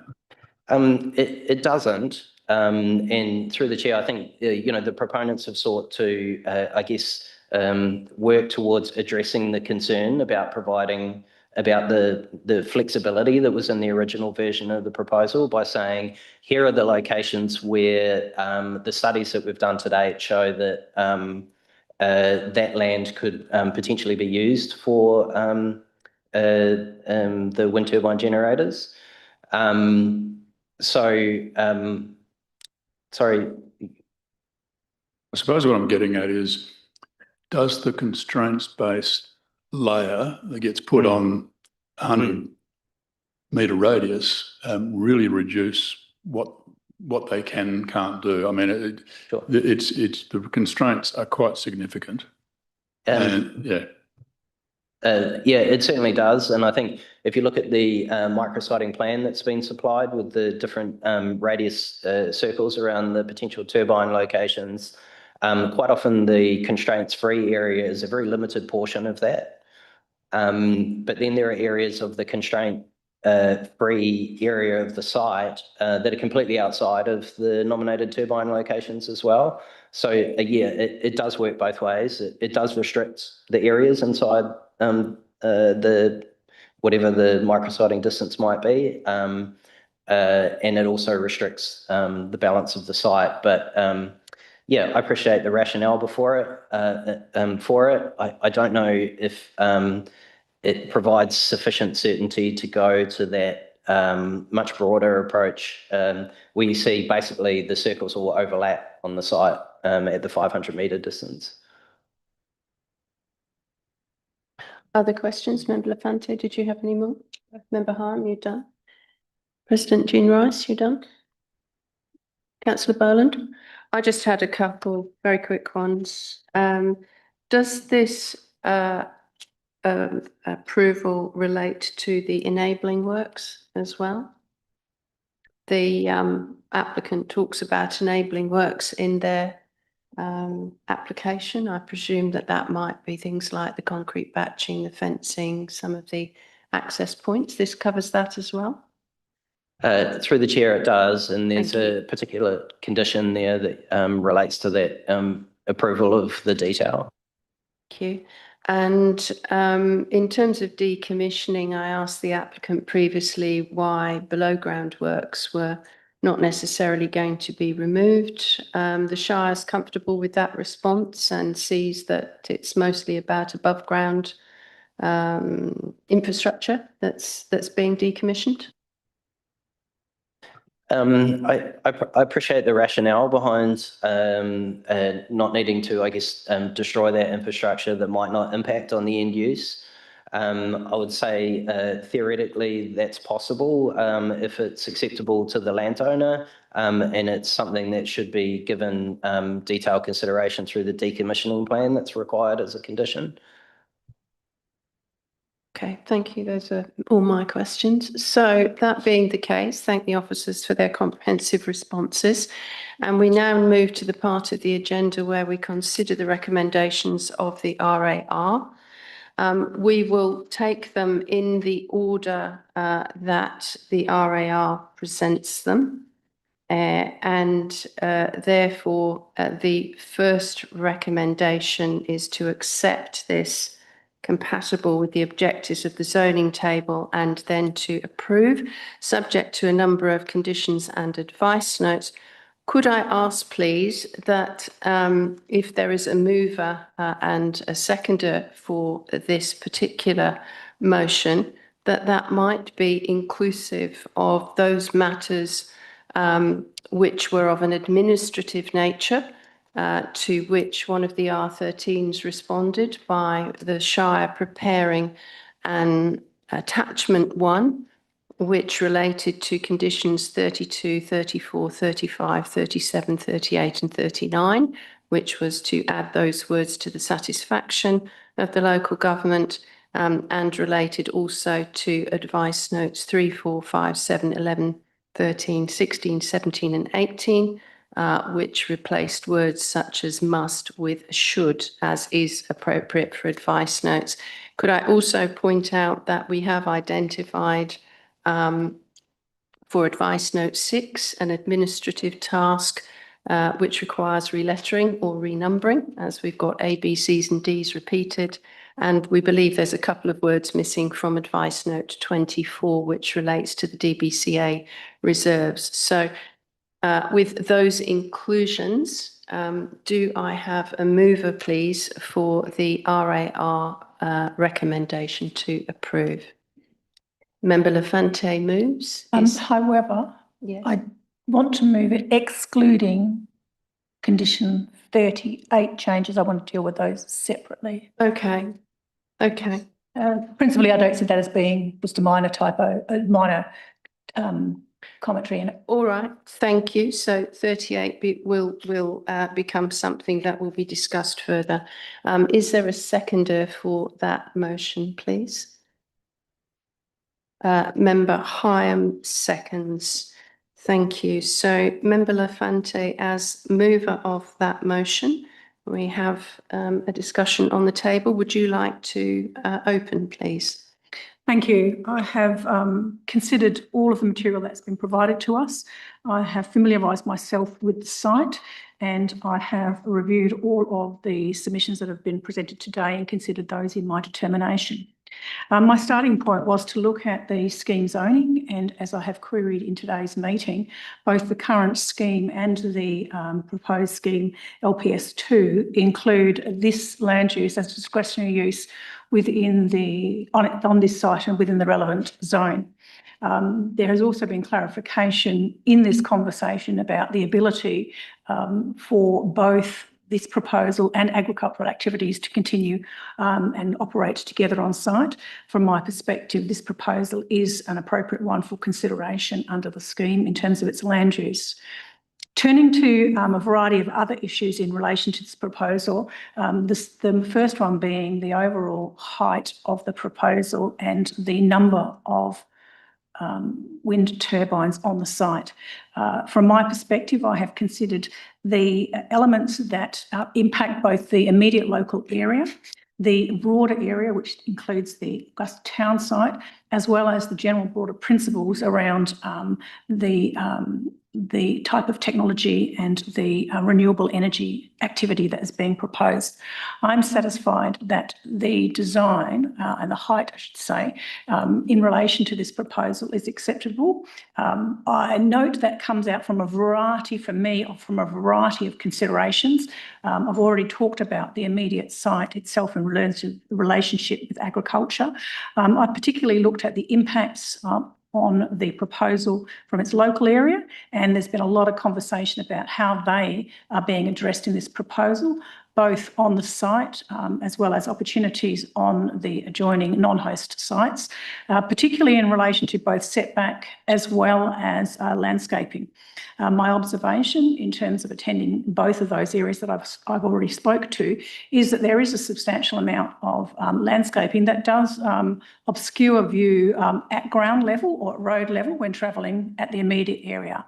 I note the comments in relation to the overall height and the view further away, particularly from Augusta, and I accept the commentary that the views will depend on the nature of the individuals and the activities that are occurring. For example, people who are travelling on the road have less visibility to the facility itself, as opposed to those who might be just looking at the view.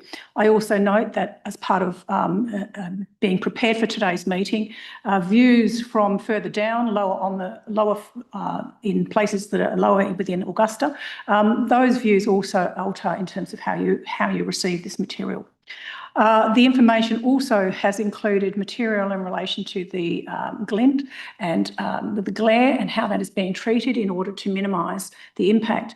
And the documentation that we have here shows that on plan, the information we have, there has been a highlight to identify, for me anyway, ease of reading, the actual wind turbines in red. Now, that is not the colour they are proposed to be as part of the development, but it helped identify the difference in terms of what they look like and clarifying where they are. And I was able to compare both of those in the information we have, as well as gave due regard to that while being on site. So from my perspective, particularly in relation to those, I'm satisfied that in teasing out those issues around the existing approvals, I have given regard to those and am satisfied that the triggers in the proposal regarding either setback or landscaping are appropriate and should be considered as part of minimising impact and respecting the fact that the proposal has got a determination that we are aware of prior to this decision making that we have today.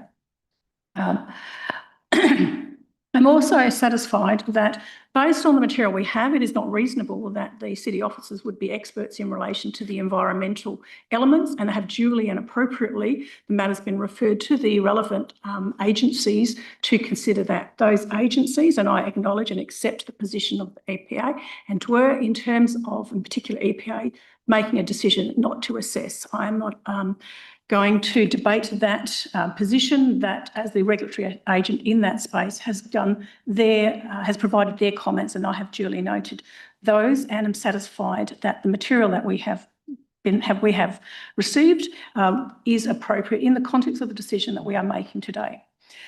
Like all planning applications, prior to construction, there are refinement of a variety of stages that have to go through, things like footing detail and design, as well as a refinement of any other elements. Those, from my perspective, in this particular proposal, are addressed appropriately through a series of conditions. And those matters have to occur before construction can occur, and as far as I'm concerned, that is acceptable and appropriate. I have completely discounted the financial viability of the proposal. That, for me, is not a land use planning matter. They are matters for the applicant and the applicant's team to decide. Equally, I have limited concern regarding the ownership of it, because from a planning perspective, the approval runs with the land. It doesn't run with the ownership of the site or the operators of the site. They all need to comply to the provisions that have been given. In terms of the noise impact, as I say, from my perspective, noise and visual were some of the key matters that came out in the information that related to particularly those away from the site, in terms of, I've already spoken about in Augusta, and then those equally those noise impacts in relation to the community closest to it. The proposal incorporates, and the conditions that we've got before us incorporate, a series of changes to address both the visual and the noise. But I would also highlight that there are some legal obligations regarding noise, and they are set in legislation, and those apply regardless of any determination we make. So there's a variety of pieces of legislation that the applicant has an obligation to meet, and those matters exist in place. There are a number of minor changes to the road intersections in order to facilitate the proposal's transportation, and Main Roads have considered that and provided that they're satisfied with that proposal. At this juncture, I would, however, like to formally move additional amendments. My Amendment 1 is to delete condition 2. If I get a seconder, I will speak to it. Please go ahead. Delete condition 2 as Amendment 1. Thank you. Condition 2 refers to a valid period for development. This is fairly unusual in a planning space. Typically, the approval runs with the land, and there is very rarely a timeframe listed to the approval. I understand the concerns that have been raised by the Shire officers, and I accept that they've expressed those concerns. However, it has been teased out at today's meeting. The issue regarding any changes to the proposal or the form of the proposal, particularly after a significant period due to new technologies, also still needs to be assessed against what was approved, as well as any changes that may have impacts, and that could well result in the nature and type of changes falling into a new and additional approval required in the planning framework. As has already been cited today, we do not know what that planning framework might be in 30 years, but we do know that planning provisions in the planning legislation is that planning runs with land, and that development, there are some limitations around the extent to which a development can be altered in order to be consistent with an approval that's been granted. That's my reasoning for Amendment 1. Thank you. Seconder Member Hyam, did you wish to speak to Amendment 1? No. Other speakers on Amendment 1? Member Jean Price. I'd like to speak against that amendment and foreshadow an alternative, which is a 40-year term in the event that this doesn't get up. But I can't support this, and that I understand the reasons that officers have applied this condition in the RAR, in that it is a land use that effectively does have an end date. Whilst recognising the change in the policy context, we can't at all predict what that looks like in that time. And then the decommissioning process and the need for the proponent or whoever owns the project at the time, the impact on the land use, I think it needs to be considered at a point in time, and to give it 60 years would take away that ability to ensure that it's that the community has consideration of the surrounding landowners, the various stakeholders to have input into that. So I can't support the removal of this. I feel that this development application needs to have a time frame, and therefore why I'm proposing a compromise of 40 years. Thank you, President Jean Rice. Councillor Boland, did you wish to speak about this amendment? Yes, I'd speak against the amendment. I was comfortable with the recommendation from the administration on the basis that this is something that has a limited life, whether it go beyond 30 years. As I've known at this stage, I'd be supportive if there was the amendment that the Shire President just referred to of 40 years. But it's quite common for an approval to be given a time limit. That happens over and over in local government and government, and I think it's appropriate that there is a time frame for this particular approval. Thank you. I'll speak to this amendment. I find it actually quite unusual to place a time frame on a project of this nature, a large infrastructure project. I do note that the Shire has written this in a response to the information provided by the applicant about the lifespan, potentially, as known today, around these sorts of turbines. However, technology is changing. The life of the turbines may be longer. And in any case, I think we need to sort of disassociate the life of the turbines potentially from the land use per se. And this is an application about the land use. And given the amount of information that needs to be provided via various conditions, etc., and the investment in the site, I think it actually provides a level of uncertainty to put a time limit on some of these things, particularly for the landowners who are part of the arrangement to allow the siting of these features. So I'm more comfortable with the deletion of this condition on the basis that there are a number of other requirements and thresholds and triggers which over the life of a project may mean that things need to come back for further approval within any time frame. I also think that the way this is written with adequate information required at the point of decommissioning, and certainly, yes, decommissioning needs to be envisaged, but it doesn't need to relate to a time frame. I think that decommissioning process is adequately conditioned. So I think we can uncouple a number of those things and delete that need for a lifetime for the approval.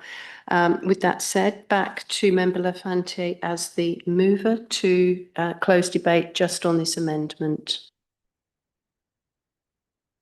Let us put this amendment to the vote. Those in favour? That's Member Lafante, Hyman, Hyde. Those against? That's Members Jean Price and Boland. The motion for Amendment 1 is carried 3-2. Member Lafante, it is still with you as the mover. I'm moving a modification to condition 38, and it is the language that the officers gave. However, my rationale for not having it as part of a subset of minor modifications is that I think the language is actually quite different. But I'll speak to that a little bit further if I get a seconder. So, if I'm clear, it's a modification of condition 38? It's modifying condition 38. Okay. You might need to outline quite what it is in order to seek a seconder. Okay, so basically there was as a response from the applicant, as a response from the officers. We were given some updates in relation to some of the language that related to just adding on to the satisfaction of the Shire. From my perspective, this detail is really changing because it's actually making quite clear that these are matters, this modification is relating to matters that are responsibility of the applicant. So it's narrowing down the information in there, and it's attempting to, the new language for me is attempting to look at the matters that the proponent or the applicant would have control and separating out of those that may need approval from a non-host or others. So how do you want to amend it so that I can seek a seconder? I'm using the language that we got out of attachment 1 to the R13. So it will say prior to construction commencing, the proponent shall provide details of arrangements on the scope of works and financial arrangements for decommissioning to the satisfaction of local government. Oh, you are using attachment 1 wording? Yes. Okay. But the reason I've separated it out is because I don't see it as being minor change to what the condition was. Thank you. And it was quite specifically relating to obligation. I understand. Different from just generally saying to the satisfaction of the local government. Thank you for that explanation. Do I have a seconder, please, for amendment 2? Member Hyam, second. So did you want to give further explanation, Member Lafante? Member Hyam, would you like to speak to amendment 2? No, Madam Chair, other than that I support the reasons. Sorry, we need some further clarification. Would you like to ask for that clarification? Yes, please. Of the mover, can you please clarify how your proposed amendment reads compared to 38? Because that just what you read then sounded pretty much the same without the words community, local government and relevant government agencies. Is that correct? Could you read it out in whole, please? And I can read the one that the office. Yes. Yeah. Is the answer. So it reads, prior to construction commencing, the proponent shall provide details of arrangements on the scope of works and financial arrangements for decommissioning to the satisfaction of local government. I have removed elements that are separate to obligation of applicant specifically, and introduce something that's beyond their complete control. And so this is their responsibility. This is the wording that the Shire provided through the R13 in attachment 1. And the rationale for that. So it's moved and seconded at this point. The wording is slightly different. This says agreements, and I think the member was saying saying arrangements. But I'm removing the absolute definitive comment about the extent of consultation that has to occur, and I'm leaving it as a more general provision as a condition that enables those matters to be addressed. It doesn't prevent them occurring, but it doesn't oblige the applicant to go down a pathway that they may not have necessarily have control over. So have you used the word agreement or arrangement? Both words are in there. So provide details of agreements on the scope of works and financial arrangements for decommissioning, subject to the satisfaction of the local government. That's okay. So, as per what we got in thank you. So it's been spoken to by the mover. It's been spoken to by the seconder. Are there other speakers on this amendment? Have to. But the only thought I had around this when I saw it was that it was only referring to decommissioning, and I thought it should also include hosting, unless hosting is covered within provide details of agreements on the scope of works. But then it goes on to arrangements for decommissioning, whether it should be arrangements for hosting and decommissioning. So I propose that amendment if... Sorry, what word are you using? Hosting. Hosting. I think that's the word that's been used throughout in terms of what you mean. The host sites, the sites that are hosting turbines. Yeah, it's been removed. Oh, I see. Okay. Do you want me to clarify? Yep. There are already arrangements that the applicant has to enter into with host sites to even be on site. Those arrangements, some of those arrangements sit separate to the planning framework. And I'm trying to separate out those that enter into the realm of private negotiations with those that are actually obligations under a planning framework. And so for me, I've taken out the language that can merge and imply obligation in a private space that are not actually obligations in the planning framework, and therefore would sit beyond the ability and the authority of essentially the officers to enforce, or the local government. Okay, did you wish to speak further, Councillor Boland, on this motion to amend? I would prefer that the word hosting was in their arrangement. I can understand where the member is coming from, but I think to cover things that need to be known to the local government, that just to be clear, I think there's two things that are going on here, essentially the period of hosting and then there's decommissioning. So I would move an amendment that the words financial arrangements for add in the words hosting and. Well, that's not what's on the table. No, it's not what's on the table, but I'm foreshadowing that as an amendment. President Jean Rice, did you wish to speak on this amendment? Okay, I'm comfortable with this amendment. It was provided by the Shire, fully cognizant of their role in the future in clearing this condition, so I'm happy to support it. Member Lafanti, did you wish to close on this amendment? Nothing further. Right, let's put this amendment 2 to the vote with those words to modify 38, condition 38 as provided by the Shire. Those in favour? That's members Hyam, Lafanti and Hyde. Those against? President Jean Rice and Councillor Boland. That amendment is carried 3-2. Member Lafanti, did you have further amendments? Thank you. I have no further comments on substantive. I provided those covered off what I wanted to say. Member Hyam, as mover for the substantive, seconder, pardon me, for the substantive, did you wish to speak to the substantive? Yes, thanks. I'll come to, after I've got from the mover and the seconder, I'll come to other speakers. It was clarification that I was seeking. On? Well, we've just dealt with something that I thought we were moving anyway, and it was dealt with as an amendment. I thought we were moving all those things in that. Yes, that was the way that I introduced the substantive, but Member Lafante, in moving the substantive, spoke specifically about not moving inclusive of condition 38. And so that is why condition 38 came forward as an amendment for us to debate separately, which we have done.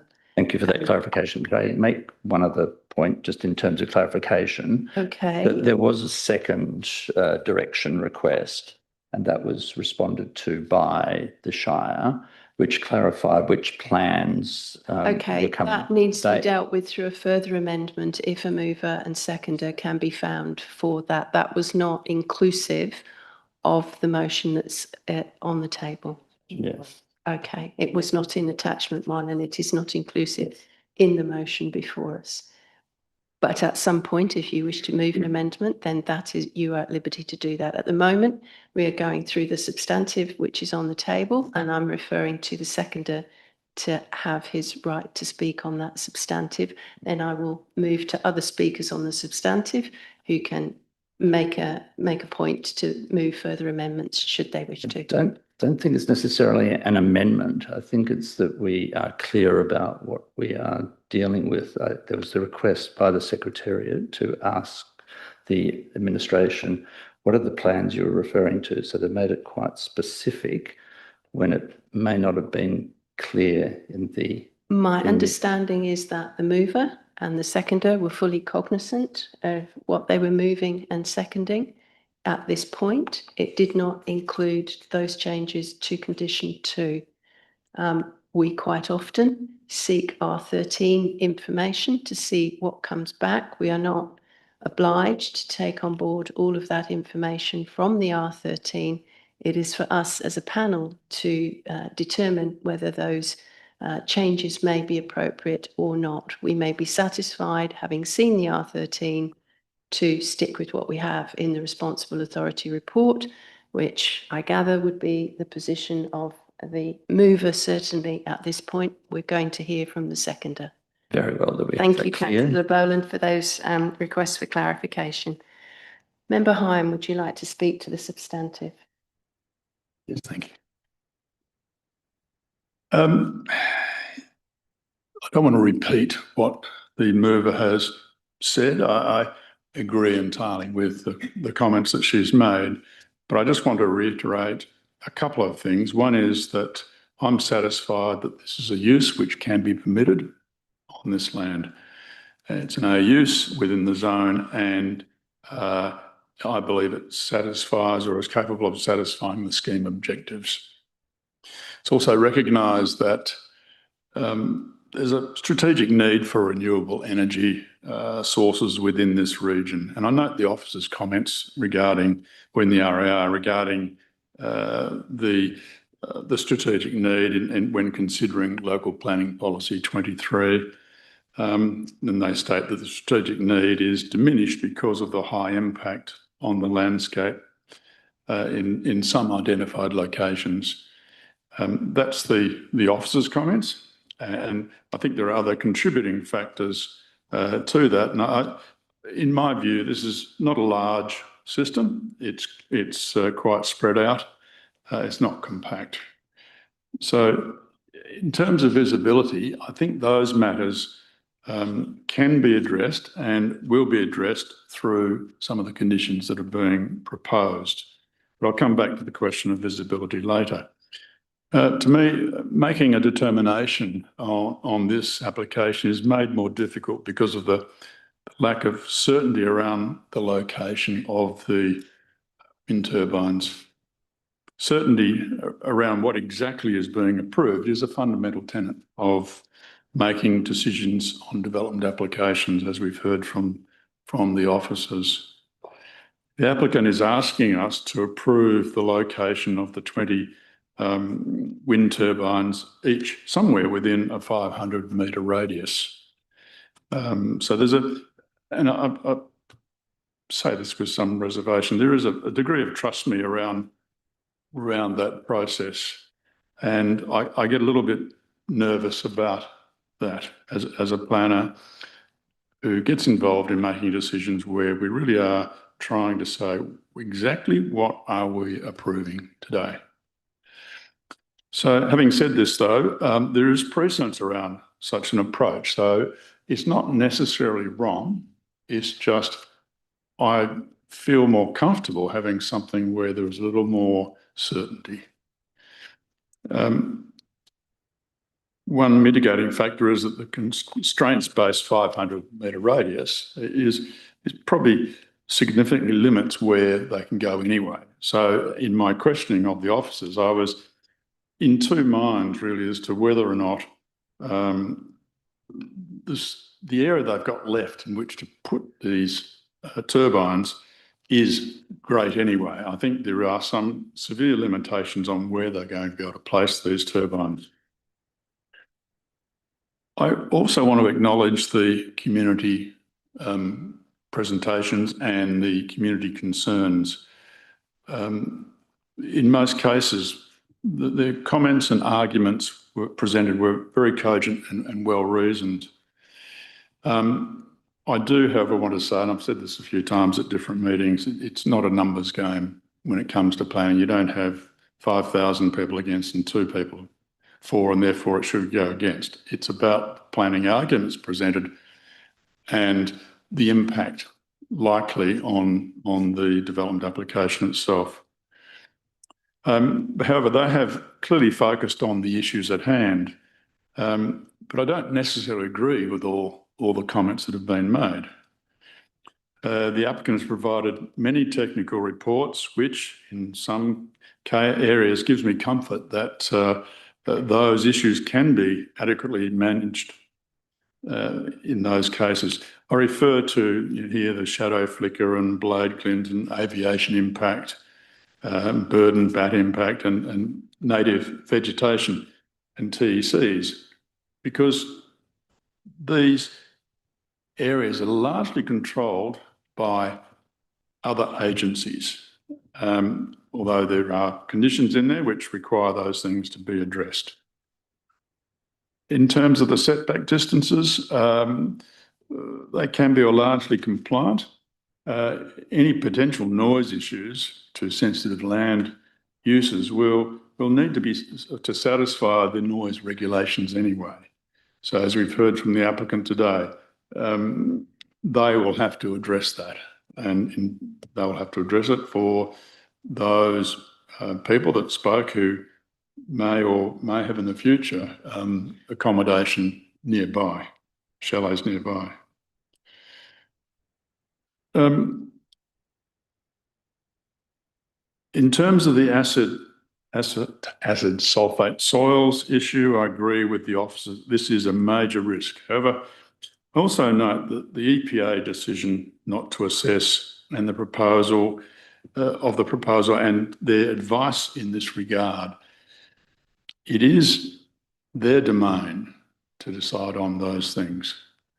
So all we can do, and we've heard from other presenters, that there are management plans now that look after these things. Now, I know things have gone wrong in the past, but it's not our domain to manage the acid sulfate soils. That is through the EPA and WER. I think that the wind farm is an inevitable proposition for this region, and it's simply really how it's achieved with the least impact. Coming back to certainty, I don't believe, having listened to the applicants, that a finer grain plan would not be possible. So I'm quite happy with the condition as it is, but I'm happy to listen to others who might want to suggest changes to that. Having made myself familiar with the location and the various viewpoints, I'm quite satisfied that this is the best outcome and can be achieved, and noting also some of those movements that might be occurring with some of the outer locations. So I think this is the best outcome that can be achieved for a very important project. Yes, there will be change, but to me the change is acceptable.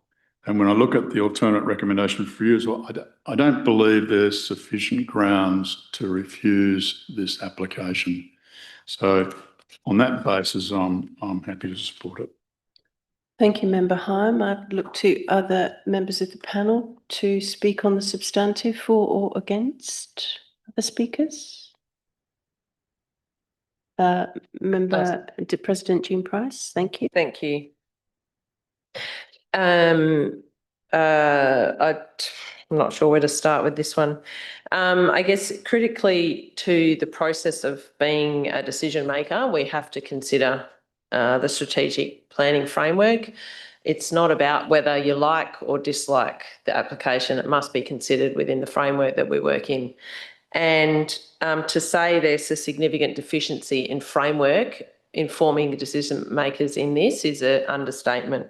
It was in 2020, so 6 years ago, the WA Planning Commission knew that they had to develop some policy around this. So in lieu of having that, our council was being proactive and developed LPP 23 to help inform the decision making around this. And coincidentally, at the time of towards the end of last year, the state draft code finally came out, something we'd been waiting for 2 years. So in that context, I feel the officers have done their best to assess this development application within that framework.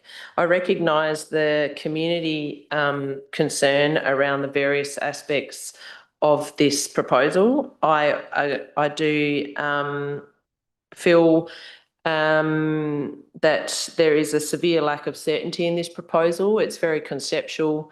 The defined location of the turbines doesn't give me certainty and satisfaction that all the risks, particularly around acid sulfate soils, can be mitigated. I'm pleased to see at this stage, and I hope that it does get through, that the micro siting of 100 metres is followed through in this application, and I think that's a much better outcome than the 500 metre radius.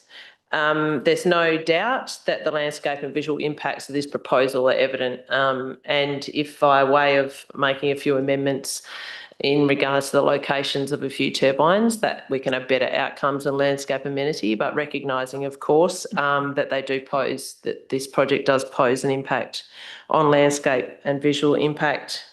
I feel there are some further uncertainty in regards to what the community benefits will look like for the community in regards to this project, and again, that's largely with the lack of policy framework to help guide that fund. So I'm hoping that there is, if this does proceed, that there is an understanding from the proponent the need to build social licence within these communities, particularly where the people most impacted feel a greater impact than those further away. I would have preferred to have, at the request of deputies and the community, but just recognising previous speakers' comments around the authorities that manage environmental protection, and to go against that, there's no backing. There's no way that, whilst we may not agree with DWER and the EPA's advice in regards to this proposal, there's no other authority or opinion to go against that. I would have liked to have seen this, certainly with the presence of the acid sulfate soils and the various tech and threatened and endangered flora and fauna down there. Of course, an EPA full referral would have been preferred for myself in regards to decision making around this proposal. I acknowledge the noise impacts for residents near and far, and just in regards to low frequency and infra sound noise, it was DWER advised that it was a significant issue, but in terms of the evidence to directly relate that to human health is absent. But yeah, in light of the need for us to transition to renewable energy and the lack of strategic planning in terms of the state, instead of looking at a whole state view, it's unfortunate that we've got in this situation where we are treating them ad hocly, and it should have been applied in a much larger strategic format to determine these planning applications. Thank you, President Jean Rice. Councillor Boland, would you like to speak on the substantive? Yes, thank you. This is a difficult assessment. It is a major project with a value of $500 million. We have an agenda of 4,552 pages. There are many varied aspects to all this. But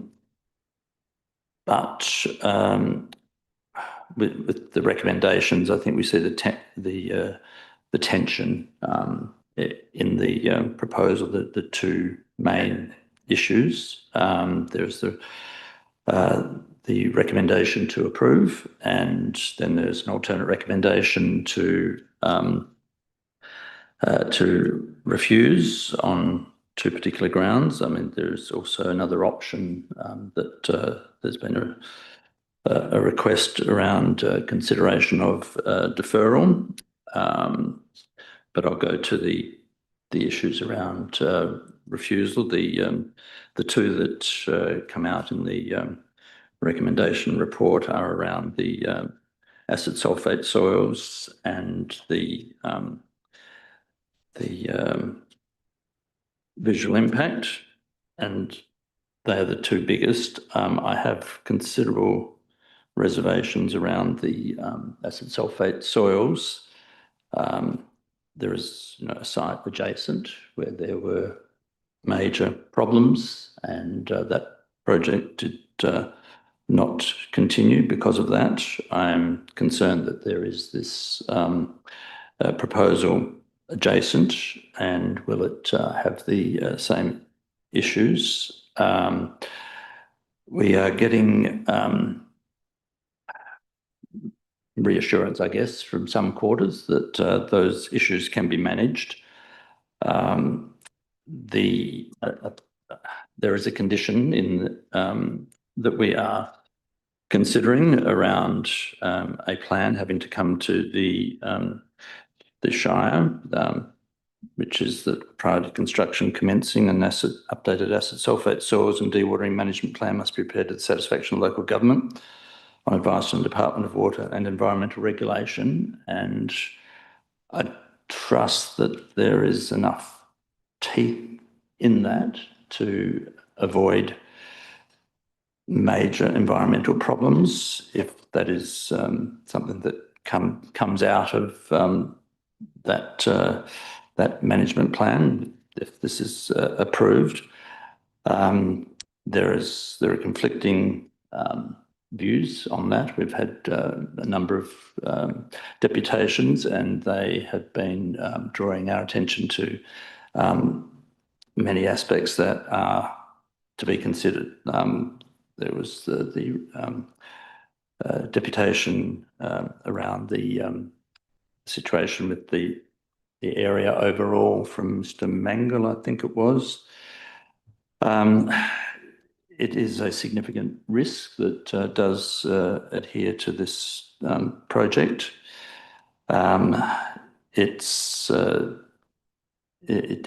But can it be dealt with in another way? Is the situation that I get to, that is there refusal of the project on that basis, or is it that we do have sufficient safeguards within the recommendation that a major environmental problem can be avoided?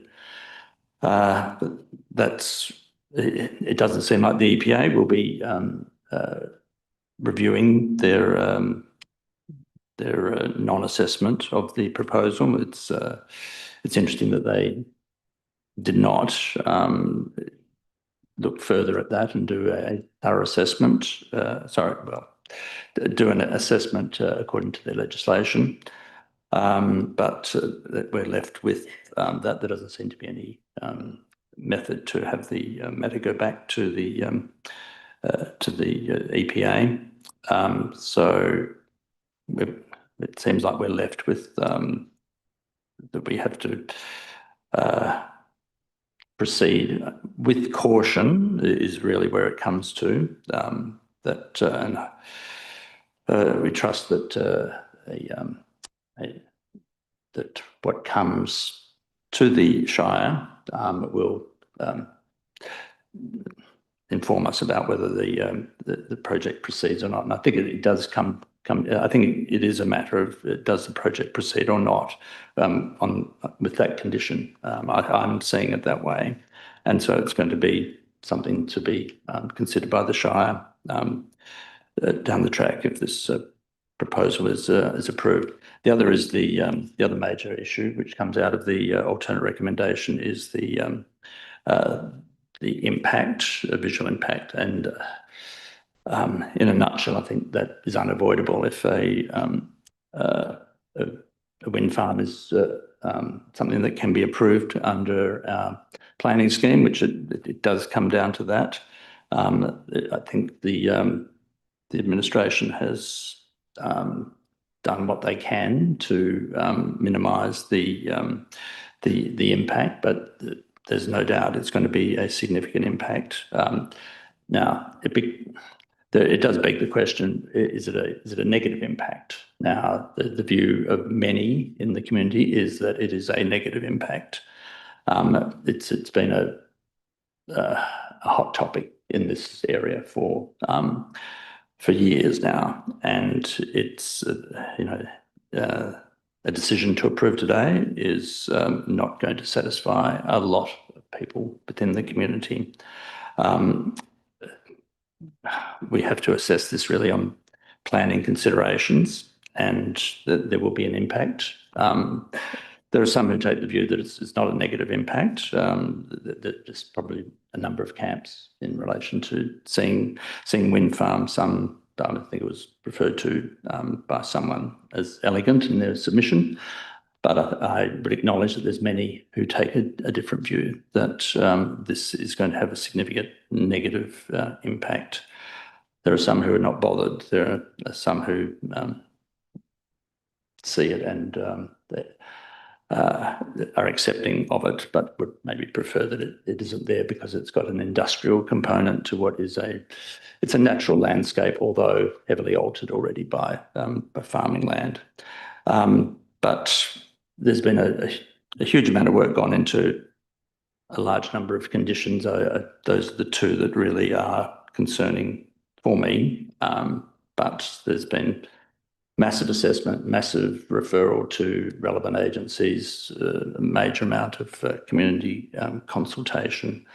So it has been thoroughly considered, and I think thoroughly considered by the panel as well. I'll leave my comments there. Thank you. Thank you, Councillor Boland. I will speak to the substantive motion. Thank the officers for a report which clearly steps us through their methodology for assessment, how they've reached their recommendation, and also for their responses to multiple requests for further information through Regulation 13. The location for this application, and specifically the majority of the micro-siting and associated preliminary works, is generally cleared land in private ownership and has been self-managed as agricultural land for many years.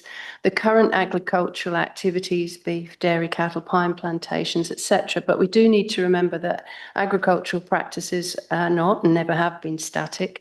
The landscape's fundamentally changed from its natural original state, as I think previous speakers have said. And the applicable planning scheme land use table would suggest that besides a wind farm, other uses such as a caravan park, an abattoir, service industry, a reception centre, other uses quite different to the current could actually occur here. So I think we need to consider the statutory framework quite carefully and how this land might evolve. The proponent's justification for using this location I find acceptable. Its proximity to the existing transmission lines, the diurnal wind patterns, largely cleared land, which has been changed over decades to various practices and is relatively flat land. It's not for this DAP or for the local government to propose an alternate location for a wind farm. We must deal with what is before us. In the context of the emerging state level guidance, we do need to consider the proposal, unfortunately, but we do need to consider the proposal primarily in the context of the local planning framework and advice on this application from state referral agencies, which I think in many respects could be regarded as more relevant than a generic state level piece of guidance on renewable energy. So in that respect, as an A use in the general agricultural zone, both in local planning scheme 1, but also giving consideration to the renewable energy facility A use in the priority agricultural zone for draft LPS 2, the development proposal can clearly be contemplated. It is not an X use, but it is subject to advertising. The scheme provisions, the relevant aims and objectives of both the scheme and the zone, detail matters, and I think that largely this development demonstrates that it addresses those. Detailed matters such as biodiversity and visual qualities need to be considered in the context of the respective technical studies and also the referral agency and local government assessment. As an A use, the application was required to be advertised. I think that's been adequately done. It was a long advertising period of 28 days. We note the amount of submissions that were received, well over 500, over 400 objecting, but also 155 in support and 7 others who really were not on either side, but just providing their commentary. So we take that seriously, but the community was certainly consulted on the maximum case scenario in terms of its level of impact. So I'm satisfied that it can be contemplated under the scheme, it's been adequately advertised, and that the submissions received have been appropriately considered and addressed in the RAR and in the information before the panel that we have considered. The referral agency's comments, DBCA find the visual analysis to be appropriate and consistent with the state guidelines. Their additional questions and requests have been met and further information has been provided. The DPLH requested additional viewshed assessments, which have been done. They highlighted the visibility from Augusta, and I myself have looked at those key viewpoints. I do find it to be part of a much wider view. In many cases, there's up to 180 degrees of view down there. So the view that we're getting of the turbines is a smaller portion of that overall view.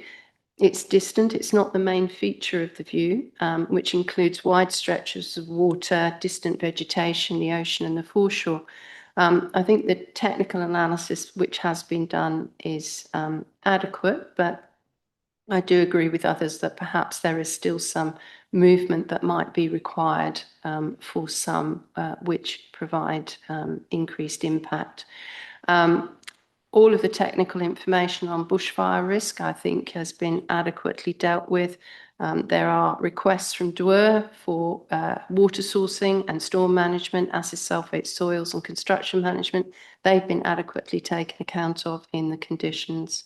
In terms of the environmental and the ecological impact, of particular weight, I think, are the comments from the state EPA and also from the federal DCCEW,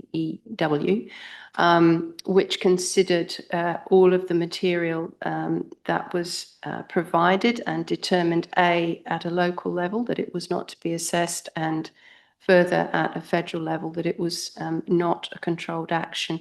But conditions that have been provided by both those organisations, and particularly restrictions on clearing and addressing matters of national significance, I think will go to very much minimising the impact, and certainly considering migratory bird and local species.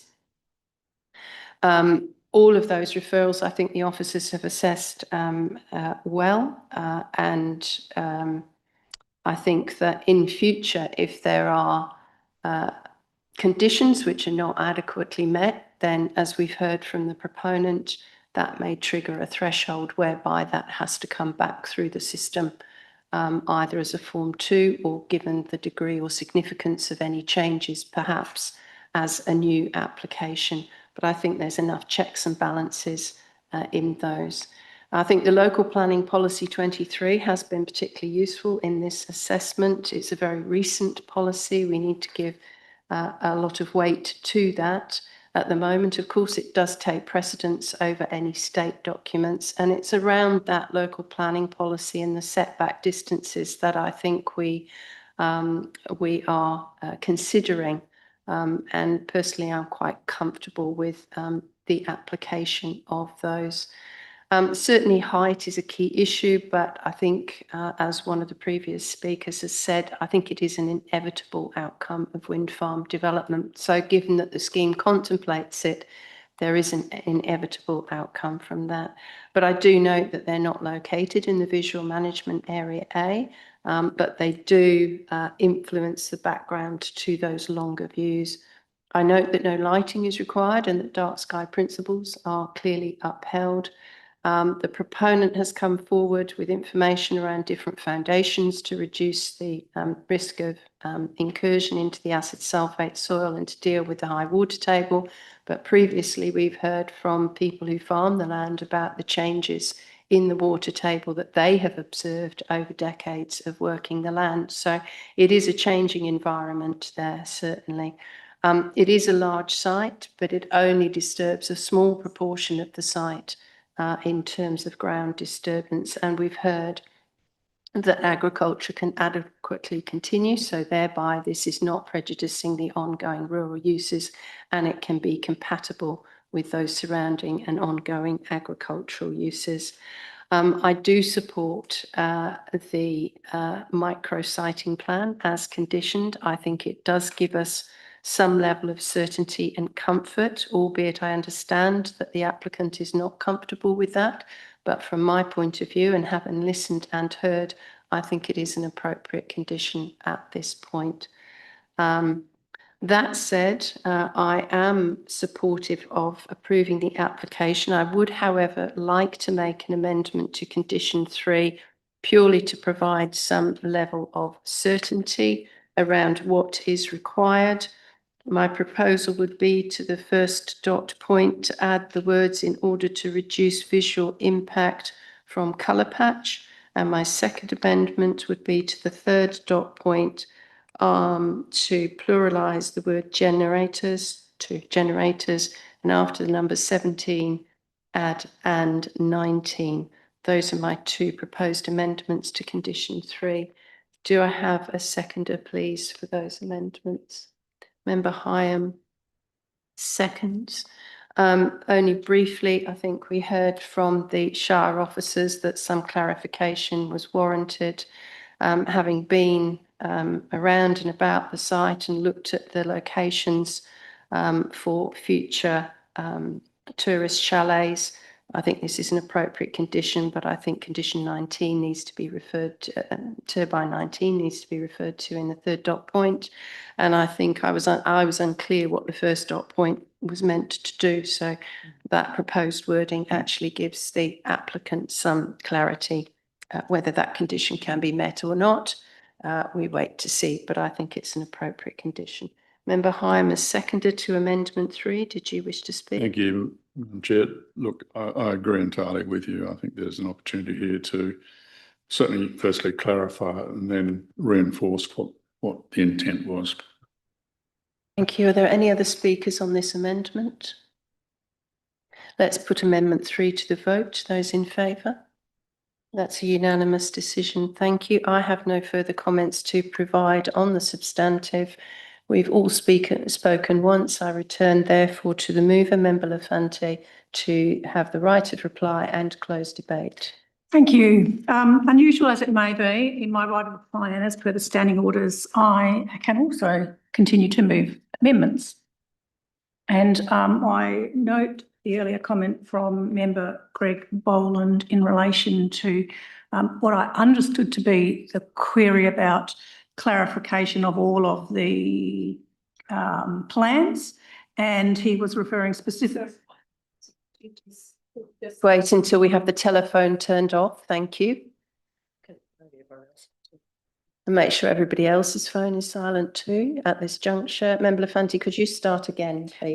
I am seeking to move an amendment, and I note the comments from Member Greg Boland in relation to his query about clarification and ensure there is complete clarity around the plans that form the subset of this approval.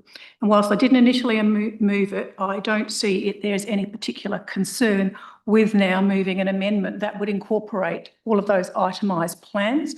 As I say, my interpretation of the comment or the reference to it was just to include clarity, and I support clarity in any decision making that we have. And so at this juncture, as per R13.3, which lists and has been provided, thank you to the officers, a very detailed subset of a detailed setting out of all of the plans directly related to this. I'm more than comfortable in moving an amendment for, as part of my right of reply, to modify preamble 2 and to list all of those plans that are contained in R13, the third R13 we received, which was yesterday when we received it. I'm sure that all the members have it. It was already referred to, as I say, by one of the members directly in today's meeting. Thank you, Member Lafante. All members clear on what's being moved here? Do I have a seconder, please, for that? Councillor Boland seconds. Member Lafante, did you wish to speak further? No, I've said what I wanted. Councillor Boland as seconder. Would you like to speak on the matter? No. Thank you. Any other speakers on this amendment 4? Yeah. Just briefly, I think it's really important that in this decision-making process, it's very clear on, what's the components of it. And I mean, it's a minor change, but it does provide clarity over all those necessary appendices and attachments. So I'm pleased to see that DAP panel member respond to that. Thank you. Any other speakers on this amendment? Let us put this to the vote. Those in favour? That's a unanimous decision. Thank you. Member Lafanti, right of reply is still with you. Thank you. A lot have been said already about this proposal and the details of the proposal. As I have indicated, my decision is based on the proposal before us, not an alternative. And that decision is based on the planning framework that we have in front of us. I have given, as I've already indicated, due regard to LPS 2 as well as LPP 23 in the framework itself. I note the state's proposals in relation to this space, and I've given due regard to those as well as submissions we have received. From my perspective, I am comfortable with this proposal. I'm comfortable with the changes that have been made in relation to the conditions and that the proposal is appropriate for this site. Due regard has also been given informing this opinion based on the input from the specialist agencies that are directly related to this proposal and with the expert knowledge in a variety of spaces. This proposal has an extensive amount of information, both in relation to environmental, in terms of ground and in terms of both flora and fauna on the site. And I'm satisfied, based on the material we've got against the proposal we are being asked to make a decision on, that it is appropriate, including those amendments that have occurred in today's meeting.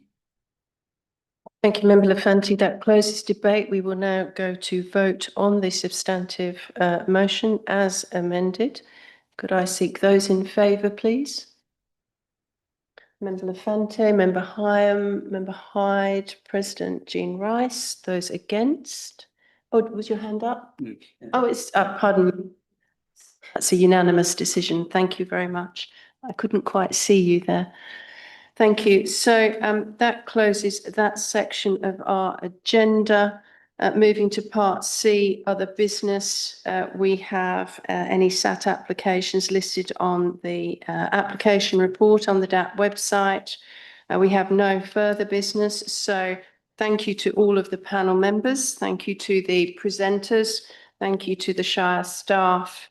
And also to the DAP Secretariat for assisting us with making the journey down here. Close the meeting at 1 minute after 3 p.m.